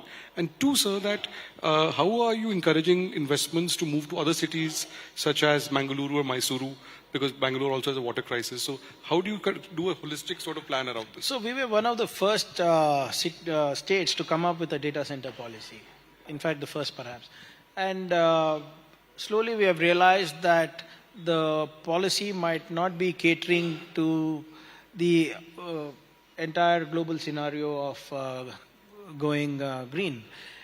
And that's why we are coming up with a sort of a policy course correction that it will be needed to, and coming up with a sustainable data center policy. There are adopting of new technologies like liquid cooling technology. Some people are suggesting adopting nuclear technology for that in a small way. The companies have approached us saying that they have better technologies that are more greener in nature. So we are trying to figure that out, how to come up with a sustainable data center policy. It is data centers, like is it's absolutely necessary. We cannot have we cannot say no to them, because the entire AI or any other emerging technology will be dependent on that. So in fact, in Bengaluru, we have identified 50 acres near Tanir Bavi, where it is close to the sea as well as another water body, so that we'll be able to leverage technologies to ensure that we are as sustainable as possible. So I do not have an affirmative answer on how we will be going forward to make that entirely sustainable, but we are working with everybody involved to ensure that we come up with the best possible policy to have sustainable data centers. So Mr. Kharge, when you deal with the central government on issues around investments in tech, semiconductors, things like that, what is your sense of how how the central government's approach is. Do you get enough support, or is there any gaps? Are there any You gaps? know my opinion on that. अब पूछते हैं मुझसे बुलवाते हैं फिर controversy होता है. Everybody knows that any investment that comes to Karnataka or Tamil Nadu or Telangana is diverted big time. It goes to Modi ji's favorite states, and where there is no talent, where there is no. I'm not against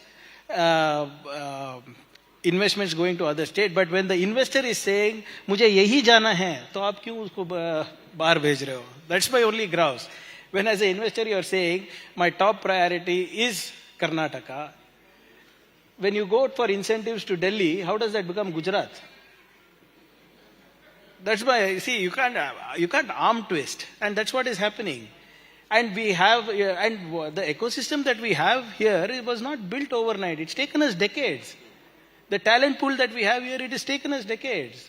If today we are the 4th largest technology cluster in the world, it did not happen overnight. But unfortunately, the Prime Minister of India thinks he's only the Prime Minister of Gujarat. That's the problem. Right. Well, on that note, a big hand for Mr. Kharge, ladies and gentlemen. Thank you very much, Mr. Kharge, for making the time. Thank you so much.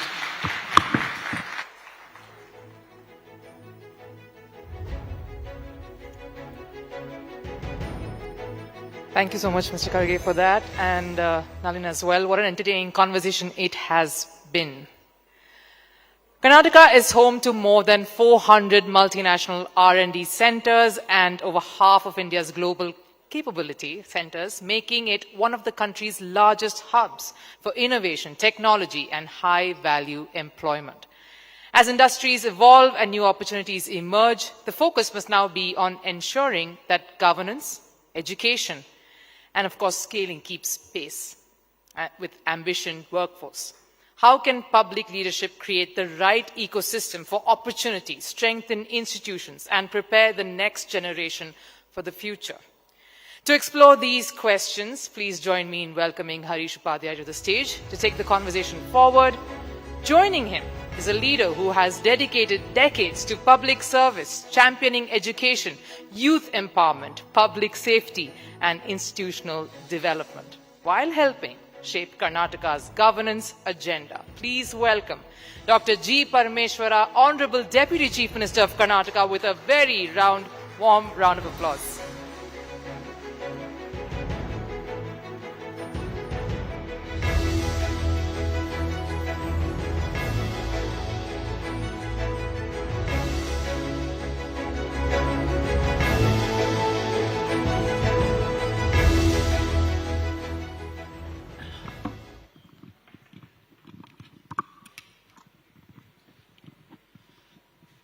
Sir, thank you for joining us today. The big buzz around Revenue Department has been the digitization of the department, the records, how the system work. Karnataka perhaps was at the forefront of land reforms back in the 70s and 80s. Now you're trying to digitize the whole system. How will this change things for the common man, sir? This has been on for the last few months in phases. Now we are pushing it aggressively. Well, first of all, thank you very much. Thanks for your organization for giving me this opportunity to come here and express myself. Yes, it's a very important question. As you know, land is a very important factor in anybody's life. And our history says the land was acquired and vested with only few people in the society. Understanding this, as early as 1960s, Karnataka brought in a Land Reforms Act. And understanding this whole thing, trying to provide lands to everybody. There was exploitation, there was negligence, and only few people had lands.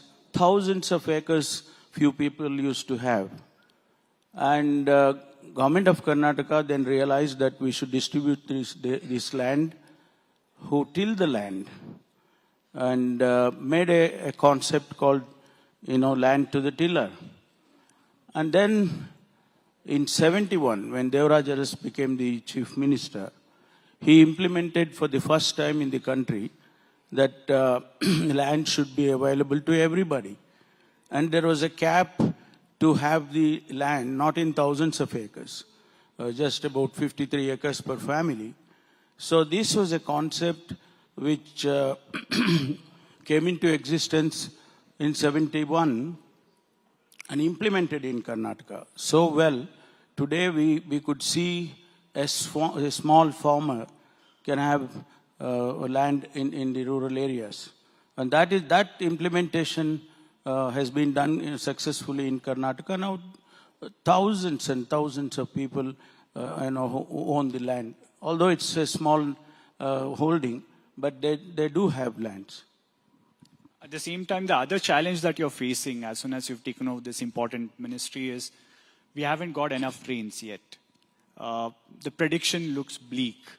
Revenue department becomes crucial in handling a situation of this nature. What is the preparedness at this point in time, sir? I know there is a bit of a hope now that we might get a bit of rain in the first or second week of August. See, lot of land records, they are manipulated. The owner is somebody, the land belongs to somebody, and there are, the families, there are big families who own the lands. They are divided.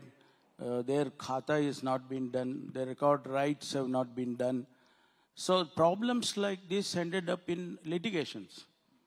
We have lakhs and lakhs of litigations also in the court, both in the Taluka court, district court, and assistant commissioner's court.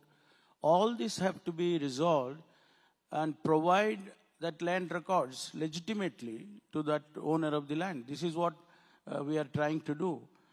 Digitalizing the land records, number one. Providing land rights to the owner. And that is what we are trying to do at the moment. And we have already succeeded. More than 50% of the work has been done by digitalizing the land records. But if monsoon fails, we do not get enough rain, sir. How is the government preparing? I know there has been initial round of meetings at the government level. You have heard El Nino. Absolutely. And this time it's supposed to be Super El Nino, where the Pacific Ocean, the water gets heated up and that condensation process doesn't take place. So you don't get the clouds, normally what you get in monsoon. And that has happened this year, more seriously though. So that effect is more in Karnataka also. So we held meetings, myself and the Chief Minister, we held meetings, we went to divisions, Gulbarga division, Belgaum division. We are going tomorrow, we both are going to Chitradurga, Bangalore division. And again, next week we'll complete Mysore division. Thereby we will complete the entire state, understanding what is happening at the ground level. Already we have so far understood that this year it's going to be a very bad thing. We are concerned about drinking water, not so much on crops, because crop has already failed. So there is no hopes for the crops. At least if we are able to provide drinking water, I think that would be the success story of the government. So we are focusing on that. At the same time, one big major announcement that you made recently that has grabbed all the attention is you said we'll redevelop Kantirava Stadium at a cost of roughly around 5,000 crores. One quick question that everyone had is, especially after the Chinnaswamy stampede, many say big sporting infrastructure and events need to be moved away from the core of the city, away from CBD. You think this plan will work, sir, with that in mind? See, Karnataka has produced so many good sportsmen, men and women. But unfortunately, we are not even in the top 10 of the national level in terms of infrastructure. I being a former sports person myself, as an athlete, we need national, international infrastructure. So that is why now we are thinking of redeveloping the Kantirava Stadium to international standard. Not only the track and field, but also other games, be it basketball, be it all the indoor games. So we are trying to develop. In fact, we are also identified, I think about 70 acres of land just near Devnalli to develop a sports city. On all the district levels, we want to develop stadiums, infrastructure in terms of indoor sports. All this we are planning. So, of course, we definitely ask the Government of India also. We'll see how much they will respond to us. But is it a bit of a worry that in the last few years, athletes and sports people from Karnataka making it to the national, even the Olympics team, is decreasing? You look at a sport like wrestling, it's largely North India, Haryana, Punjab that is managing to get those slots. Hockey, which used to be a traditional stronghold of Karnataka, especially people from Coorg, even now we do not see too many people from Coorg in the national team. Now we'll definitely try and focus sports which have already produced national, international athletes. So we'll focus those sports, not every other sports we can develop. Although it's general in nature, but at least we will develop those sports activities which have produced national, international athletes. For example, hockey. Hockey now in Madkeri, Coorg, they have their own system. They have family hockey. We are encouraging that. We are, maybe few comes out of that family hockey to national, international standard to represent India. So these are the kind of things we are now focusing. Try and first build the infrastructure. Then naturally the coaches will come. We are already recruiting the coaches and all that this year. So we will see how we roll out these kind of programs in the next 2 years. At the same time, your cabinet colleague, Mr. Krishna Bairagowda's initiative to clear encroachments from footpaths, retrieve encroached lands, BDA or BBMP land, that has got a lot of praise. At the same time, there's a worry about government land encroached in other parts of Karnataka, which comes under you. Are we looking at a similar sort of a drive by the Revenue Department now, sir? Well, footpath, I must congratulate Krishna for that. Yes, initially people also have a negative opinion about that. But then again, why is the footpath is there? Why do you build a footpath? First of all. And on that, you allow people to have shops and this, that, so many activities, which is definitely obstructing the people who are, walking on the road. So that is why I think he took a good initiative. Initially, yes, there is a resistance, but eventually people also will understand that. But your second question is it going to be throughout the state? Yes, one day if it becomes too much. At the moment it is not, in other cities it's not so much. Mysore or Belgaum, all those 2-tier, 3-tier cities, it's not that much. So when it becomes too much, naturally we will extend that also. Let me come to the political questions now. The big announcement by the Chief Minister as soon as he took oath was the Bharat Jodo Youth Association or clubs. Comes under you. You're planning a big launch program for that. But at the same time, we've seen this criticism. Many saying, is this a youth Congress enrollment program? That's been the criticism from the BJP you would have seen. Many others saying it's a rehabilitation center for Congress workers at the district taluk levels. How do you monitor an organization or a structure of this level, sir? We are looking at 10,000 gram panchayats, and other units. See, first of all, let me clarify to those who have misunderstood this entire program. Bharat Jodo is not our party program. It is a government program to bring youths together. At the moment, what is happening, particularly in the rural areas, you could see youngsters fighting each other on a caste basis. You could see on religion basis. You could see some people don't even allow them to enter the temples. let alone, attending the marriages and eating together. All this animosity which has already been created in the society, we want to bring them together. Bharat Jodo, the very word, you unite people. Not on the basis of caste, creed, all those things. We are trying to push in a program where you forget all this. Come together. See, we have, I think 60% of the population is younger population. What India has to give them? A divided society? A caste-based society? Or a religion-based society? India is not meant for that. India was never like that.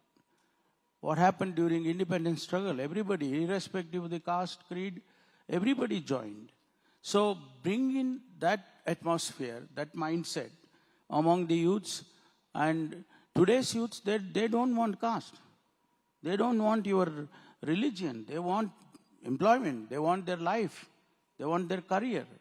So that is why we are now trying to develop that mindset among youths in the villages. So we have well-structured Bharat Jodo program. In fact, very soon we are going to launch in a big way.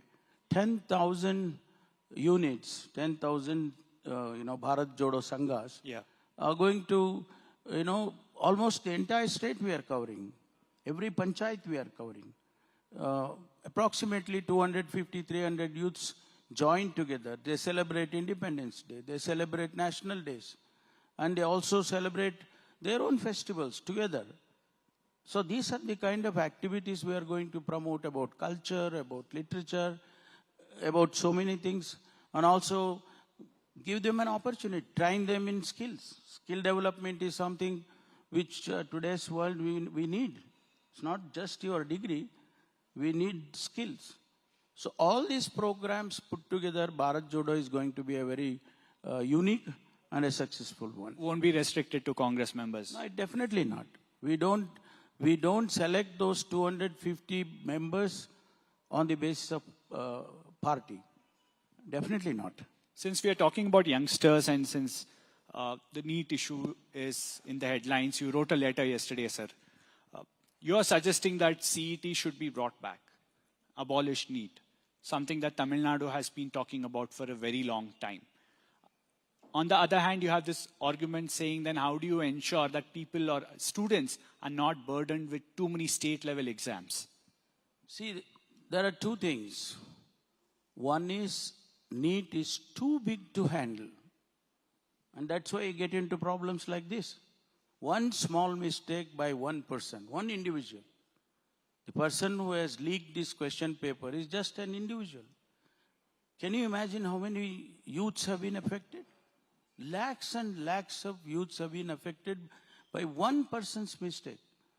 So that is why if you divide, see what was happening when we had CET? People used to come, those who are interested to go to Tamil Nadu, they go and take the exam. Those who are interested to come to Karnataka, they go and take the exam. You need not go to every other states and take the exam. You have a choice. You select wherever you want to go and study. In fact, CET, our CET, Karnataka CET was one of the best CET, competitive exams. In fact, I was the education minister. I was responsible for 5 years to look after that CET. Not a single incident of question, not only question paper leak or any other mistakes. So why not you give the opportunity? Why not you give the opportunity to states? State children will be benefited. See, national perspective is totally different. See, we had regional engineering college in Suratkal, right? We still have that. They converted into a national institute.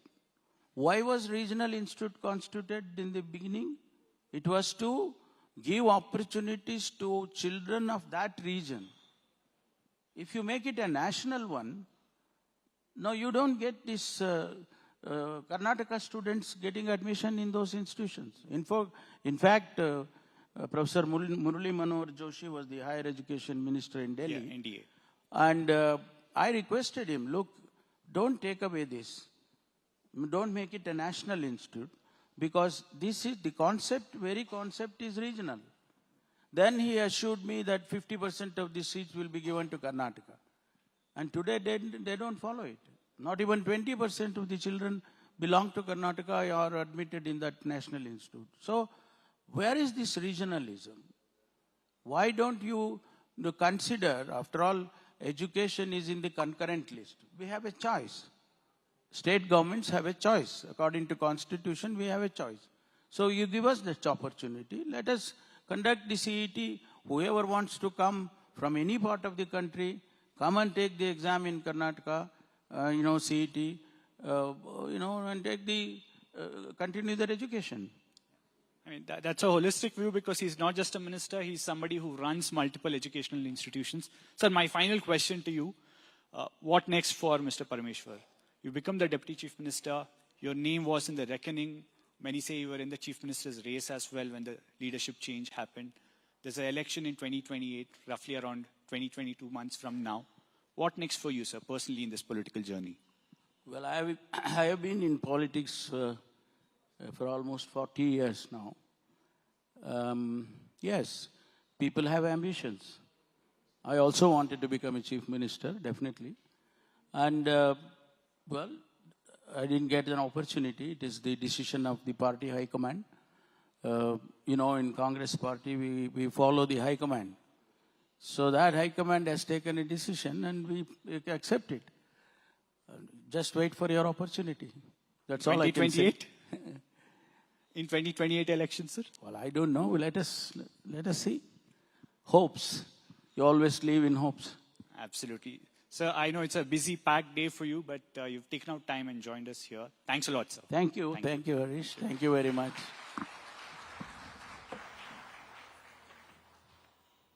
Thank you, Dr. Parameshwara. Those, as a sportsperson myself, those insights were very, very candid. Thank you. Now, Andhra Pradesh is emerging as a major growth destination, leveraging its nearly 1,000-kilometer coastline, 14 ports, expanding industrial corridors, and strategic East Coast location to strengthen manufacturing, logistics, exports, and global investment. By connecting ports, production centers, and supply chains, the state is building a more integrated industrial ecosystem. Its focus now is on developing world-class infrastructure, attracting future-ready industries, and of course, creating jobs and positioning Andhra Pradesh as a key engine of South India's next phase of enterprise-led growth. To discuss this vision, please join me in welcoming Nabila Jamal back to the stage. Joining her is a leader spearheading Andhra Pradesh's industrial transformation with a strong focus on manufacturing, ports, logistics, investment, and food processing. Please welcome Shri T.G. Bharat, Honorable Minister for Industries, Commerce and Food Processing, Government of Andhra Pradesh. Thank you very much, sir, for joining us. You know, the one thing that I could think of when I was told I was going to be talking to you was the spat that Karnataka and Andhra Pradesh has been having for the last few months or maybe a year on investments. Cheeky jibes that Karnataka ministers and Andhra ministers have been taking at one another on investments, trying to draw investments, global tech companies luring them into each one's states. And so I can say for sure, as someone from Karnataka myself, that if there is competition to Karnataka, I think it is the rising Andhra. And you're the Minister for Industries, Commerce and Food Processing for Andhra Pradesh. I'd like you to give us a sense on where Andhra Pradesh is heading. First, thanks for inviting for this session. So you must be knowing what's happening. Andhra Pradesh is an young state, I would say. You take Telangana, Karnataka, Tamil Nadu, they're all ecosystems are built. It's in auto mode. For us, it's difficult because the state had split and then lots of things are happening after that. So 14 to 19, we did good job, but 19 we lost elections, and then in 24 we were back with great mandate. So people have hopes on our government. So point here is the industrialization for Andhra Pradesh is an important thing because we have a long coast. I think someone was briefing about how Andhra Pradesh is. We have a long coastline, 1,050 kilometers plus. So we are building ports, we are building airports, we are building, we have 3 industrial corridors. That is most important. And we have 3 NIGDIC projects that is going to be like a plug and play industrial zones. So you get a lot of industries. Basically of all this, we have a brand called CBN. I was telling one of your colleagues here in the VIP lounge. So I was telling that, he's a mix of IIT, IIM, IPS, IAS. A mix of that is a product called CBN. So if we are able to sell CBN brand well, we'll be able to get a lot of industries to our state, and that is happening. Today, because we are planning to build all these industrial zones, and you see any kind of projects are, it's been, we have done an MOU and they're getting grounded in Andhra Pradesh. So the good point is any kind of industry. It's not just one particular. You name defense, you name aerospace. You go to any particular sector, we can accommodate to Andhra Pradesh. Chemicals, pharma, anything. And I think for 19 to 24, the trust was lost. So after we are back, we build the trust, the confidence, the goodwill is back. So today, once the cabinet clears, the projects we have WhatsApp groups where the minister, the secretary, everyone are there on the groups. We have 110 plus groups which are cleared under the industries department. So the food processing must be around 30, 40. So we are continuously in touch with them, trying to clear. I think the best part is we have the caption called speed of doing business. And incentives, anyone can compete. Ease of doing business. Andhra Pradesh tops Ease it. is on top always. But now we've gone further by saying speed of doing business. Because initially when Chandrasekhar Garu, Tata chairman, and we had a meeting with the Honorable Chief Minister, everything, this caption came out and then said that you should be unique, you should think something differently. Then Chandrababu Garu told, I think if we do something like this, yes, it is very good. So speed of doing things and speed of doing business is a main thing that is Andhra Pradesh, where we are able to get a lot of projects. I think today we have projects more than 20 lakh crore worth, which are MOUs and which are cleared from cabinet. I was reading up on how Andhra Pradesh is now ensuring a single window clearance in projects. Very difficult because there are states that are, in general, there's a perception that it's difficult to do business in many states of India. But in Andhra Pradesh, you've changed that perspective for people. Single window clearance, that's what I read about. Could you explain to us? And what are the industries that are thriving under your watch? So basically, if you see ArcelorMittal, a project which was discussed in 2018 in WEF by Nara Lokesh Garu, the initial discussion started there. 19 to 24, nothing happened. They tried hard for other state, but nothing happened. Then after government was formed, Nara Lokesh Garu had a Zoom call just for 45 minutes, convinced him whatever you want, and we are able to clinch that deal, 1,35,000 crores of worth, and it is going to be the India's largest steel plant coming up in Anakapalli district. So how this happened is, it's about the speed. The environmental clearance, we were able to complete the environmental clearance also within 9 months. So these are something, it's like the whole machinery is working, from the ministry, from the government side, from political side, pushing things, and that's the best thing. So that is how we are able to get the deals. I mean, the steel plant, Vizag steel plant, if you take the history, it took more than a decade to get grounded after they decided. I think 15 years or 10, 15 years too.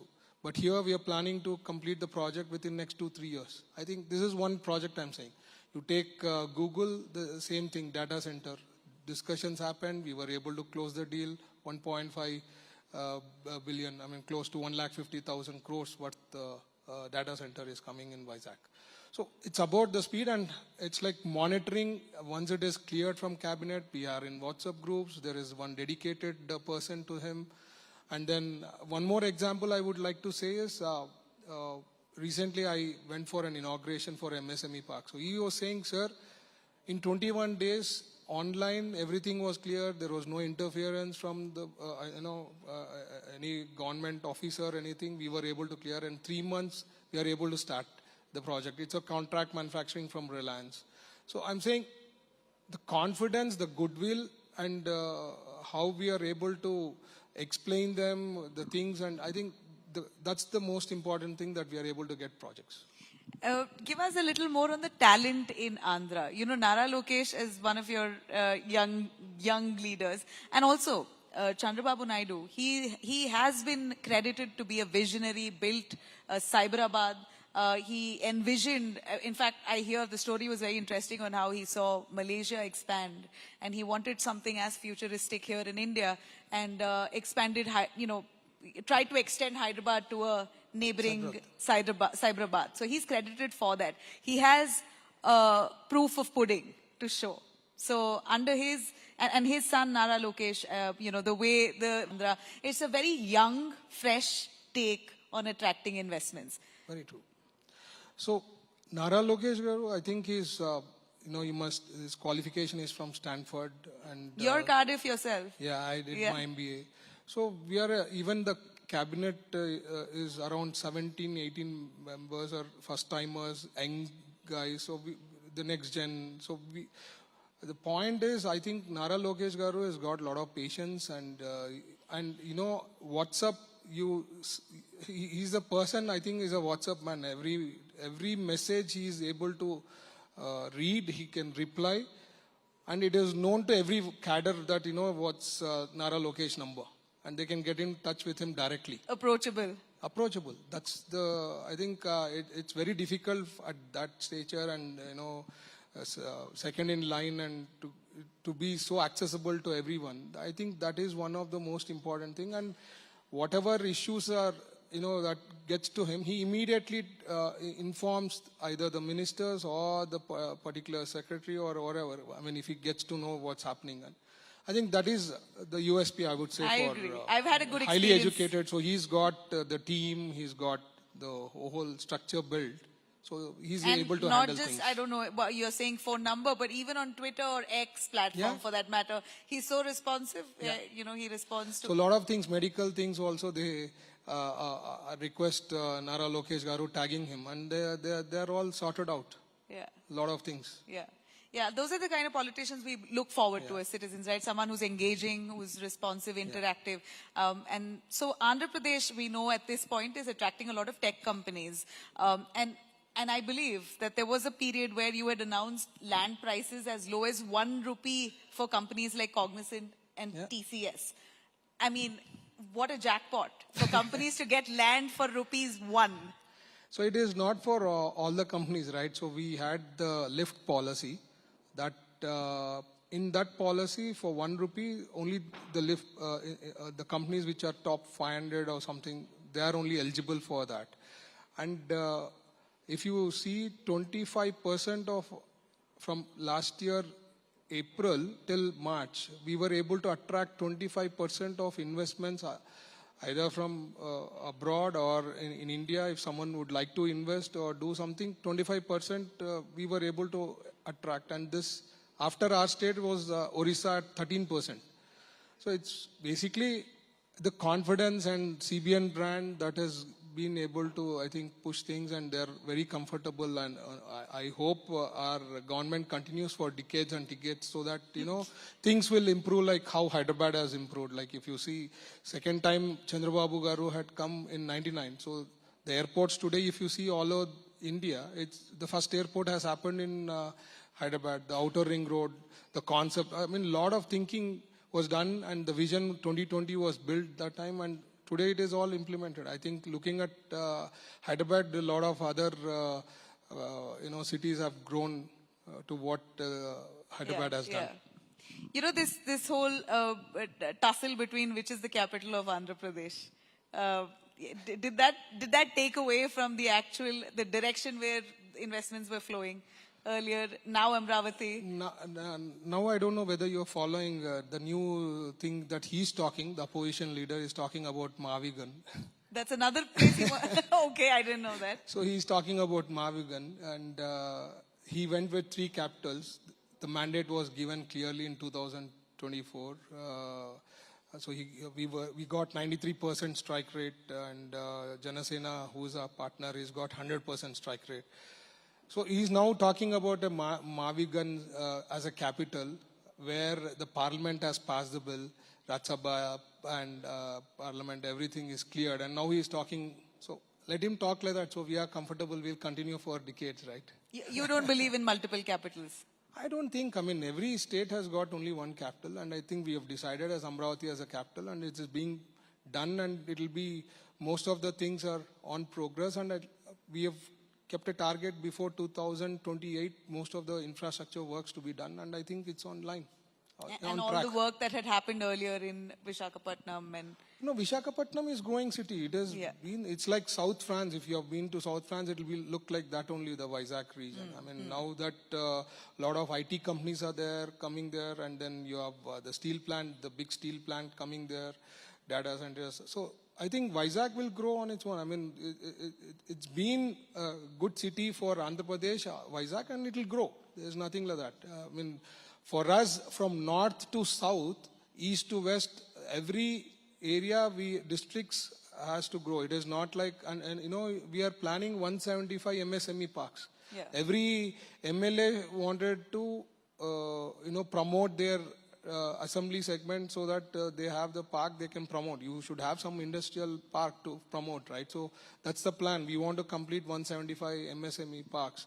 So that's there already. 100 plus we have done foundation, some are completed, another 30 also sir has recently done foundation. So we want to complete 175 MSME parks so that we can promote our assembly segments. In fact, I was coming to that on the government support for MSMEs and particularly startup that are driving innovation. What kind of cushioning is the Andhra government giving to startups in your state? So the best part is the early bird thing. So first early bird for 200 companies, they get straight 30%, no cap. If it is like 100 crore investment, you get 30 crore. I'm saying that is 30%, and then if you actually follow the rules and if you are able to fulfill, it can go up to 40-45% also. One is incentive part. The second is Ratan Tata Innovation Hub and Spoke model we have in Andhra Pradesh, where Amravati will be having the hub, and then we have the spoke in 4 places. The Ratan Tata Innovation Hub, the plan is if someone has got a startup idea, so he'll be hand holding will be done. It is just not giving investment or just the capital seed or something. The hand holding is there, and till the project is completed or taken off. So this has been built in Andhra Pradesh. It's just not, you know, you pitch in and the thing is done, you just give the finance. It's not like that. Yeah. So the big companies who are supporting us are going to be there, and they will handhold, they'll guide them how to go about, how to plan things. So everything is there. So the Ratan Tata Innovation Hub is going to be one of the major traction for the youth. That Google investment is still one of the biggest? Yeah, Google data center is one of the biggest. Yeah, there's no doubt. And equal to that, Reliance is also coming up with a data center. Could you list out a few of the big companies that have opened up or opening up for data centers, right? Yeah. So these are, I think, one is Reliance, one is Google. There is other companies there. After these people have confirmed, you know, there are lots of people coming for data centers, but sir restricted it till 6 gigawatt. Later on, if you want to do more than that, Lokesh Garu keeps telling, I want to go up to 50 gigawatt. Chandrababu sir says, I can go up to 6 gigawatt. If you want to go up to 50 gigawatt, you have to present me how things are going to be, how the power, everything. So there is a, you know, discussion and debate going on. Hopefully, something is going to conclude very soon, but the traction happened after the Google came. Lovely. And as I'm wrapping here, I'd like to ask one question. We are looking at AI centers developing in most parts of the country. Bengaluru is, of course, a hub, and Andhra now. We are opening up to data centers, AI. A lot of environmental, issues that have also arisen at the same time, the concerns about water consumption, etc. So how are you going to balance between ensuring business thrives and your environment is taken care of? So I'll say environment, I think we have, every state will have a pollution control board, there is norms and everything. So that we are going to be strict on it. The water is one thing I think people keep worrying, but if you see Godavari outflow to the sea, now Polavaram is going to start, then you'll have a lot of water storage there. But right now, 4,000 TMC, 3,500 to 4,000 TMC is let out. Now, for a 6 gigawatt, you need 6 TMC of water. I'm saying 4,000 TMC is let out to the ocean, to the sea. And if you're talking about 6 gigawatts that we are planning, it's about 6 TMC. So Godavari is very close by. So water is never going to be an issue. And pollution, we have pollution control board and very strict norms are there. I don't think anyone can escape that. Great. Rapidly growing state, Yes. and ease of doing business, it tops the list. I think this is where Rising Andhra is certainly a place to look for anyone wanting to establish. So if someone is looking for India, first Andhra Pradesh is where they should look. That is our target.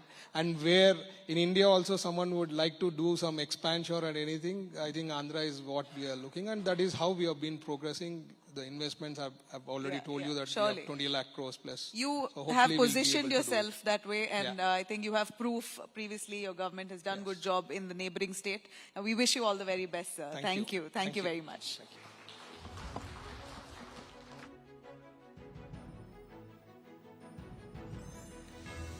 Thank you for the engaging conversation, Mr. Bharat and Nabila. Right, South India has long been at the heart of India's manufacturing story, from automobiles and electronics to electric mobility. Today, the sector is being reshaped by design, software, advanced engineering, and resilient supply chains. Electric mobility brings these strengths together, and offers us a clear view of where Indian manufacturing is headed next. What will it take to move from assembly to technology ownership to deepening localization without slowing down innovation to build globally competitive products from India? To explore this very talking point, please welcome Chandra back to the stage. And joining her is an entrepreneur who has helped build one of India's leading electric two-wheeler companies from Bengaluru, with product innovation, software and manufacturing at its core. Ladies and gentlemen, please welcome Tarun Mehta, the co-founder and CEO, Ather Energy, with a very warm round of applause. Can we have a big round of applause for Tarun Mehta, the OG when it comes to EVs and deep tech in India. Tarun, thank you very much for joining us on the Rising Bharat platform here in Bengaluru. We've heard from ministers of many different states, and it's great to hear from an entrepreneur now, particularly one who saw success after many years. So do you feel vindicated today as the co-founder and CEO of Ather Energy? Your market share has steadily been rising. I think you're number 2 now in terms of EV market share. You concluded a very successful QIP a few days ago. So what does it feel like today? Thank After you, a 13-year journey? 13 years. Yeah. In the 13th year. Yeah. Thank you, Chandra. No, I think it's amazing. I think markets have been very kind to us. When we went IPO last year, when we IPO'd last year, a lot of the founder friends had told me that taking the company public, the most painful part is the road shows, like meeting 100, 150, 200 investors and telling the same story again and again. We actually found that an amazing experience. And we've really focused on making sure that we can explain and communicate what we are building because there is a sense that India hasn't seen enough hardware companies come up through this kind of a grind. We understand manufacturing as how value gets created, but manufacturing is at the absolute fag end of a very long value chain, which starts first from IP, design, tons of engineering, productization, and then production. If you only go after production, that's just one aspect. You got to own the entire value chain. You got to own the tech and the design to really own the large part of the value capture there. Ather went through this journey as one of the first companies, and we were lucky to have gone public. So we feel, I think, doubly responsible to make sure we can explain to the markets, we can explain to the street, we can explain to investors why something like this can work in India, why you actually can build technology, standards, products, grounds up here and actually create phenomenal amount of value, not just good fun value, that gets sold in an M&A, but tremendous amount of public value. So we've been doing that a lot, and I think markets have been nice, kind. Customers have liked the new products that we have launched, and we're having a great time. We love building products. We continue building them. Is it easier being a listed company than an unlisted company? If you are a consumer brand, I think it's definitely helpful to be listed. Governance standards go up, but we had 3 sovereign investors even when we were private.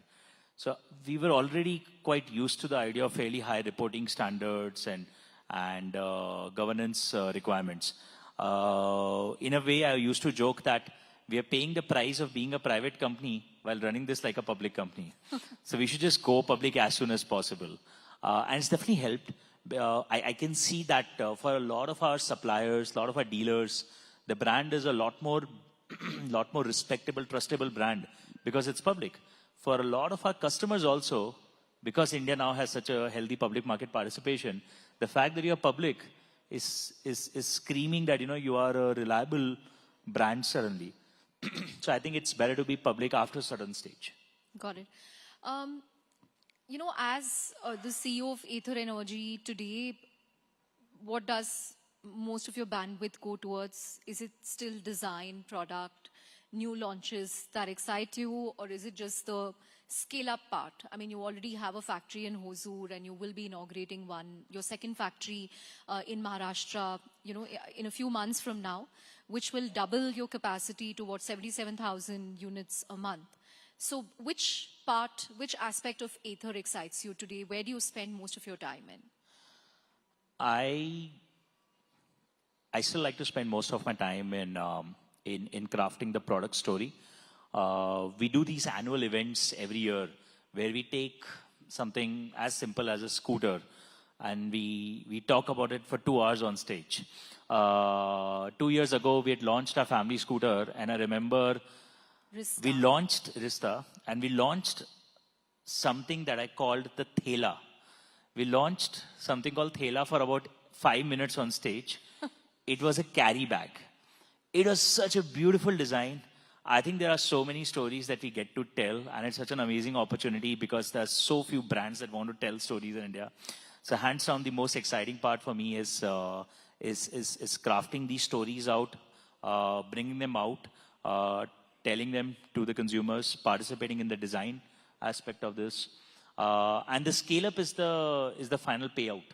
Like, this is the stuff that you enjoy, but the scale-up is the final payout. It would not be fun if you do all of it for 500 units a month. It is very satisfying to see, 30, 40, 50,000 customers wanting to buy it. But the really fun part is the design and the product building part. So that still is what I probably enjoy the most. Right. Talking about, your annual event, the Community Day, and you're gearing up for that end of August. You're also launching a new mass market electric scooter at a price point of about, I think, 1 lakh to 1.2 lakh. What's that going to do for Ather? It's also being launched on your new EL platform.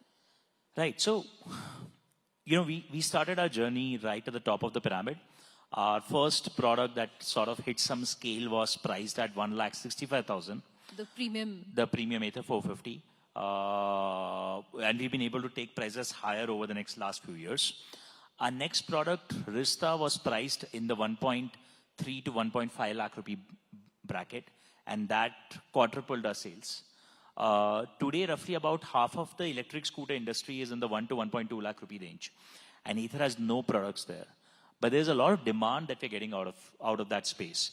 Today, we are present in about 700 stores in the country, and particularly as we go towards Western and Northern India, the pull for that price point is very high. So we wanted to build something for that price point, and we did not want to build by just stripping specs down. It's not a great experience. So we built a complete new platform that took us many years, and we're gearing up for the first product on that new platform. We think electric vehicles are becoming extremely mainstream now. What the government's been talking about, electrifying cooking, electrifying transport, I think that message has really landed. I think the average customer is really concerned about the fact that petrol is no longer a reliable commodity. I heard a very funny statement once in one of the recent researches we were doing.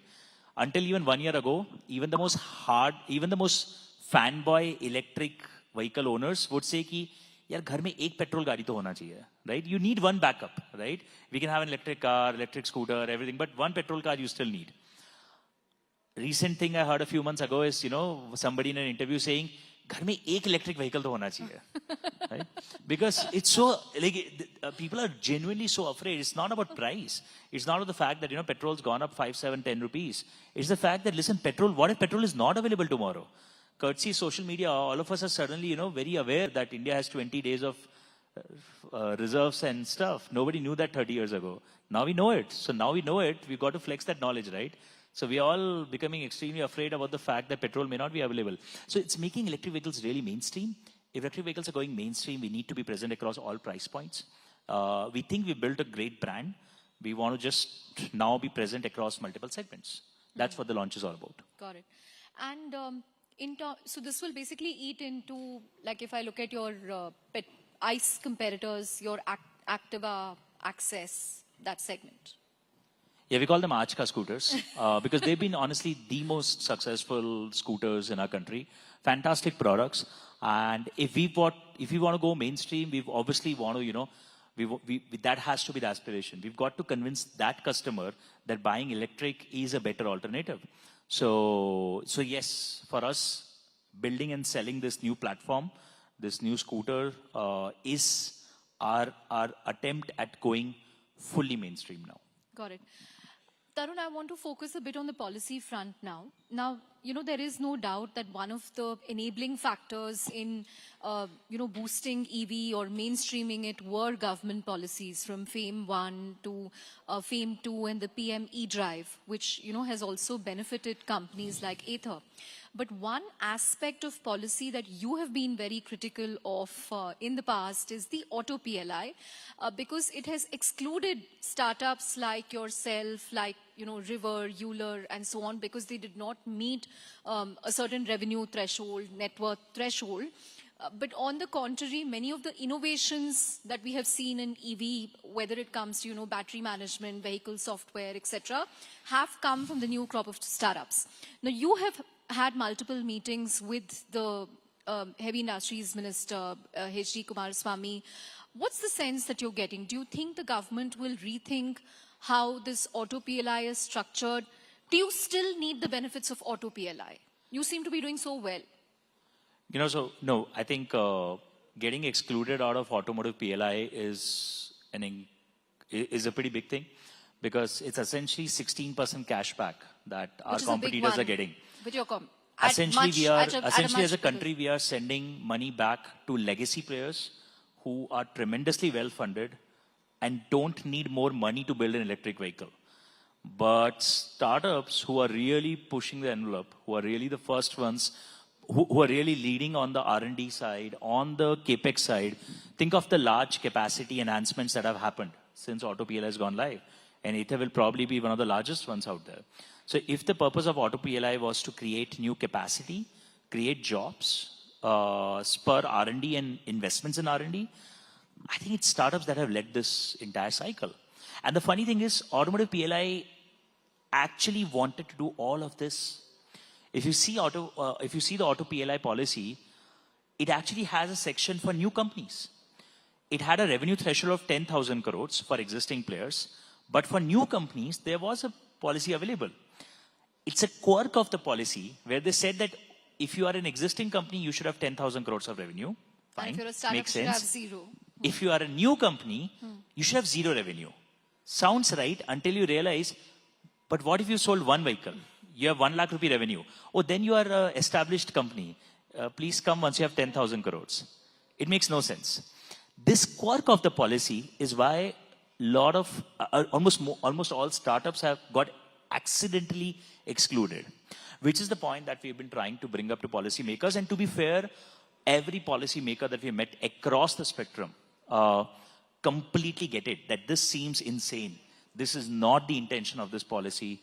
Probably why auto PLI hasn't seen the traction that it should have seen, because it's otherwise a fantastic policy. So our argument has been simple, that please expand this. You need startups. If electric vehicles industry is a train, imagine this is a train, you need, the existing legacy players are all the bogies, right? You need the bogies, you need their capacity, you need their network, you need their distribution. But there is no reason for an existing automotive company, a ICE legacy player, to go and disrupt their 30% gross margin business to sell an electric vehicle. The only reason they are forced to do it is because a startup comes around, challenges them, and does not die. That's when a legacy player is forced to say, God damn it, now I've got to also respond, we can also do it. Amazing, and that's the best outcome for the country. Startups force legacy players to fight the good fight. Startups are the engine for this train. The bogies won't go anywhere if you cut the engine out and say, ki bogies ko paisa deta hun, they will build electric vehicles. They will not have the incentive to build an electric vehicle. What do you see happening next? I can't predict that. Our job is to, Karam Kar and Fal ki chinta mat kar and all. Our job is to basically bring the issue up, help policymakers see the upside of expanding the policy to cover genuine startups, ones who are truly investing and creating scale. And we hope that, people are able to make this solution emerge. Right. Deep tech also seems to have, reached an inflection point in India. The government has a 1 lakh crore RTI fund. We are seeing many good success stories. Will you be looking at the RTI fund in some form to, fund your own deep tech initiatives? How are you thinking about it? I think RDI has been a spectacular success by the government. It's rare to see a policy land so correctly and so rapidly in India. 1 lakh crore is a huge corpus. Aimed at R&D is the perfect thing to focus on. And I think they've selected a fantastic group of early companies to back. In fact, Ather is one of them. We've been also one of the early recipients of the RDI low interest loan. And it's coinciding really well with the timeline of, when deep tech startups are just absolutely exploding.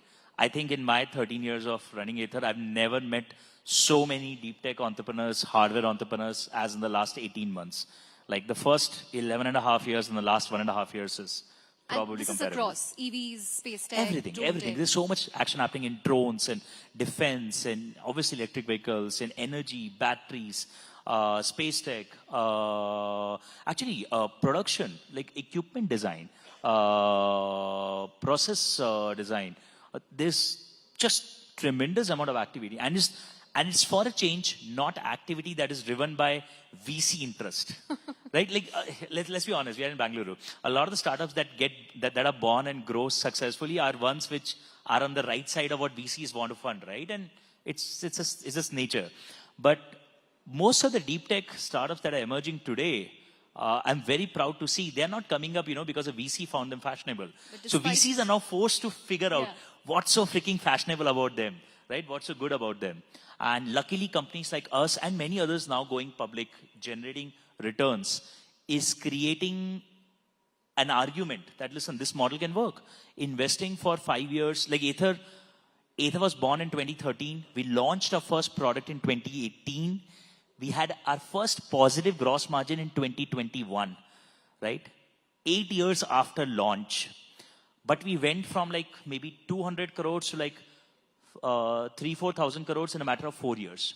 So I think, and it's not special about us. It's inherent to how hardware companies work, how they scale. So I think now there are multiple models for investors to look at, and hopefully many hardware companies will bloom. Right. Final couple of questions, Tarun. Will Ather ever make cars? It's a very hard business with not much of a margin. Our industry has very successful, famous players who've been picky about margins. We'll only build a car if we have something new to build. Life is too short. We don't want to be the 11th player manufacturing electric cars. If we have a new idea, we'll build. Otherwise, no. How many Ather scooters do you own? We have 3. Yeah, 3 at home. No other brands? Oh, we used to have a petrol scooter, but we sold it off. Okay, great.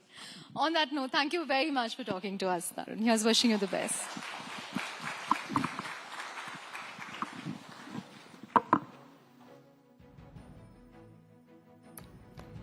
Thank you very much, Tarun, for those very valuable insights, and thanks, Chandra.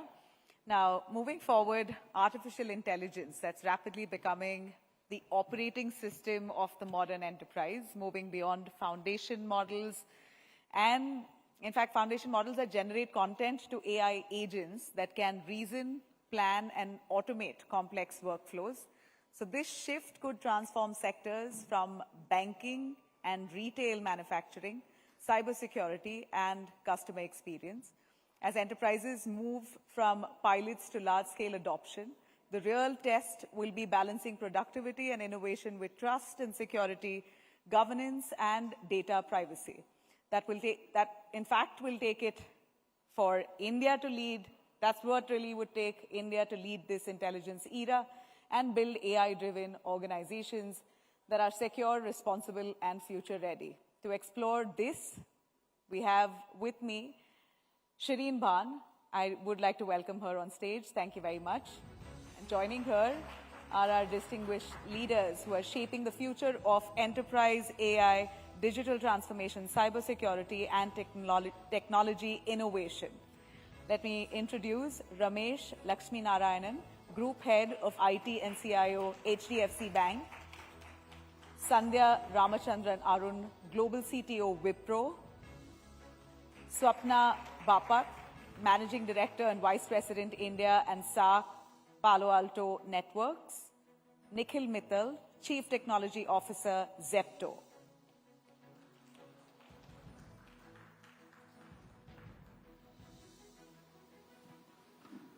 Thank you very much. Good evening, ladies and gentlemen. It's great to be back in Bangalore. It is my favorite city.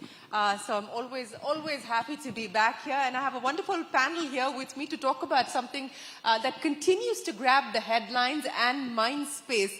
The move from foundation models now to the agentic era and to the agentic economy. Where are we in that transition? How far have we moved ahead as far as India is concerned? And what are the checks and balances that we need to keep in mind as we make that transition? We've got a very diverse set of panelists here, and they're going to give you their very real perspective on what really is going on. There's also an interesting debate underway globally at this point in time on whether we should own our intelligence or rent our intelligence. How much should we own? How much should we rent?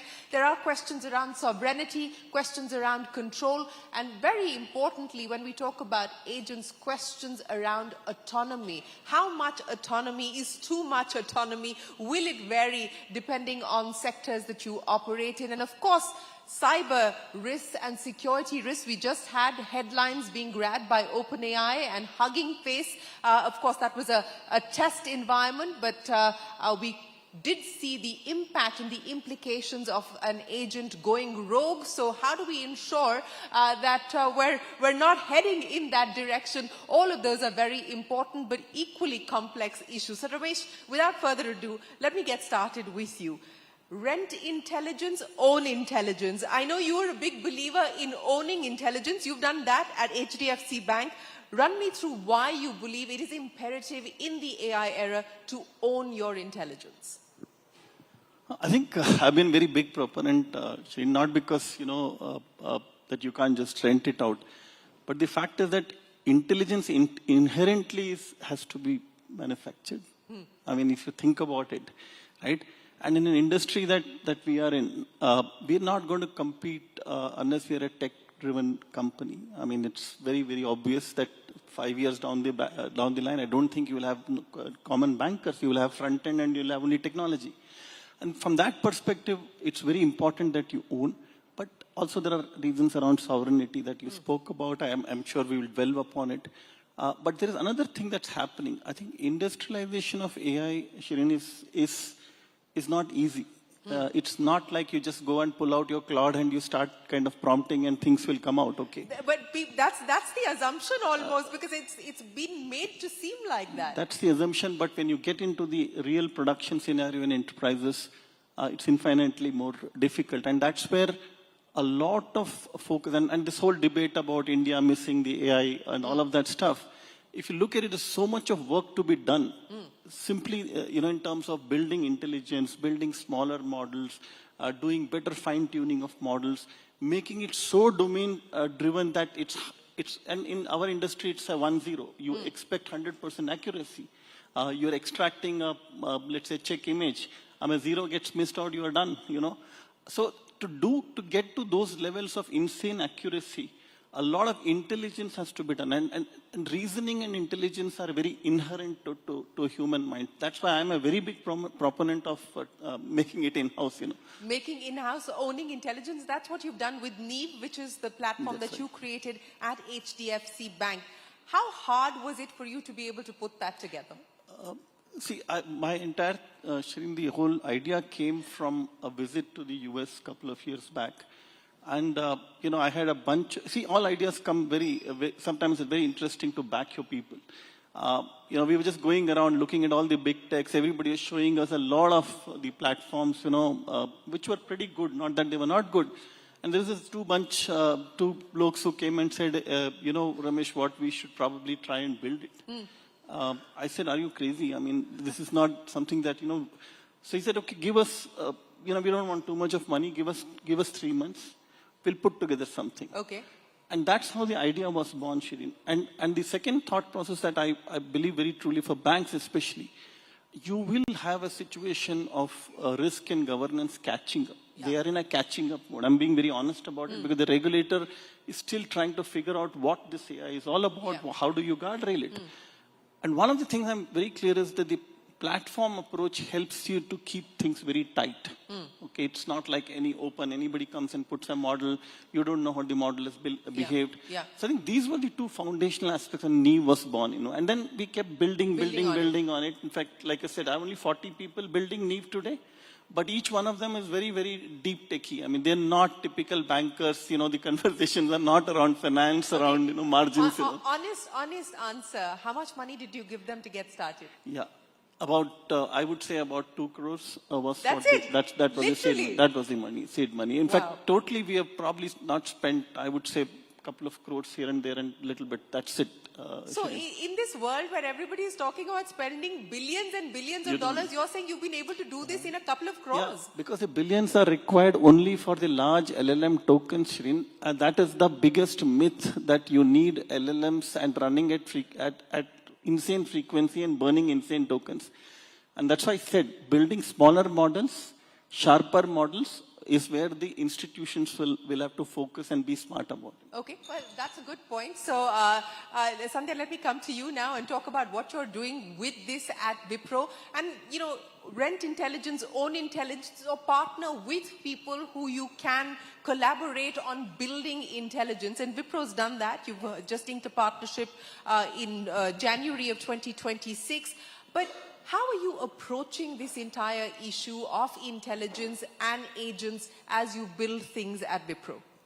So it's not so much about rent intelligence or own it. I think we all know that the differentiator is what the business brings, and that's what keeps them competitive. However, from Wipro's perspective, the first thing that we did, we said this is about trust, right? It's not about me telling you something and then the trust is broken, as opposed to you have your intelligence, I help you build your systems, but then what do we need to do to be responsible about it? Yeah. So the first thing we did was set up a Wipro Intelligence Council. Everything that we do in AI is branded under Wipro Intelligence. Our leaders across the various business units and support functions are a part of the council. We have appointed a leader for responsible AI, a very eminent, known personality in the industry. And we stay ahead of the curve in terms of making sure that every one of our 230,000 employees understand what it means to be responsible in terms of AI innovation, AI experimentation, which we do want to encourage. Yeah. Right? And speaking about the large language models, I think initially it was essential for us to learn, to master, to understand the possibilities of what we can do for our clients, and our clients are experimenting as well. Right? And coming back to what Ramesh said about having smart engineers, good engineers, deep engineers, who don't really cost a bomb in India, relatively speaking, but it's important for them to build models that are more contextual with narrower context. So the small language The model. small, the micro small, right? So the smaller it gets, the more accurate it becomes. And the latency is a lot less. The speed of response. Will that be the key for larger enterprise adoption, you think? Absolutely, absolutely. So you, like, if you take any large language model, it knows general knowledge, right? It knows everything in the internet. But what you really need to know is how does loan work? What is the language around loans? What are decisions being made? And all of that is a very specialized domain. And therefore, small and specialized domain models are very, very important. And that's what we focus on significantly. We're also focusing on transforming our engineers into what we call internally, in a fun way, as exponential engineers. Exponential engineers. I hear you engineering term every day now. We've got forward deployed engineers, we've got reimagineers, we've got exponential engineers. So exponential is about exponential speed, exponential impact, exponential business value. So it's an attitude we are trying to cultivate. And of course, we're training plenty of forward deployed engineers the formal way. So how much of the code is now being done primarily by AI? See, our whole business in terms of IT, I don't want to talk about code, right? Because coding is something which is like saying you're in the business of manufacturing sweaters, how many lines did you knit, right? So for us, it is more about IT processes, business processes, customer processes, corporate functions, all of them moving towards many agent systems. And of course, human on the loop, human in the loop in different places, because autonomous doesn't necessarily mean the agent takes accountability. Yeah, so it's the human who takes accountability. That is an important debate to have as well. But let me reframe that question. What is the human to agent ratio currently at Wipro? Wrong math again. Okay, wrong math again. What's the right math? Right math is outcome. Right math is, have you defined your business goals? And are you achieving those business goals faster, better, and cheaper? Right? And we are working towards that. Ours is a very diverse organization, as you can imagine, across the globe. Different industries, from traditional manufacturing all the way up to high-tech, right? So from that perspective, it's difficult to put one number on it. But yes, and HDFC is a client as well. So to that extent, there is a collaboration and there is transformation. Okay, collaboration and transformation. Swapna, let's look at the big picture now, and let's talk about adoption at the enterprise level. What is the data telling you in India today? Also, how safe is this as we move forward to this agentic economy? Are the guardrails in place at an enterprise level? What's the data telling you? So first of all, thanks for having me, Shri. The data is based on all the conversations me and my team have with customers across verticals in India. And the adoption seems to be in some pockets when they're having chat conversations with their customers for B2Cs. And for B2B, generally, if they have a developer environment, they're using a lot of model development use for their application development by engineers, right? Now, the security concerns are definitely there, and that's a good thing. To be concerned about security is good because the difference between a normal traditional application that we used to have in yesteryears, which has been, first started on-prem, then it started getting developed in the cloud. Unlike those applications which, even with microsegmentation, would allow to be engineered in such a way that you could upgrade certain components. AI applications are constantly alive. They're constantly morphing. And then when you start building agents, they are ephemeral. So they will come, they will go. Having control over what these agents do and how much freedom they have in the enterprise is, I guess, the biggest concern of customers. And that's a good thing.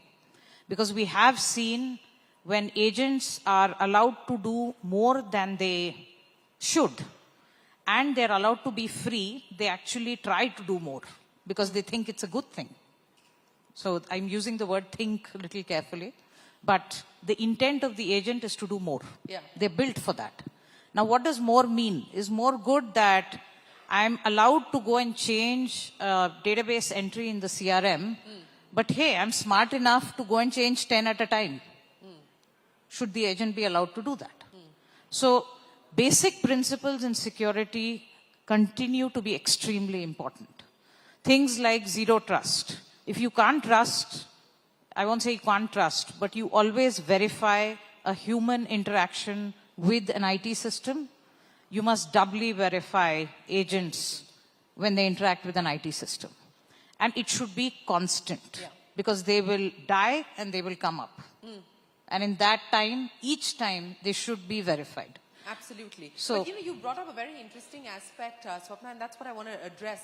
This question about autonomy, because we are talking about agents being at the execution end. Now, how much autonomy should be given, and should it vary from sector to sector? For instance, for Ramesh in banking, I mean, the RBI is going to be breathing down his neck. Should he give any autonomy at all?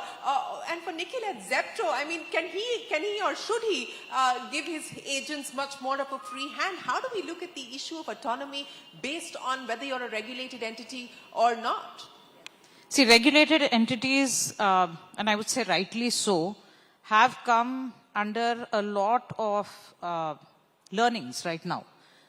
Our regulatory bodies in India are asking to understand what models are being used. How are these models constantly being fed? What type of data are they being fed?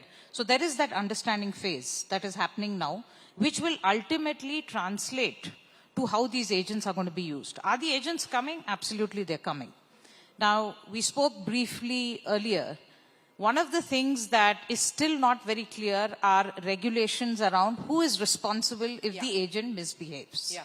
Is it the enterprise that is hosting the agent, or is it because the person who was interacting with the agent gave a wrong prompt?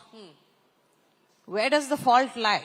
Yeah. So, unless that is very clear, having agents exposed to a non-employee and not having all those guardrails around from when you use an agent to build an agent to at the end that agent accessing any item in the enterprise, that's a problem. So I would imagine that is a big problem that you're speaking of, and one that we don't have the answers for at this point in time. But Swapna, before I get Nikhil into the conversation, I know one of the things that you've been sort of highlighting and talking about as a key risk is the CEO doppelganger. For everybody here in the room, explain to me why that is a specific risk and whether you've sort of seen instances of that going up significantly in the last few months. So that phenomenon is really around, again, I would say it's the role, right, that the CEO plays in the organization. Having identity as a core foundation of when AI is being used will allow such incidents to really minimize and be controlled. So identity dictates what a person or what an agent is allowed to do. So those principles, if continue to be used and enhanced at a much higher speed, because the speed at which one agent, 1,000 agents are going to be working is going to be much broader than one human. So, absolutely. Nikhil, are you delivering agents in 10 minutes as well at Zepto? So, for us, the biggest focus has been, how to be one of the biggest beneficiaries of this whole AI agentic wave. And be it across both, across consumer experience, how do we deliver them better consumer experience, across their shopping, let's say through search, through browse, or like showing them relevant ads or like making their delivery perfect. And similarly on the enterprise side, all of the internal processes across operations, like FinOps, procurement, planning, But is it more etc. internal today than external for you? It's both. So there is like very significant presence across both the surfaces, both internal and external. Okay, like Ramesh, I believe that your move into the AI world and specifically into the agentic world was also on the back of an interesting meeting that that the internet says you had with Demis Hassabis. Is that true? I mean, we obviously started adopting AI way before that, but obviously those meetings definitely help you set perspective for what's about to come. And you definitely end up, sort of forming your views and strategies on basis of that. But obviously, like we have been one of the very early adopters of AI even before the Gen AI and the agentic AI became like the talk of the town. And the talking point. But, you've got, what, 600 engineers at this point in time, and you were telling me along with the product team, it's about 800 people. Is this a Gen AI ready, equipped employee base, engineering employee base? Yeah, so in fact, when we talk about, modernizing our workforce with the Gen AI or agentic AI capabilities, we don't limit it to just tech and product. We rather think about the overall org as such, because there are ample opportunities across all departments that exist in a company where they can leverage these capabilities in their workflows and like be able to automate a lot of their work or augment a lot of their work and be able to do a lot more. So that's where not just tech and product, obviously there the investment has been a lot more, but even beyond that there's a lot of investment that we have done across finance, operations and planning, and we have been able to like get very meaningful outcomes out of that.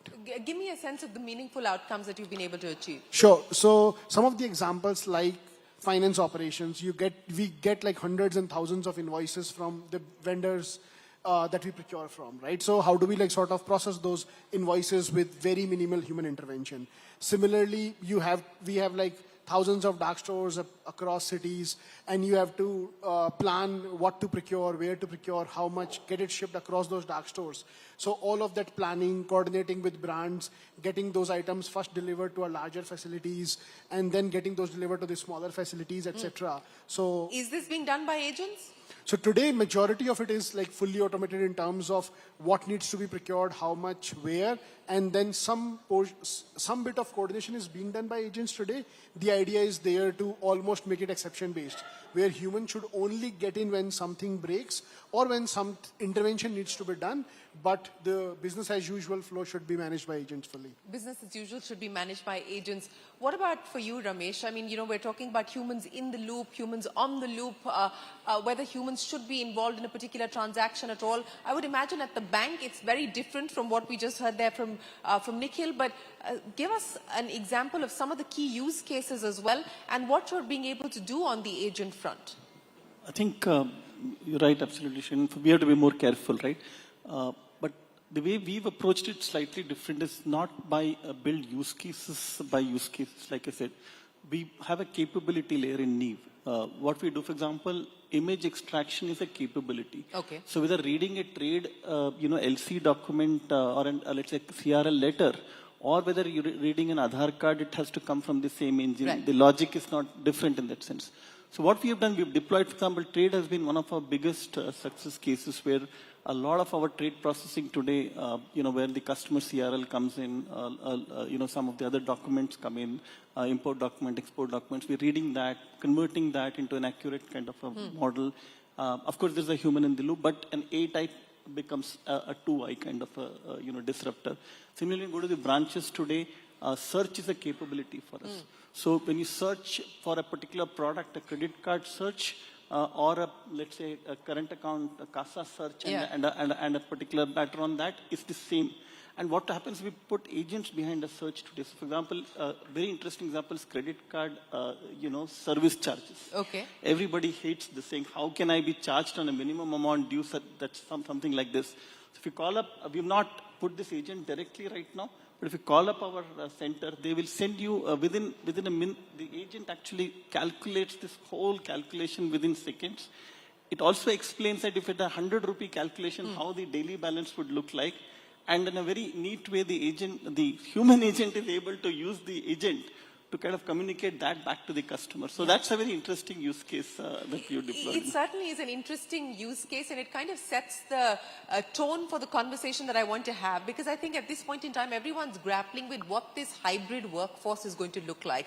This combination of human and digital labor, what is it going to mean in terms of opportunities, but also what kind of challenges it will throw up, not just for people, but also for organizations, because you're not tailored to dealing with this digital workforce as well. Ramesh, let me start by asking you, we just did a report on CNBC TV 18. In the last 2 years, headcount all you guys, the poor IT sector bears the brunt of not hiring, but even the banking sector has not been hiring. In fact, it's stagnant for the banking sector in the last 2 years. Is that what we should now realistically expect, even for banking, that net addition headcount is going to be at the bare minimum?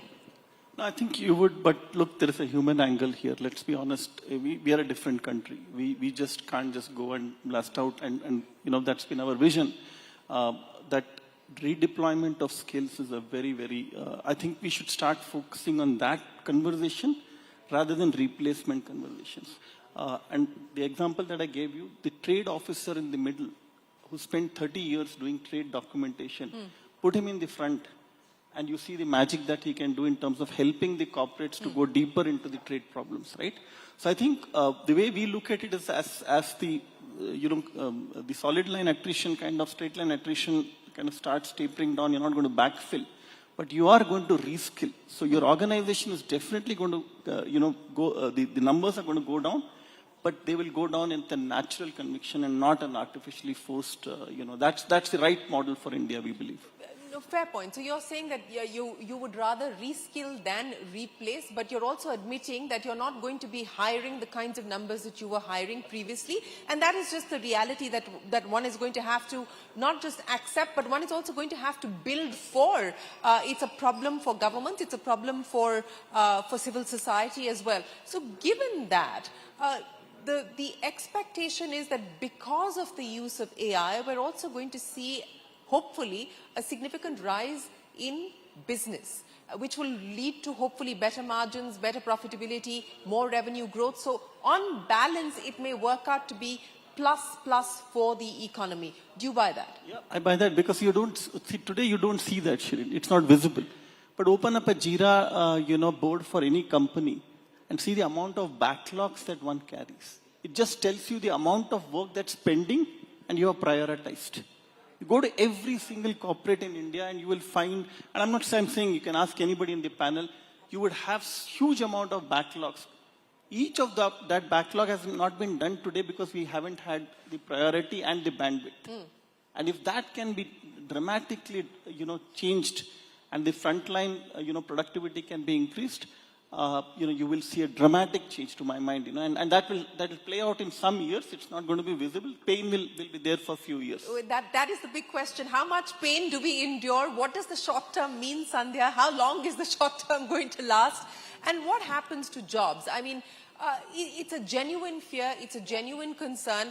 And to Ramesh's point about reskilling and so on and so forth, we were talking about that. Now, coding is on the back burner. You've got FDEs as being the sort of way that you're looking at engineers going forward. What should we realistically factor in from a jobs point of view? Look, I think from Wipro's perspective, we look at 4 quadrants.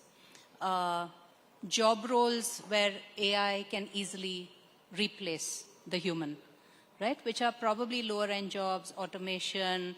I would also say low risk kind of jobs that It's okay to let AI take over. And then there are spaces where AI is going to augment the human, make the human more powerful, more empowered, get them to, humans can work with a bunch of agents, and instead of being a lowest rung worker, can actually start getting a higher quality of life, higher quality of work, that sort of a thing, get work-life balance, be augmented by AI. And then there is another quadrant where those jobs are not going to exist anymore. Right? Which is true. It is true of every era that we have seen in terms of evolution. And then there are jobs where only AI can do better than humans. Right? So those are the 4 quadrants we are looking at. And obviously we are looking at reskilling, upskilling, transforming our workforce. In the middle, there was a little bit of a thing about bottom of the pyramid jobs are going away, but we are hiring actively from campuses because the new generation is born AI today. I don't think they fear AI. And all They of don't seem to fear anything, by the way. which is true. Which is true. Speaking of the recent events that we have seen in the industry, in the world as well. But I think, so we are hiring. So I don't think the young people need to fear, am I going to have jobs? They're going to have a different need of what a job looks like. There are going to be different roles that they can occupy.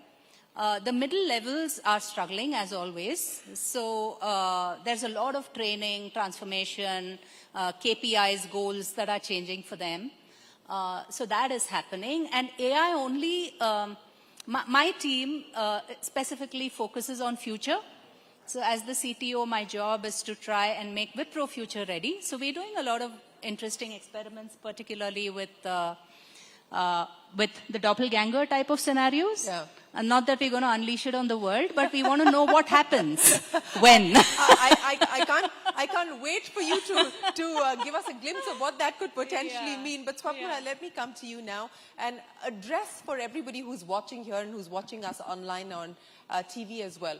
What should companies brace themselves for? We've had several incidents grabbing headlines. You know, we just saw one from Apple's data being put out in public. We've of course seen what happened with Tata Motors.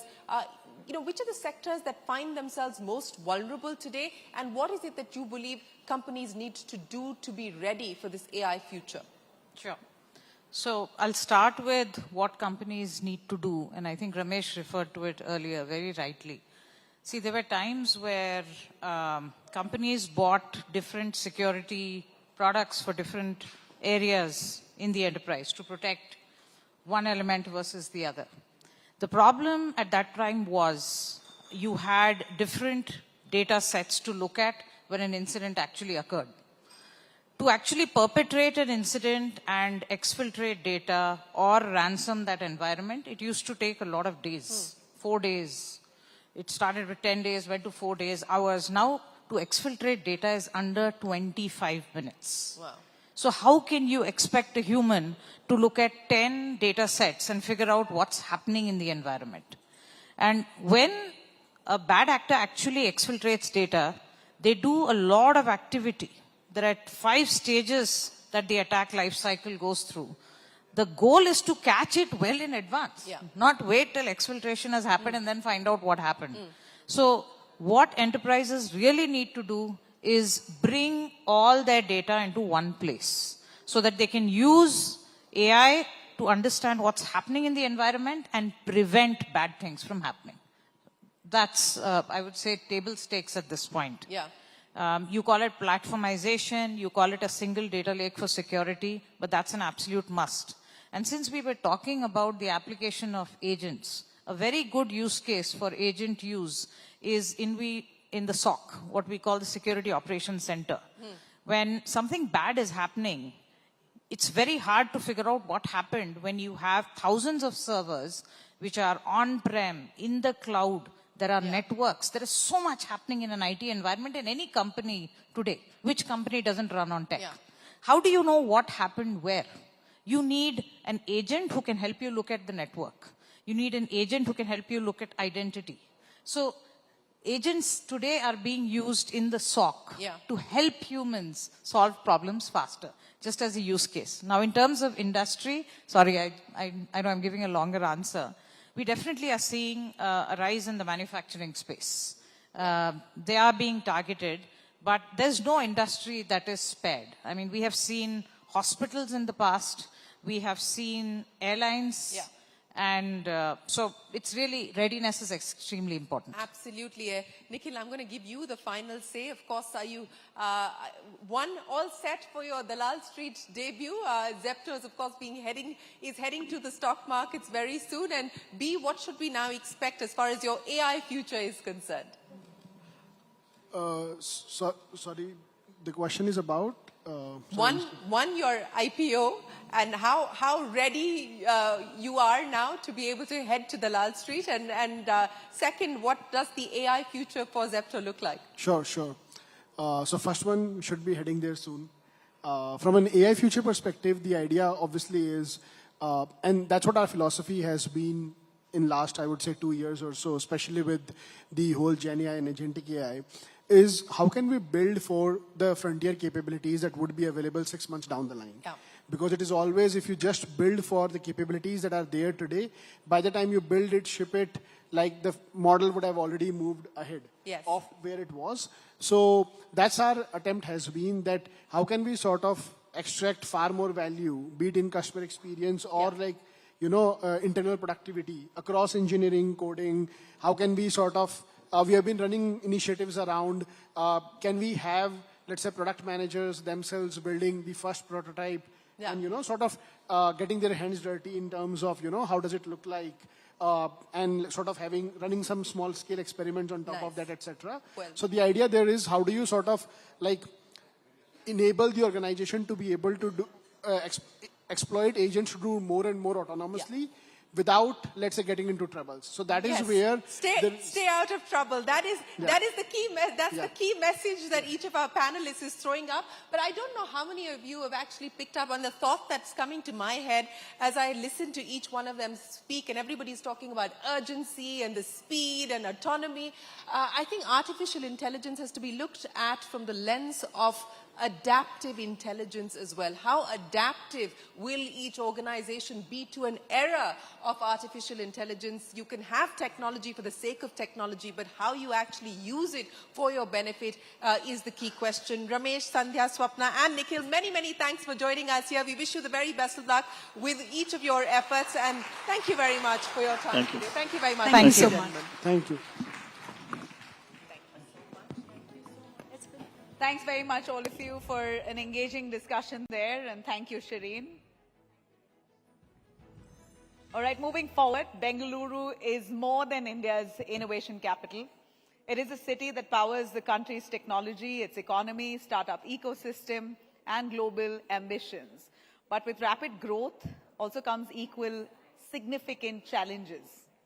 From mobility, infrastructure, to sustainability and livability, also urban planning, all of that come into the mix. And as the city now prepares for its next chapter, the focus is on building a city that can keep pace with its aspirations while also continues to attract talent. Investment and innovation from around the world, that's what we're aiming at. To take this conversation ahead, let's welcome back on stage Chandra. And joining her is the leader entrusted with shaping the future of one of India's fastest growing cities, driving initiatives across urban development, infrastructure, sustainable growth, Sri Krishna Bairegowda, Honorable Minister of Bengaluru Development, Government of Karnataka. Thank you.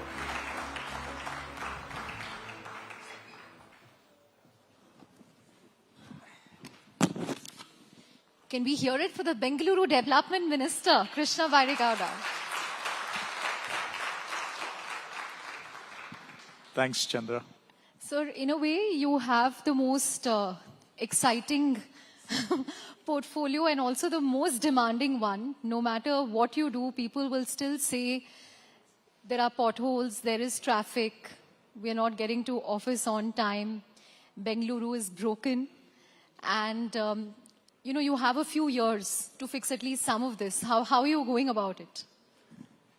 So the problems that we have inherited today are compounded over at least 30 years. So, you know, it is unregulated growth that we have tacitly allowed for the last 30 to 40 years. Unplanned growth. We looked the other way when a lot of illegal developments were happening. And today we have to, you know, account for all that. Somehow, you know, shirking from responsibility at one time with a short-sighted approach that, look, you know, this is a low-cost model, you know, we should allow affordable growth to happen. It compounds itself. So you will have to pay back with not only the interest, but you have to pay back with compounded interest. So that is what we are faced with today. You know, we allowed a lot of illegal development to happen over the last 40 years. We thought that was giving affordable housing to a lot of people and affordable commercial space and whatnot. But today, you know, you have a challenge which is almost unsolvable. Almost, right? So, as you rightly said, we can try. We can try and try and try. But still, there will be always challenges in Bengaluru. But that is no excuse for not trying. And that is no excuse for not solving the problems that you can actually solve, right? And you give it all you've got, try to fix whatever you can, and, you know, keep trying every day. Get up every day and take a shot at what can be done, and hope that some improvement comes through. You're sounding like a startup founder now, hoping to see some outcome. But it's not a startup city. It's almost going to be 500 years old in another 10 years' time. We are a 490-year-old city. But yeah, the challenges look like a startup environment. I remember when you just got the portfolio and we met you, you said you touched upon the same issue, that some of the issues are structural, too long-term, in terms of illegal construction, unregulated. But you said there are also 3-4 things that you can do in the next 6 months. And, we will see those developments visibly as we go about our lives in the city. How are you progressing on those 2-3 things that you promised in 6 months? So you have problems which are like, to talk in the business language, verticals, right?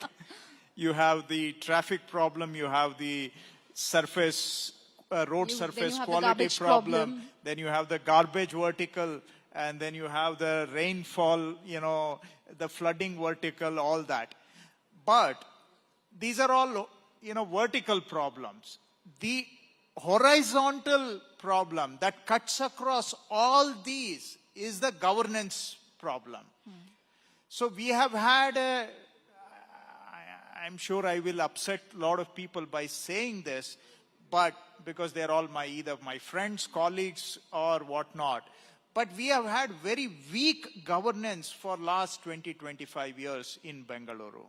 We thought that was okay, or we thought we could live with it. And we thought, somehow that is not the major problem. But so the one problem that cuts across, which is sort of foundational, which causes the other vertical problems to arise, is the weak governance. So the first thing we need to get right is some improvement in the governance and administrative system, right? And without fixing that, you can't fix any of these verticals, because, see, ultimately Bengaluru has to be run by a good administrative system. That's the source. If you don't fix the source, you will always deal with the consequences of a broken system. But fixing the source, how will you, how long it can be done. Now, how do you now I will get into a long-winded answer, but I don't want to, but, without sounding a little, I have dealt with several departments while in government. I believe some moderate improvement in administrative system is possible. So that is going to be my number one priority, to make the system at least reasonably functional. It's possible. I have done it in my other responsibilities, and I'm confident we can do it here also. Second is, because you asked, when we spoke to you last time, I was optimistic that some improvement is possible in the next 6 months.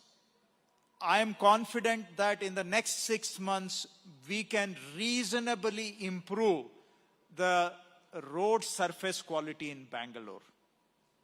Thanks to my Chief Minister and my government, we are going to invest about close to 4,000 to 5,000 crores in Bengaluru's road infrastructure in the next 6-month period, plus or minus, 2 months. That's good to hear. Right? 4,000 to 5,000 crores on road infrastructure over the next 6 months, give or take 2 months. Right. So, and we will not only invest that money, we are through the first horizontal structure, which is the administrative system, we are hopeful that the investment that is going to go into roads will deliver a better quality of roads than the past. So that these roads that we build will last longer and the surface quality will be better. Right? Otherwise, in Bengaluru, we always seem to enjoy building and rebuilding the same roads. Some agencies always digging. Yeah. So we will do a better quality of this investment so that the output is going to be durable and a better quality. So that is the next 6 month, one of the verticals.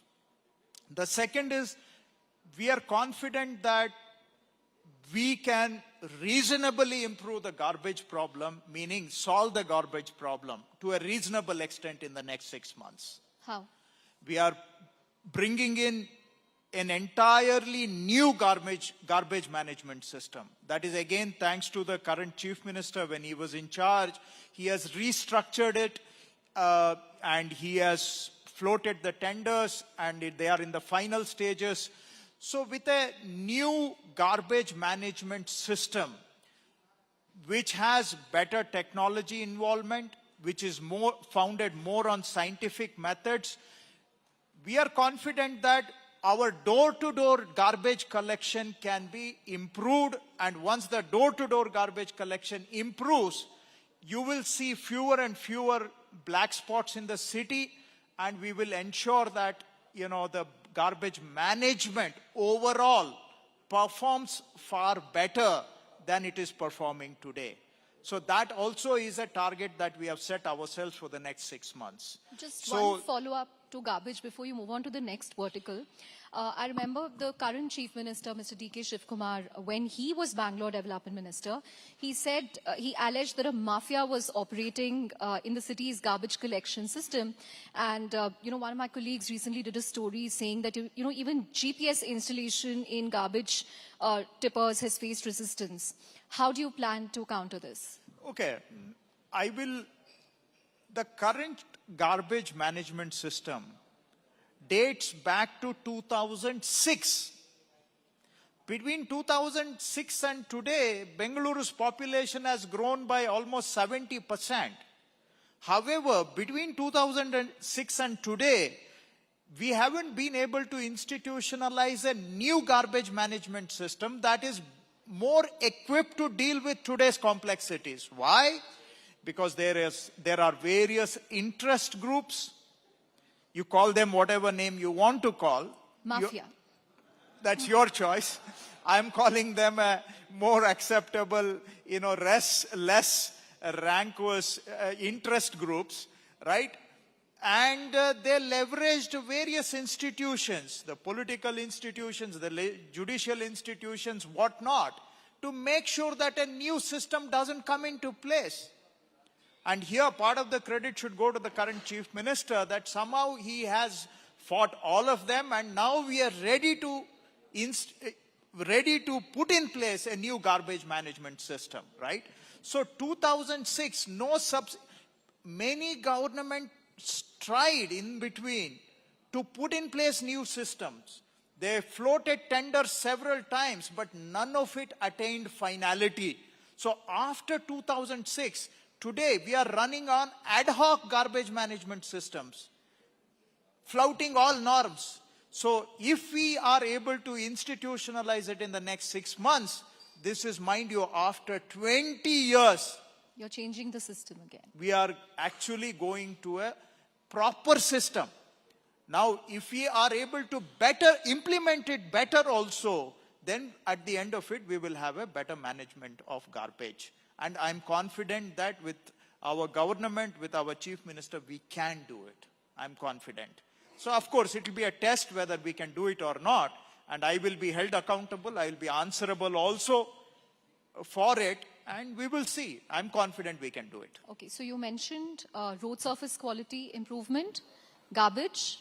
What's the third or the fourth? So the other one is this.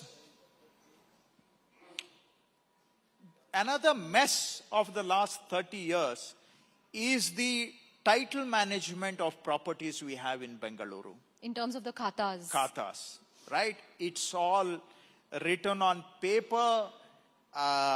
We don't know what was genuine, what was not genuine. And if you pay money, your khata gets upgraded also. Sorry? I said if you pay some money, your khata gets upgraded also. Well, yes, that too. And in the past 30 years, many properties have been registered and transacted without actually having a property entry in the property register of the municipality. So meaning without actually having a khata, without actually having a title certificate, many properties have been created and transacted. We allowed this for 30 years. We shut it down in 2024 after our government came. Now, having shut down these illegal transactions, now we need to make sure that we have a proper title management for all the properties in Bengaluru. And that we have institutionalized with e-Khata. It is the gold standard in the whole country for title management. So that is something we are confident that in the next 6 months, we will be able to reach it to every property owner in Bengaluru who is willing to join hands with us to get a gold standard in title management, title record. So that is also something we are confident we can do it in the next 6 months. I put a rider caveat that anybody who's willing to join hands with us, because a rough estimate indicates that there are about 35 lakh properties in Bengaluru. However, if you look at the number of properties who are actually paying tax, it is only 18 lakhs. However, we believe 35 lakh properties exist, right? So only half of them are paying taxes. The other half are free riding on the taxes paid by other half. It's free riding on the commons. Secondly, if you look at our past paper records of how many khatas exist, it is only about 24 lakhs. So the rest 10, 11 lakhs have never made an effort to get a khata. So that's why it depends on people's cooperation also. So if they come on board, we can ensure that all the 35 lakh property owners have proper title documents also. That is something we are confident we can do in the next 6 months. So these are some of the things we are hopeful that we can do in a short term. Then, of course, we do have plans for the medium term and the long term as well. Sounding like a CEO now. Verticals, horizontals, short, medium, and long. But I hope you meet all your targets. One other area that that's been making a lot of news in the last week is the crackdown that you've kind of launched on encroachments on footpaths. How do you balance the right to walk with the right to livelihood? Right to? Livelihood. Look, today the biggest challenge that the whole country is facing is of lack of livelihood opportunities. That's why so many youngsters are out on the street today as we sit here and discuss, right? So the squeeze for livelihood opportunities is a very serious one. whether you admit it in this forum or not, but that's the reality of the country today. Why are so many kids on the street today? Because they feel a squeeze. The opportunities to higher education, opportunities to livelihoods are severely constrained. So I cannot underestimate the need for livelihood opportunities. But having said that, I need to take care of that as well. However, Honorable Supreme Court has said, our laws say that, pedestrian access is a fundamental right as well. How do we balance these two is the question you are asking. And we believe that it can be managed. It can be managed. Now, I am focusing on pedestrian rights in about 15 to 20% of the Bengaluru's road network alone. Right? So there is still 80 to 85% of the road network that is available, where I am encouraging people who are making their living on the roadside to use those spaces, use those opportunities as well. Because I really don't want to take away anybody's livelihoods, especially not the livelihood of a person who is working day and night under the sun, under the rain, sweating it out, earning a hard day's living to take care of his or her families and their children, right? I don't want to take away their livelihoods. Let me be very clear. But I believe a balance can be struck between these two. Now, at the same time, I should remind you that since our government came, not that, it is only related to our government, I can give you data of previous government also. About in the last 3 years, about 1,000 people have suffered death in Bengaluru. These are pedestrian casualties. So this is a matter of life and death for them also. They are forced onto the roads, and there they face, accidents leading to deaths. You have another 3,500 people who have had severe injuries, some of them, permanent.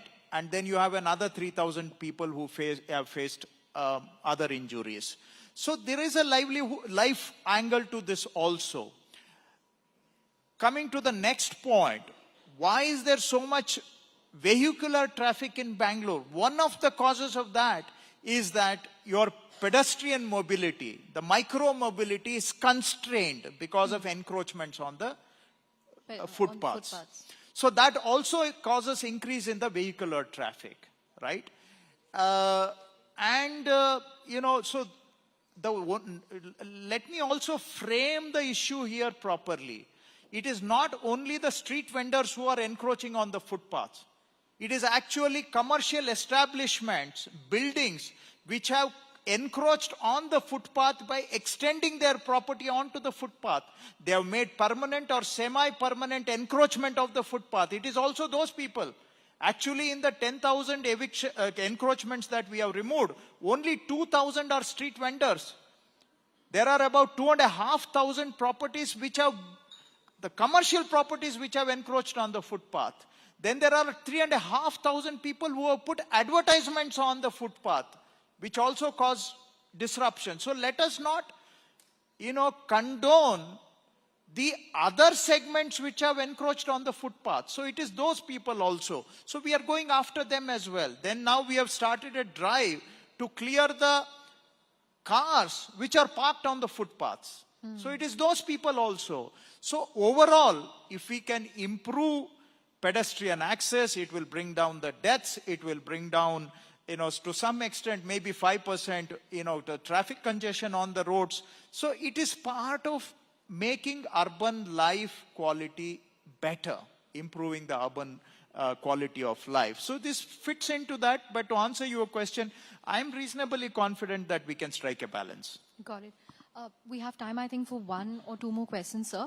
One of the other areas I remember we spoke about was, how can we hasten the pace of metro expansion in Bangalore, which is one of the slowest in India, the number of kilometers we add every year. You have kind of taken BMRCL to task. We have seen some of those videos also. what happens next? Have they committed that, we will increase the pace, we will add more kilometers? Definitely. But first, let me dispel another Bangalore urban myth that I am equally dissatisfied as you are or as an average Bangalorean is. I believe that the metro network expansion should happen at a faster pace. But it should. There is no, I'm not trying to cover it up or deflect that attention. But also, let me also remind you, in the entire country, as of today, we have the second longest metro network in the entire country. After Delhi, we have the second longest metro network today. And our expansion is also not slow compared to any other city except Delhi, I admit. Right? So, nevertheless, why should our rate of expansion not match Delhi? That is a question I'm asking my own people, and we will work towards that, and I'm confident. And by the end of next year, that is 2027. Calendar year or financial year? No, December. December 2020. We are confident that we can open sections 2A, 2B, all of those can be operationalized. So I'm confident that, by the end of 2027, our metro network will cross about 170 kilometers. Right now it is at 96 kilometers. We are confident that by end of 27, we will reach 170 kilometers. It's not an easy target. Because technically you've been adding only 6 kilometers a Yeah, year. but mind you, we are still the second fastest in the country in terms of total length and also capacity addition per year. We are still the second highest in the country. Don't keep bad-mouthing Bengaluru forever. I mean, that's a favorite pastime around the country, but... Only because we care so much about this city. Yes, but we should be factual also. We should be... we are open to criticism, but it should be fact-based. That's all I'm saying. So we have the second longest network. We are adding, and yes, I admit your disenchantment with the pace of the work. I am equally disenchanted as well, because I've spoken so. So we will make sure that by end of 27, we cross 150 kilometer network distance in Bengaluru. And ultimately, we are working towards 250 kilometers. And by 29, suburban rail also. 29, we will start rolling out suburban rail to operationalize it. And by 2030, by the end of 2030, we want to operationalize about 148 kilometers of suburban rail also in Bengaluru. So we are equally committed to expanding metro as well as suburban rail, which are the mass transit solutions. We hope that will in turn bring down the vehicular traffic in Bengaluru in this time horizon. Great. Final question, on the civic polls, again, which have been delayed for years. I think the last BBMP election was in 2015. And the Supreme Court recently directed that elections must be conducted by December 2026.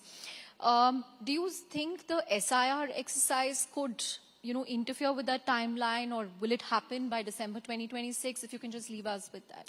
Well, we were committed to holding the election sometime very soon, but we requested for additional time because of SIR. Yeah. Right? And you may ask why? Because all our human resources deployed for SIR, right? Correct. And SIR is going to produce a new voters list, right? And if we had to hold the local body elections in the month of August or September, we would have had to do it on the old voters list. Once the SIR is finished, that old voters list will have no validity. So you would have ended up with a real legally unjustifiable contradiction of holding an election on a defunct voters list. So it would have thrown up a real legal challenge. It would have raised questions about the validity of the election process itself. So hence we sought permission from the Supreme Court for the SIR to complete, which will produce a fresh voters list and allow us to hold elections on that voters list rather than a scrapped voters list by the middle of August, right? So that is the reason, and we are confident that with the Election Commission's timeline, where they hope to have the final voters list in the month of September, we will be able to redraft the voters list for the GBA elections, and that we are confident that in December we can complete the elections. Great. Thank you so much, but I want you to leave us with your favorite part of Bangalore, or something that you like to do on a Sunday morning or a Saturday evening when you have time and you're not taking officials to task. What's your favorite peak Bangalore thing to do? Look, the coffee in MTR, there is no match for it. The Lal Bagh MTR. Yes, the original MTR. So, but I don't get to go there that much. But there is still, for me, no match for a cup of coffee in the original MTR. So, when I do get a chance, there is still no comparison for me. And you can't really put a value on a good cup of coffee. Good cup of filter coffee. Yes. On that note, thank you very much, sir, for taking all our questions and being very candid and open as always. Thank you very much. Huge round of Thanks, applause for the Chandra, minister. and thank you all. Thank you very much, Sir Krishna Bairegowda and Chandra, for joining us with that enrichful discussion. Now, moving forward, thank you, sir. Bengaluru has long been a city of reinvention. From India's IT revolution to its startup boom, it has consistently adapted to the changing times and set new benchmarks for innovation. Today, however, the city's next chapter will be defined not just by the technology, but by its ability to build world-class infrastructure, improve livability, and create a future-ready urban ecosystem. Reimagining Bengaluru is not just the responsibility of the government alone. It calls for collaboration to ensure the city continues to thrive as India's innovation capital, and we're all responsible for it. To discuss what it will really take to build the Bengaluru city, a city itself for tomorrow, a futuristic city, I request Chandra to come back on stage and please welcome our distinguished panelists. We have L.K. Atiq, Finance Advisor to the Chief Minister and Chairman, Bengaluru Business Corridor. We also have with us T.V. Mohandas Pai, Chairperson, and Aaron Capital Partners, and Malana Sasalu, CEO, South Purvankara Limited. Thank you.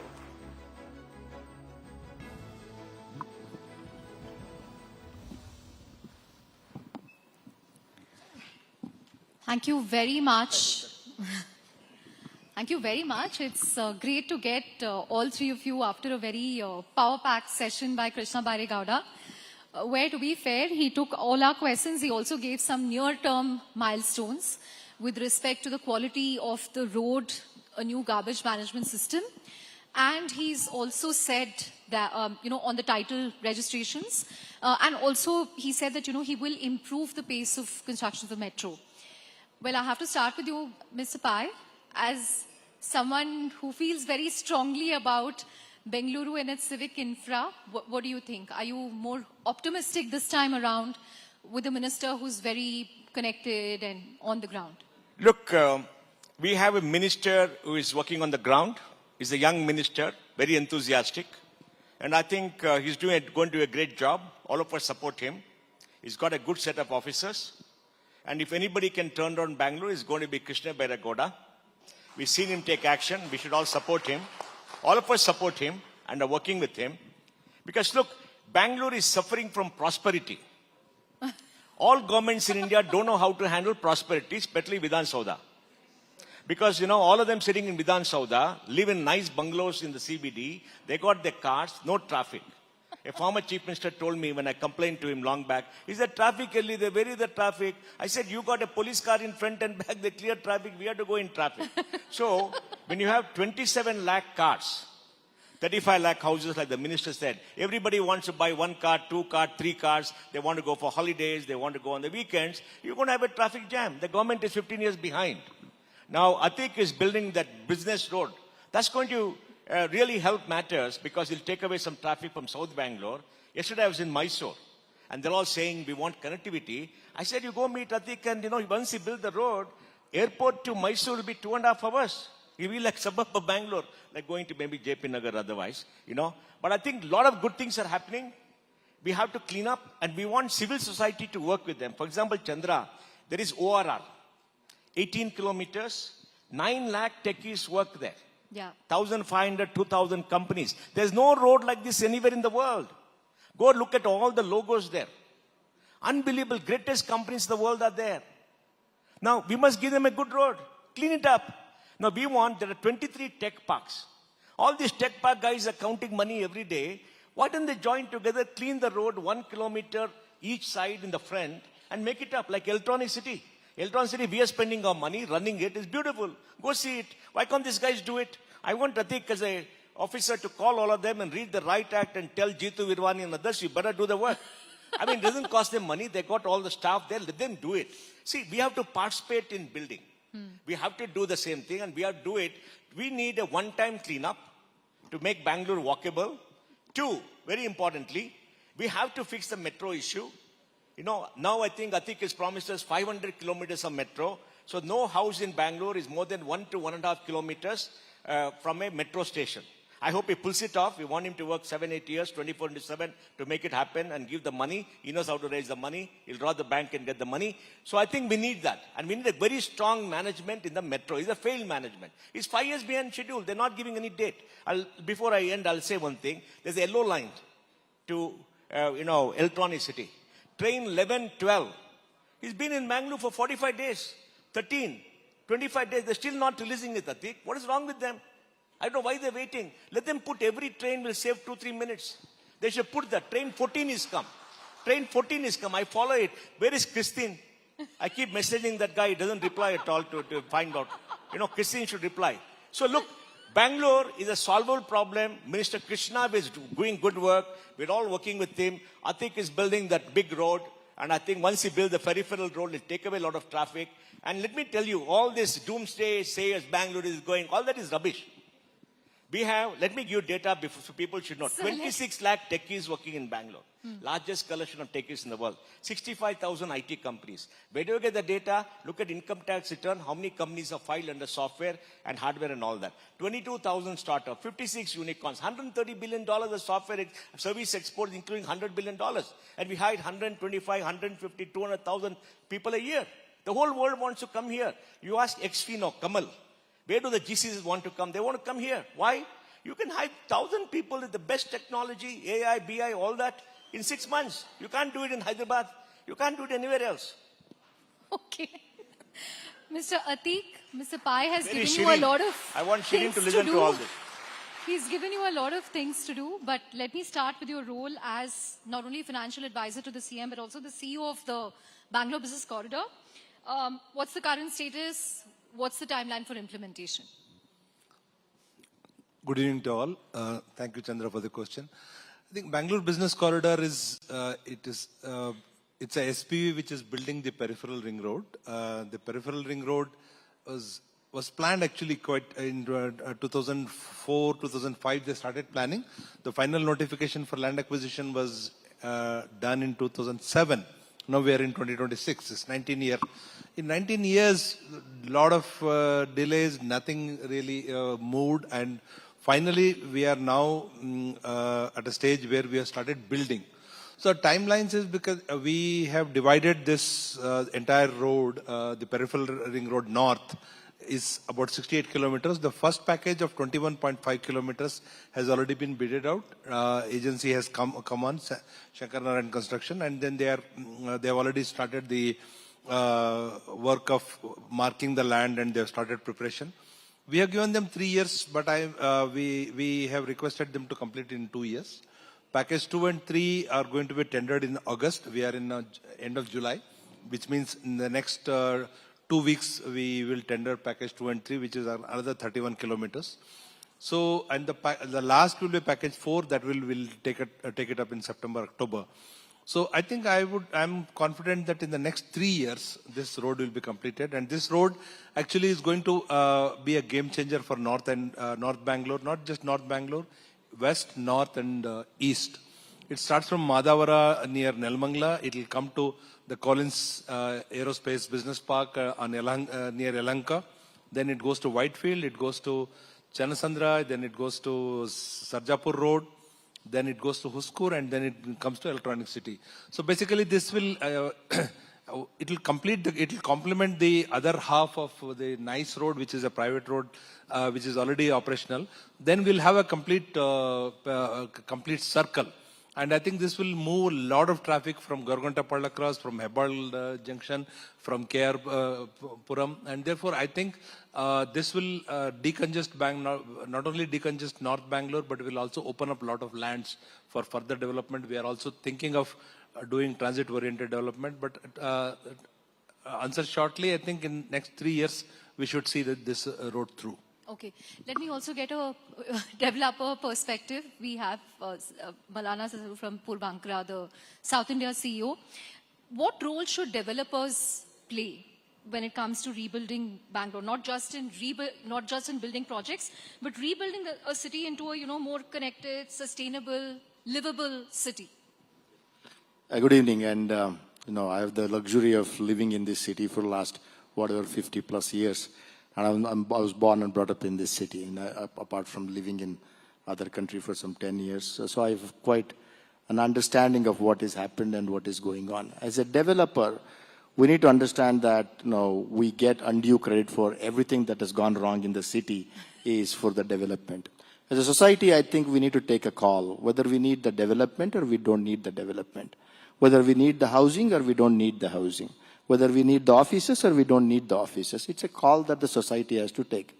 We've embraced development, and so if you embrace development, then you have to enable the development. See, as a developer, we need to, I have to tell you this one, whether you're developing a 2 acres land or a 5 acres land or 10 acres land or 50 acres land, I am confined and my span of influence rests within that 50 acres or 10 acres or 15 acres. And my approvals are 12 approvals that I'm supposed to take, governed by strict governance, and I'm supposed to be within that. Outside my property, I'm not even supposed to touch the road. So, having said that, within that, if you say that your FSI is 3.25, you can build an FSI of 3.25 or 2.25, 2.25. At least in the last 15 years, I don't think any of the listed developers have built 1 square feet more than what we are allowed to build. So having said that, but we still have a role to play. What is that role to play is participate more in this public-private infrastructure and other things where we do not participate as much as we should be participating as an industry in having our views on development of whether it is the peripheral ring road or the inner ring road or outer ring road, whatever we develop, we do not participate that much. And so I think that is where I think we should participate a little bit more. Mr. Pai, you seem to disagree with the initial part of his answer. Well, the developers will always crib. They have to pay big bribes to get all approvals. The standard tariff card is there. I mean, everybody knows that. It's gone up in the last 3-4 years. But they have a problem. But what I would urge them is, the footpath in front, please make it up. Keep it clean. Whatever you can do for the public area in front of your building, please do it. Because we got a failed governance system. It's a failure, whatever you do. But he says it's not something that he can control. You can clean the street in front. Nobody's preventing As Mr. Pai was saying, that I don't mind. For example, I've got a Bangalore North property, 50 acres, and I want to do a 5-kilometer road by myself. Yeah. And that's not possible. If I build the road, people say that he built the road because he wanted the FSI. No, if you build a road, go to Mr. Atiq, he'll give you approval. Go meet our chief minister, he'll give you approval. Please build. Prestige build a flyover in 9 months. It has been a boon. We are not supposed to build, but you do it because we are in a crisis. And keep the footpath clean. Make up the footpath in front of your places. Public infrastructure, should it be the responsibility of private developers? Does that mean the government has thrown up its hands? I don't think it's the responsibility of private developers. What Mohan is saying, that they should develop their own in front of, at least keep it clean. But I think public infrastructure has to be done by public agencies. The government is not throwing up its hand. We have to plan, and we have to do our own infrastructure. We are, in fact, we are not, where private developers are coming forward, like Prestige flyover that Mohan mentioned, etc. It actually helps them, their campus also, and it's a kind of a win-win for both. Therefore, if there is a private participation that's coming forward, then there is nothing wrong with it. But the primary responsibility of public infrastructure is with the public institutions. Right. If you can also give us a quick update on when this AI university is coming up. Mr. Kharge also spoke about it today. Yeah, actually, this is a very bold announcement we have done, and Mohan disagreed. And the other day, should I quote the private conversation we had? Please. He just called me and said that, Atik, what is that you prepared is going to be a failure. I said, no, it's not going to be a failure. Why not? Then he says, it's going to be a failure, but it can succeed. How it can succeed, that we discussed. Basically, this is a aspirational goal that we have achieved. And I don't think it's going to be a failure, because in the past also we announced a triple IT. Even before the central government started the triple IT, the triple IT-B was started by Government of Karnataka. Government of Karnataka has been pioneer in many policies, and triple IT-B was one such. And this, I believe, is our next big announcement. Actually, there are not many AI universities in the world. Actually, there is MBZ AI University in UAE, and Stanford and MIT have AI schools. But I think I strongly believe that AI university is something that we should have. And we have now a plan for it. In fact, today morning I had a detailed discussion with Chris Gopal Krishnan at West End. So what we are going to do is we are going to put together a group. Then we are going to allocate some land. And we are going to start a university, but even before the university comes in, because university needs a legislation, it needs infrastructure, etc. But we are not going to go wait for that. In fact, this is a suggestion actually Mohan gave, and we entirely agree with it, that we are going to kickstart offering courses immediately with the existing institutions. Those could be Triple ITB, we could request Indian Institute of Science. I have already requested the University Vishweshwaraya College of Engineering. They are very excited about it. We will ask VTU. We will initiate AI courses. In fact, one of the problems that we have now with AI is that there are BTech engineers, but they don't know AI. They are not, because they have passed out of the college, but they don't know AI so much. They've heard of it and they know a little bit. If you can offer finishing school kind of a courses, which could be 3 months certificate course, or 6 months for certificate course, or a 1-year diploma, which will actually introduce them on the entire the gamut of how the AI is to be used, and then they will be immediately very valuable.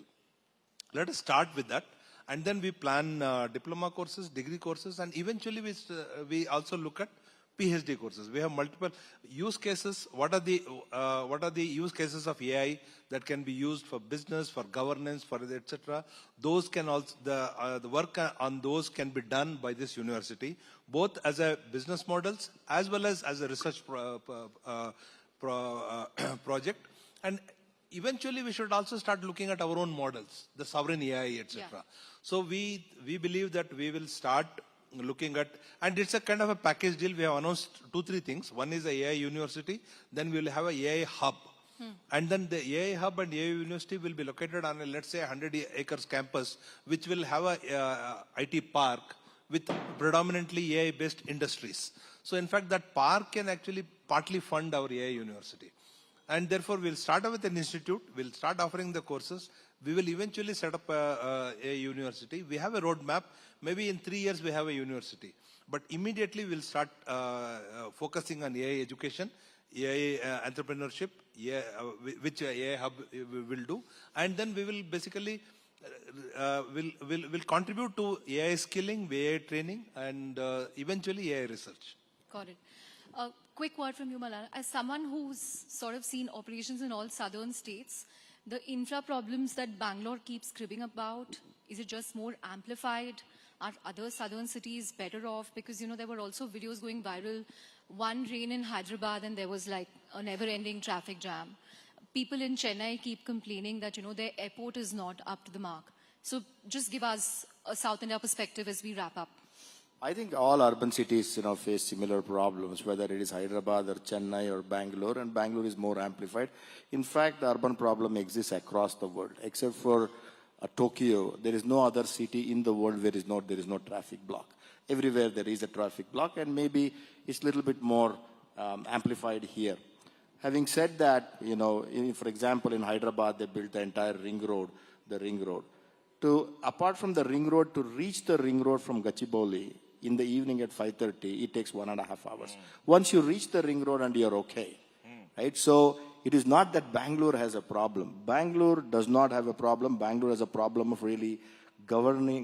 That's what one good thing that came out of Mr. Krishna Bairagowda's talk was governance is the problem.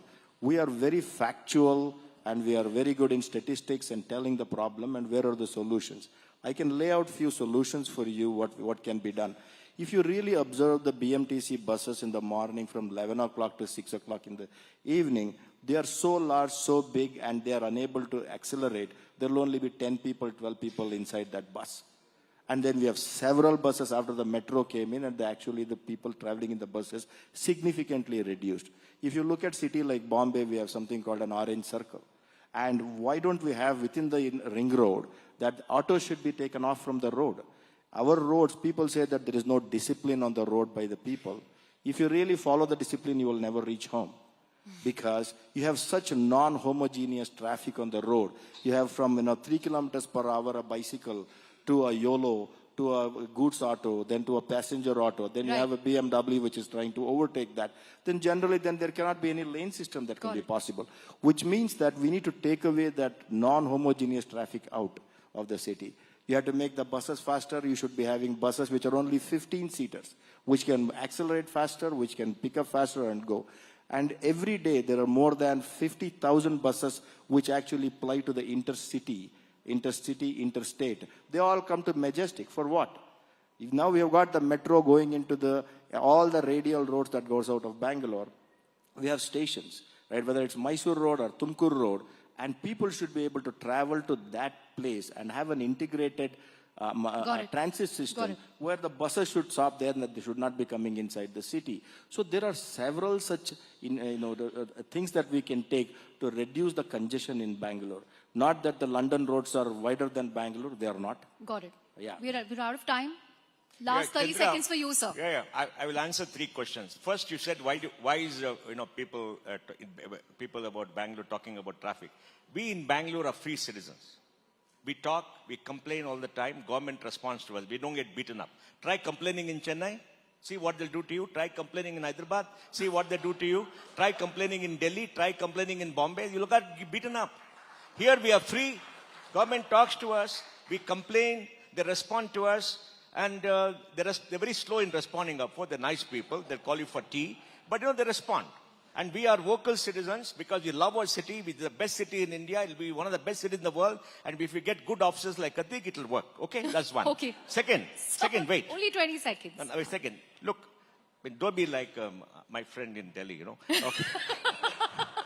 See, Shireen gives me time. Now, I want to tell Atik, AI, give us 5,000 crore fund to fund AI startups.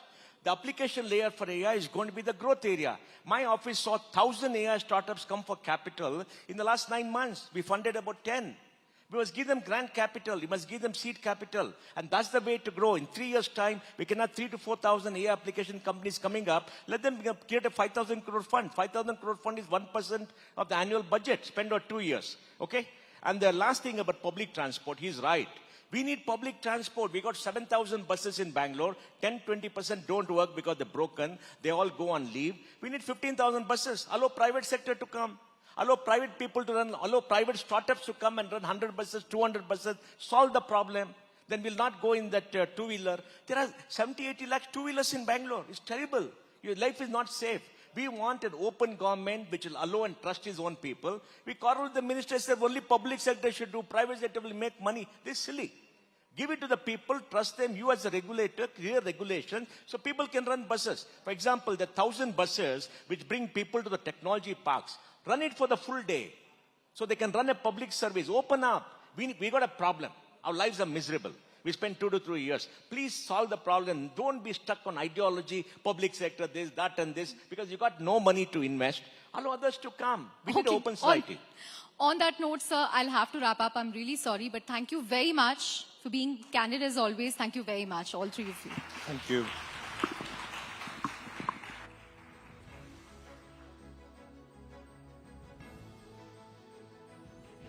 Thanks very much, all of you. Really appreciate all of you joining us here. Thanks, Chandra. All right, let's move on to India's space sector. That's now entering a defining new era, powered by private innovation and enterprise. A landmark moment in this journey was the successful launch of Vikram S, India's first privately developed rocket, proving that Indian startups can build world-class space technologies and opening a new chapter for the country's commercial space ambitions. To take this conversation forward, I'd like to welcome on stage Shireen Bhan, and also joining her, entrepreneur behind the historic boundaries of innovation and strengthen India's position in the global space economy. A huge applause for Pavan Kumar. Pavan Kumar Chandana, co-founder and CEO, Skyroot Aerospace. Thank you. Come on, ladies and gentlemen, they put a rocket in space. You can surely do better than that.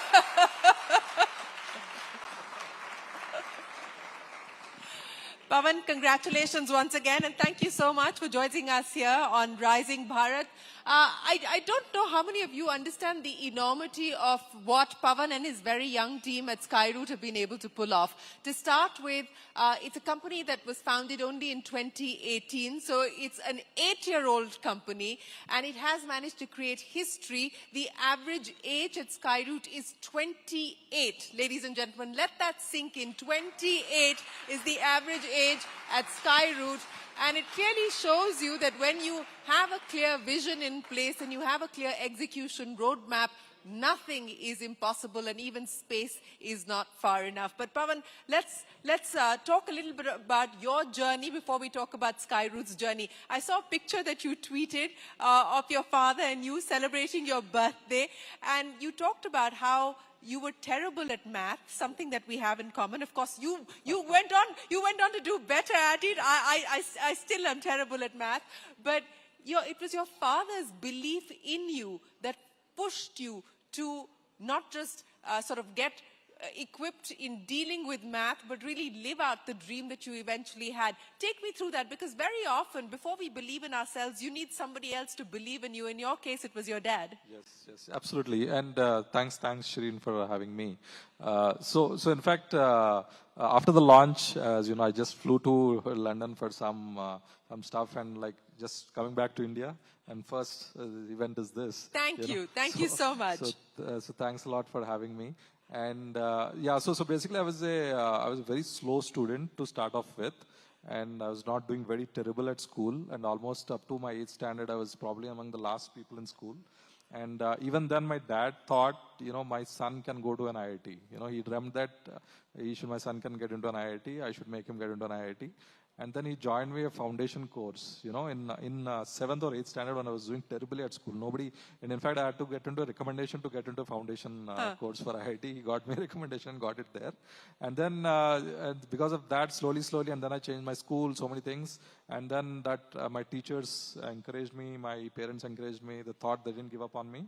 And somehow, the interest in math and science has grown and completely U-turned to, from the last in the school, I got into the first in the school, got into an IIT, and then of course joined ISRO as a scientist, and now we have launched India's first private rocket to orbit and made India the 3rd country in the world to do so. Made India the 3rd country in the world to do so. But Pavan, we were talking about this, and I think it's a very unusual thing for somebody, a young engineer like yourself, who'd already managed to get into ISRO, to give up on that job, to give up on that career, and imagine that you would be able to create a company in India when the private sector wasn't even encouraged to be in the space sector in India. What gave you the courage to start up in this sector when the private sector was not even encouraged to do so? Yeah, fantastic question. So in fact, I always wanted to start a company from childhood. So I had entrepreneurial dreams. I really liked people building companies, creating impact for society. And I thought one day I would start my own company. And in fact, even in college in IIT, I thought I would start my company, not sit for placements. But there was no idea which was a calling that, I should start something. I just followed my passions. I really like rocket space. And ISRO came to campus. I didn't think twice. I just said I want to get into ISRO as a scientist, got into ISRO as a scientist. I was part of the space program. I was part of the team, which built India's largest rocket. I spent good time there. And then as a streak of lightning, one fine day I felt, because this entrepreneurial bug is always there at the back of the mind, and I just got an idea, why can't we build a world-class space company from India?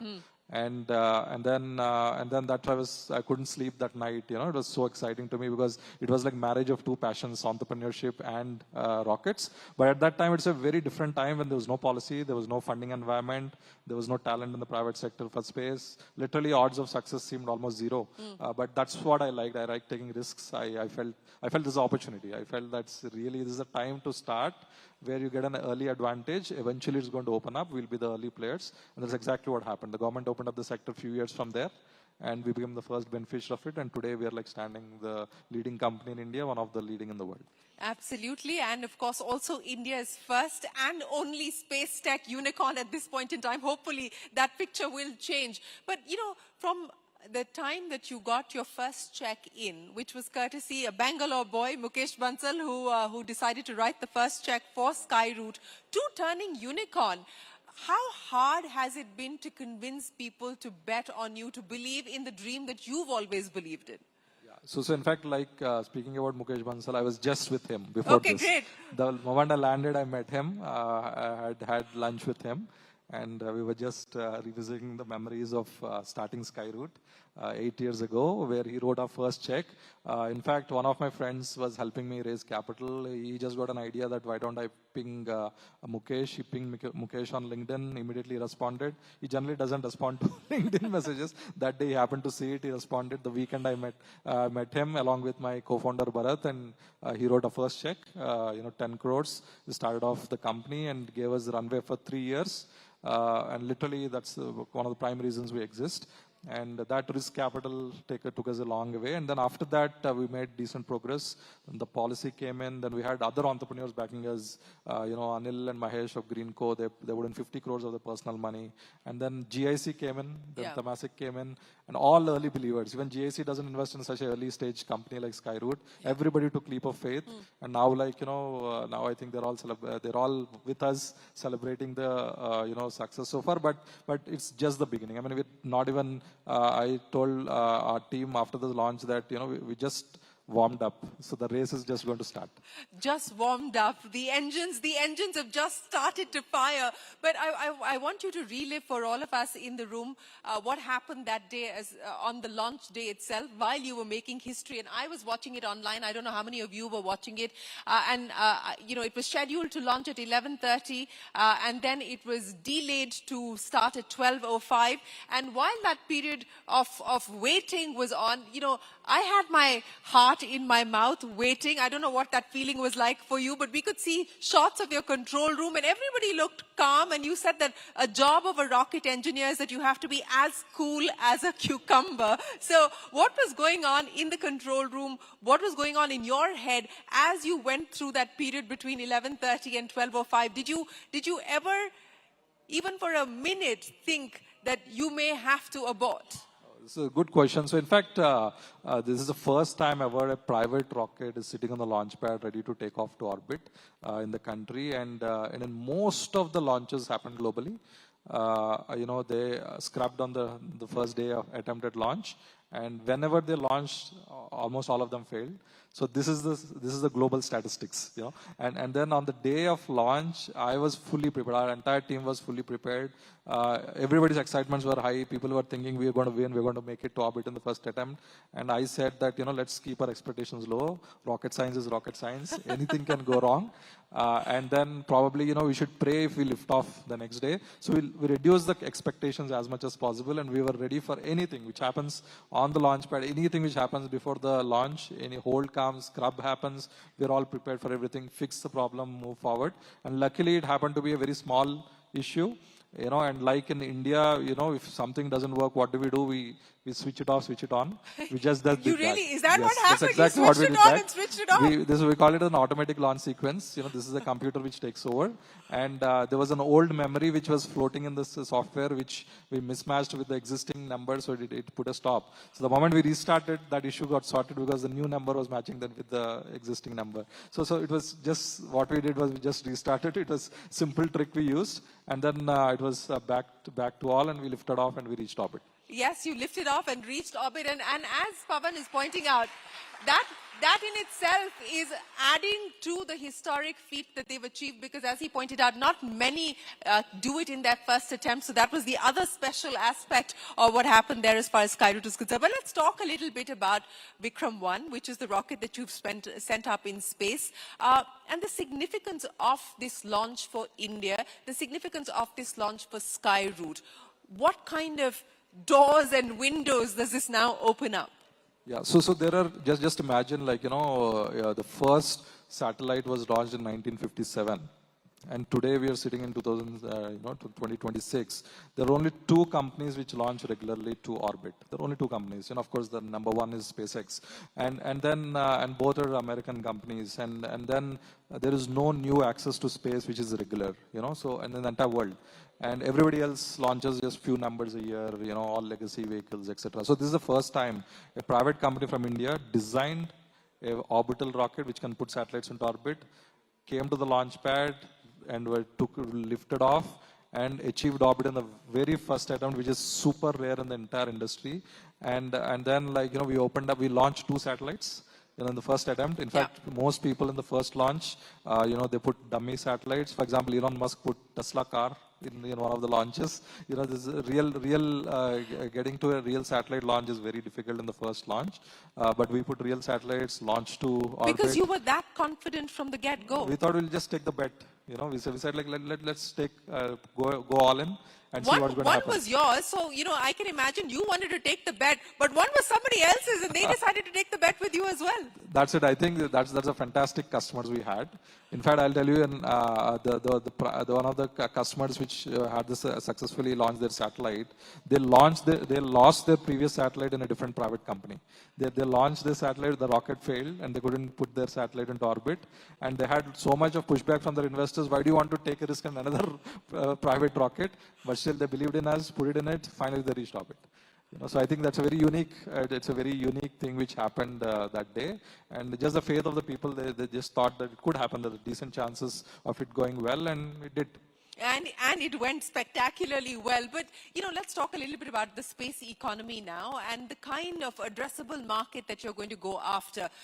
You've got plans of putting a rocket in space every month. That is the target, and you're hoping to be able to get to that at some point next year. You're also building your rockets. You've got a large manufacturing facility, so you're building your rockets as well. You're designing them and building them. Take me through the monetization roadmap as well, and what the space economy could potentially do for India over the next 5 to 10 years. Great. In fact, space today is $600 billion market globally. It is set to become $1.8 trillion by 2035. But these are all slightly older numbers because after Musk came out and said he's going to launch 1 million satellites, so now the whole market numbers are changing. In fact, the recent SpaceX IPO proposed a TAM of 28 trillion. Yeah. 28 trillion, can you imagine? So I think, space market is far bigger than what you can imagine. It's a blue ocean, you can create your own market if you want to. So I think the only thing others, what do you make of those numbers? All the analysts are making what they have. We saw how SpaceX listed. We've also seen the correction as far as the stock is concerned. But what do you make of those numbers? I think they're small. They're small. I think it can go bigger, it's just like how much more you can do, how much more you imagine. Because I've been watching the sector every year. There is a reboot every year. Every year there are new opportunities, new things which we cannot imagine the previous year. So I think, of course, they're very ambitious, but probably, it could be even bigger. We just just doesn't match our imagination But today.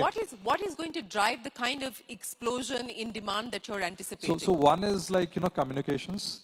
Billions of people will get access to, high-speed data. For example, I was flying back from London to, Bengaluru. I did not get internet in flight, in Air India flight. I mean, it's like 2026, we should get like high-speed internet in flight, which are there in many airlines across the globe. So there's so much this is just one example, but there's so many pockets of Earth, so many people, not getting connected with high-speed internet. Just imagine billions of people getting connected always with high-speed internet that transforms life. That itself is a multi-trillion-dollar market, just communication from space.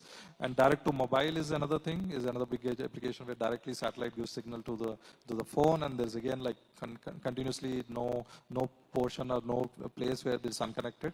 And the third thing is data centers in space. Yeah. And I strongly believe that the lowest cost of compute will be in space, because you have 8 times more energy for the same area of solar panel. In space, you get more energy and you get 24/7 electricity. You have no atmosphere to filter your energy. You can exactly put the panels right to the sun. So many advantages. Yeah. When are we going to see that happen? I mean, Musk has already announced his plans, and another Bangalore boy, Pixel, Aves, and Sarvam, both Bangalore-based companies, have decided to partner to put data centers in space. When do you believe that is going to be a reality? I think in 2-3 years, the initial prototypes will go, and it'll start like, having good maturity of the tech. And in 5 years, it should be like quite common. 5 years, it should be quite common. And is that something that you would want to look at? Yeah, definitely. At some point. At some point, yeah. So, how do we get to that one rocket launch a month, which is the cadence that you're working with?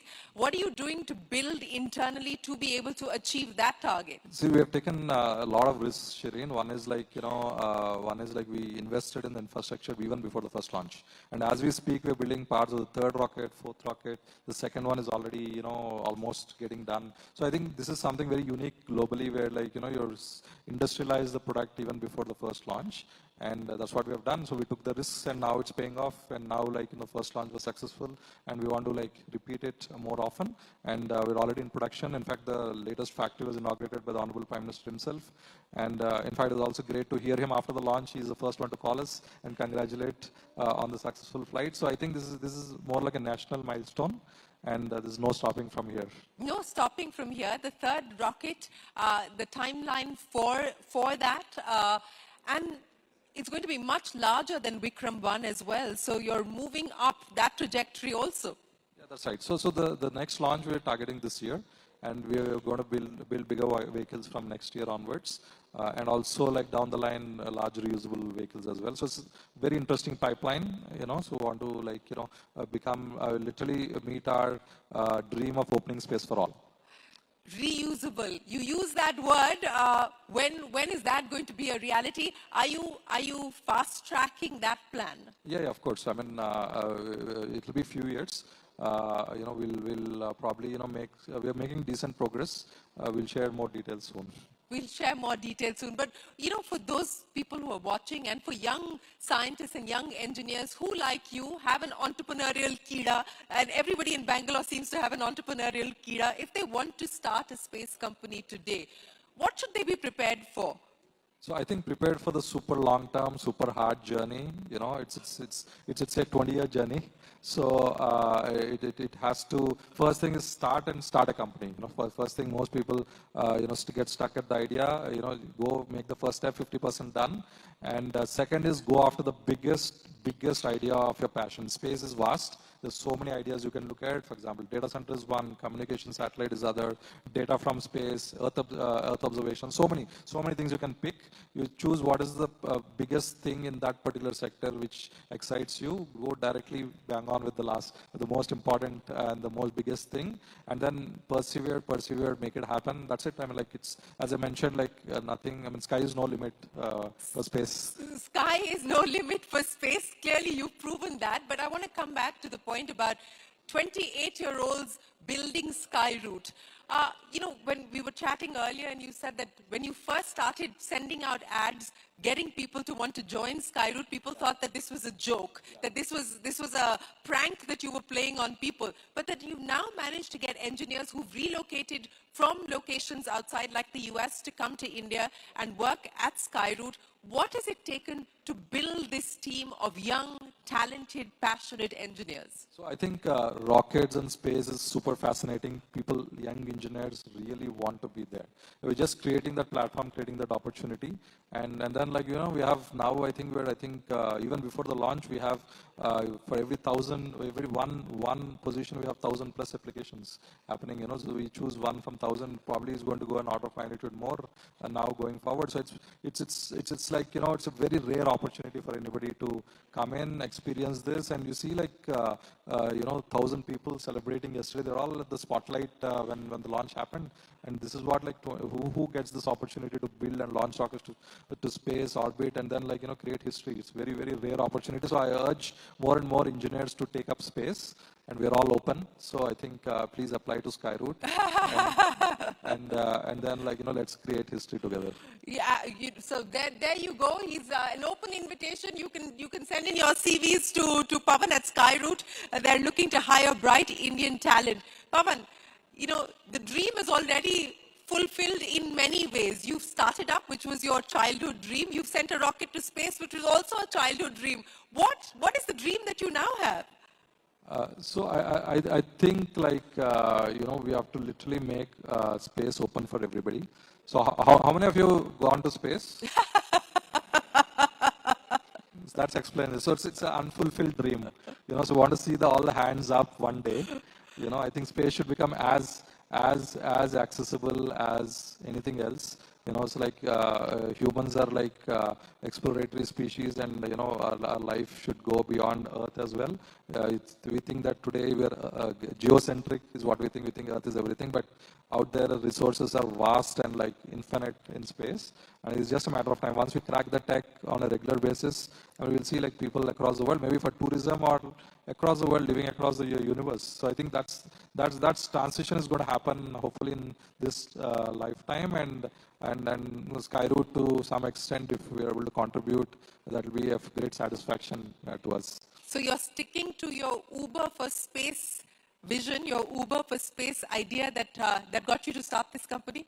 Absolutely, So I think we want to watch more. We want to open space for more and more people, and make it accessible. But the economics of it, to make it accessible to each and every person who's sitting in this room, how will the economics work? See, the dream is to maybe a foreign holiday, equivalent to a foreign holiday, a trip to space. That would be interesting. It will be great. So start saving if you want to go to space. Finally, have you caught up on your sleep? Because I know it's been a lot of sleepless nights ahead of the launch. And has the big party happened? The celebration happened? No, in fact, as I flew outside, and then I just returned today. So because I was continuously traveling, couldn't catch up on my sleep. Probably tonight I'll have a good catch up with the sleep, and we'll have a celebration hopefully in the coming days. We'll have a big celebration at Skyroot, where I think the people who made it happen, it's the time to celebrate them and ensure that this history gets repeated and that enthusiasm and the drive exists for decades. Is there any risk that you won't take? No, I think all in, always. all in, always. Ladies and gentlemen, a big round of applause for Pavan Chandana, going all in to create history, not just for his company, but for India. Thank you very much. Congratulations once again, and we wish you all the very best of luck as you put all of your plans into motion. Thanks. Thank you very much, Pavan and Shireen, for joining us with that very enriching chat, certainly making the nation proud. With that, we've come to a close here of HDFC Bank presents News18 Rising Bharat Summit 2027, South Regional Edition. A special thank you to our presenting partner, HDFC Bank, co-presenting partner, White Gold, and associate partner, Reliance Industries Limited, for their unwavering support in making this edition supremely special. A heartfelt gratitude to our distinguished speakers, esteemed guests, and our audience who've all gathered here today, very patiently heard every session, and the team, of course, that worked tirelessly behind the scenes to make the summit a huge success. The journey of News18 Rising Bharat continues to be only rising. It travels across the country. This was the South edition. Requesting everyone to proceed for dinner now. Really appreciate all of you joining us here. Hope you enjoyed. Thank you.